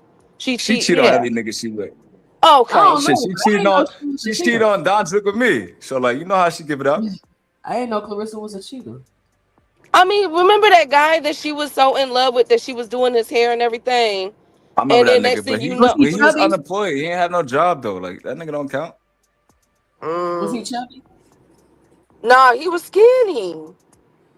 Now remember when her and Tank was beefing and like she was braiding a nigga head? Yeah. She kept talking about Tank and stuff like that. That's a lame nigga. He was on unemployment. He don't really count like that. She probably get into arguments and fall out with everybody. She probably can't keep no man or no friends. But anyway. Oh my I can see God. that. Now I came up here just to cut up with y'all. Y'all funny. Yo, I ain't gonna lie. That really made you laugh, Key, because like I never heard you laugh like that. When you started like he looked. He's like, he looked like a dude from 16th and Drake. I'm like, yo, she think that's funny. Yes, because it's like I can't believe Yo, she like dirty street niggas. What you want her to do? He's not even, and you know that he's because you know Papoose is like 50 something or 50. Nah, he not that old. He dragging the Papoose like in his 40s. Okay, but 40s. that guy looked like he's how old is he? Probably like 20, 23. He's 23. He looked young, like Jared Anderson. I mean, 23. Look at his name, Maserati Bud. Maserati Bud. Come on, man. You know he got a successful trap, so you can't say he's not successful. Wow. He's definitely selling drugs. Wow. She took that undisputed money and gave him some packs, you know? That's why he talking like that. He said, but did you hear him? He said that he has a video of her bucket naked. Why are you walking around that man home the reason like why that? he said that because he probably played that with Papoose bucket naked was on. You know what I mean? That's probably cutting up. I know you remember that Papoose song. Man, don't nobody remember no Papoose song. Bucket naked. Yeah, that shit was trash, but it was fire at the same time though. Never heard. So do you think it's true, Big Supreme? No, I think it's true. It's like for her sake, I hope it's not true, but like I don't see no nigga coming out and doing all of that and he's lying. I don't see that. When have you ever known 50 Cent's a lie? 50 Cent probably really confirmed, like 50 probably seen something to make him, I bet, to make him really believe in and post that. So I don't think he's lying. Because he can get sued for that. Clarissa could sue him for that. Did she even address him? Yeah, she said that he lying. Man, she better chill for that video come out. Man, that he wouldn't do that. It's not gonna do nothing but make her You think he wouldn't do that? It's illegal. Not if it's yeah, that's porn. That's revenge porn. Care about that? No, I don't give a fuck about no revenge porn. Street niggas don't know about that. Felony, bro. What street nigga you know knows that revenge porn is a crime? 50 better know that. Now I'm talking about street niggas. Like I'm talking about that kid in particular. Like if he used to post that video. Oh, you think he gonna put it out? I don't think so. Yeah, 50 not gonna do that. Then Rick Ross' baby mom sued him for like 30 million. Yeah, but I don't think he gonna be. I don't think they stupid like that. Come on now. Is it even that serious? Like why? But it's not even that serious though. If you clap, you clap. What you putting it out there for? This is the new era, right? He probably mad because she's running around with Papoose. He's trying to get a record deal. He probably like, if I expose her, I'll get some attention. You know these niggas retarded. No, what happened is he hit and fell in love. It's always that one. It's always that one. You see how Clarissa been looking lately? Clarissa been looking beautiful, yes. I'm saying them snack buns is real.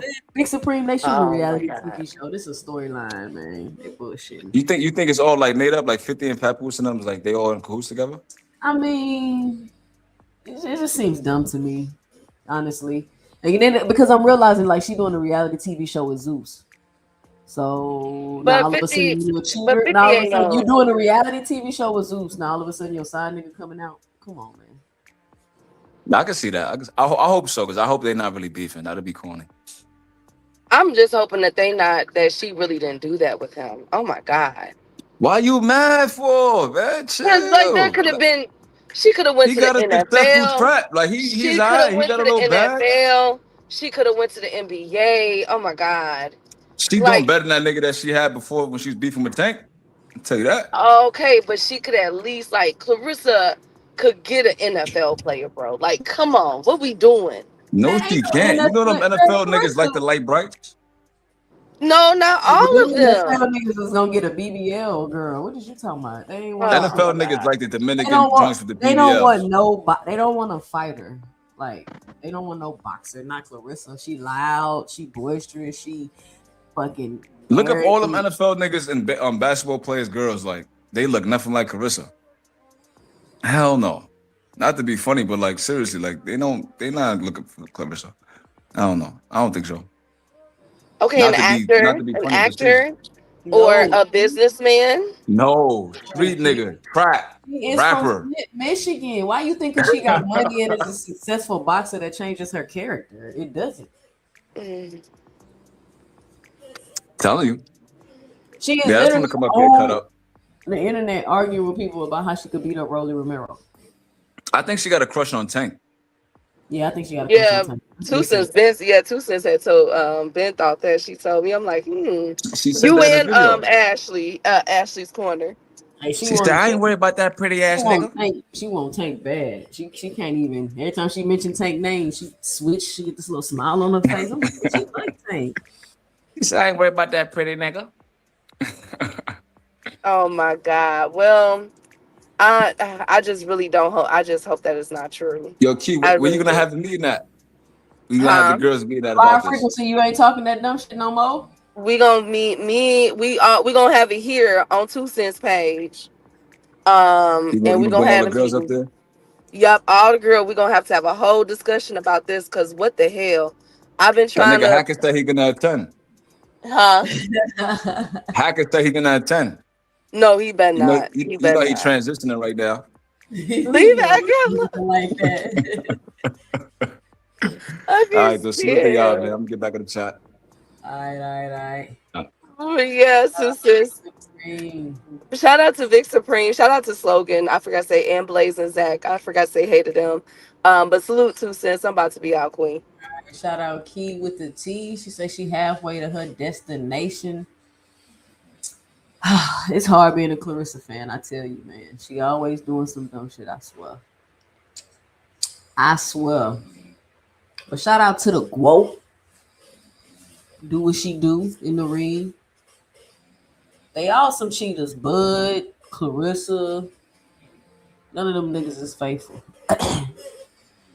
They get a little money, and then they gone. Everybody was crying about how Papoose wasn't with her for Christmas and she was all alone. No, she wasn't. Jokes on y'all. Nah, but I don't condone cheating. I'm not a cheater.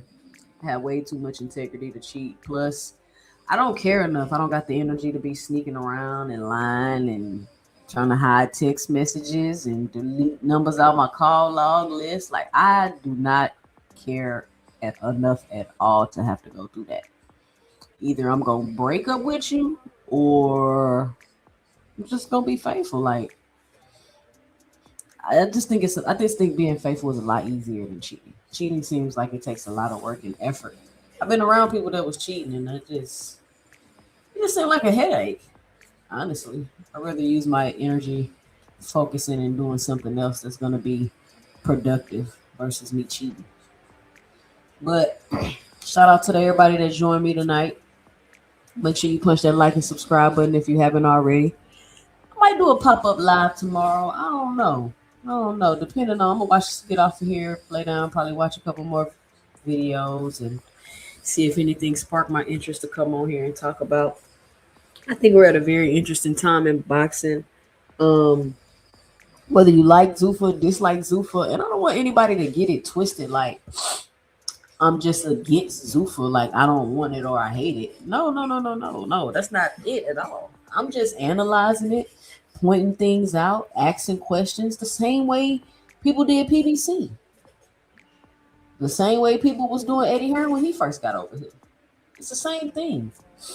This is the process people go through, especially when you're so public and boisterous with what your plans are. People gonna watch and keep track, especially when you already coming from one combat sport where the athletes over there can't stand you and you underpaying them and you got antitrust lawsuits and you was under the investigation with the FBI. Now you partnered with the FBI, but now it's look like you finna have the SEC on your head because y'all doing insider training with the TKO stock because it's a publicly traded company. See, it's a lot of moving parts and it's a lot of things going on that the average or regular boxing fan is just not going to understand because they only see the things on the surface level and they don't have any understanding of the other stuff. So when you start to speak about the other stuff, it gets kind of foreign to them and they start malfunctioning and glitching and get all mad. And then they call you names and all kind of stuff, right? But y'all keep coming over to 2 Cents Boxing where we're going to pull up the articles. We're going to give you the facts. We're going to have a little fun. We're going to talk about a little boxing gossip because we talk everything boxing over here. And this platform is for everybody. It's for the hardcores. It's for the casuals. Because me, I'm a casual myself, right?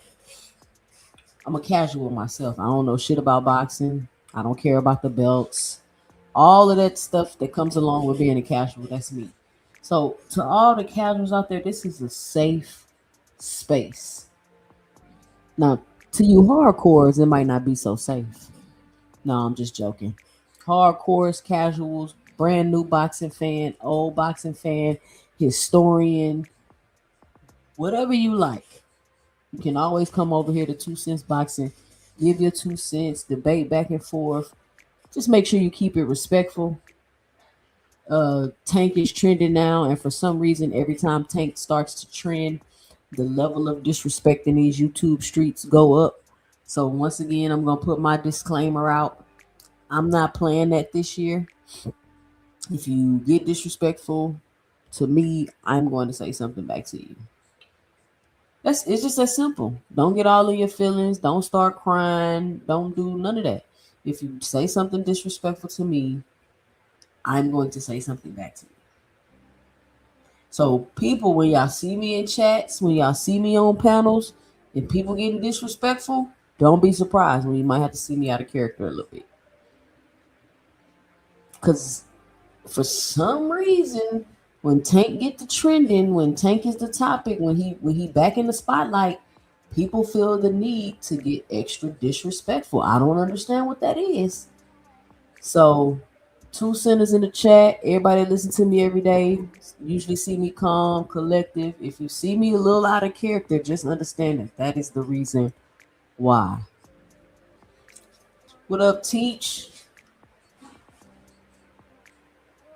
So listen, if you don't want your host all in the videos, timing you out, cussing you out, kicking you off the panel, leaving you in the background, muting you while you're trying to talk, come on over to 2 Cents Boxing, where we talk everything boxing, and everybody's entitled to their own opinion.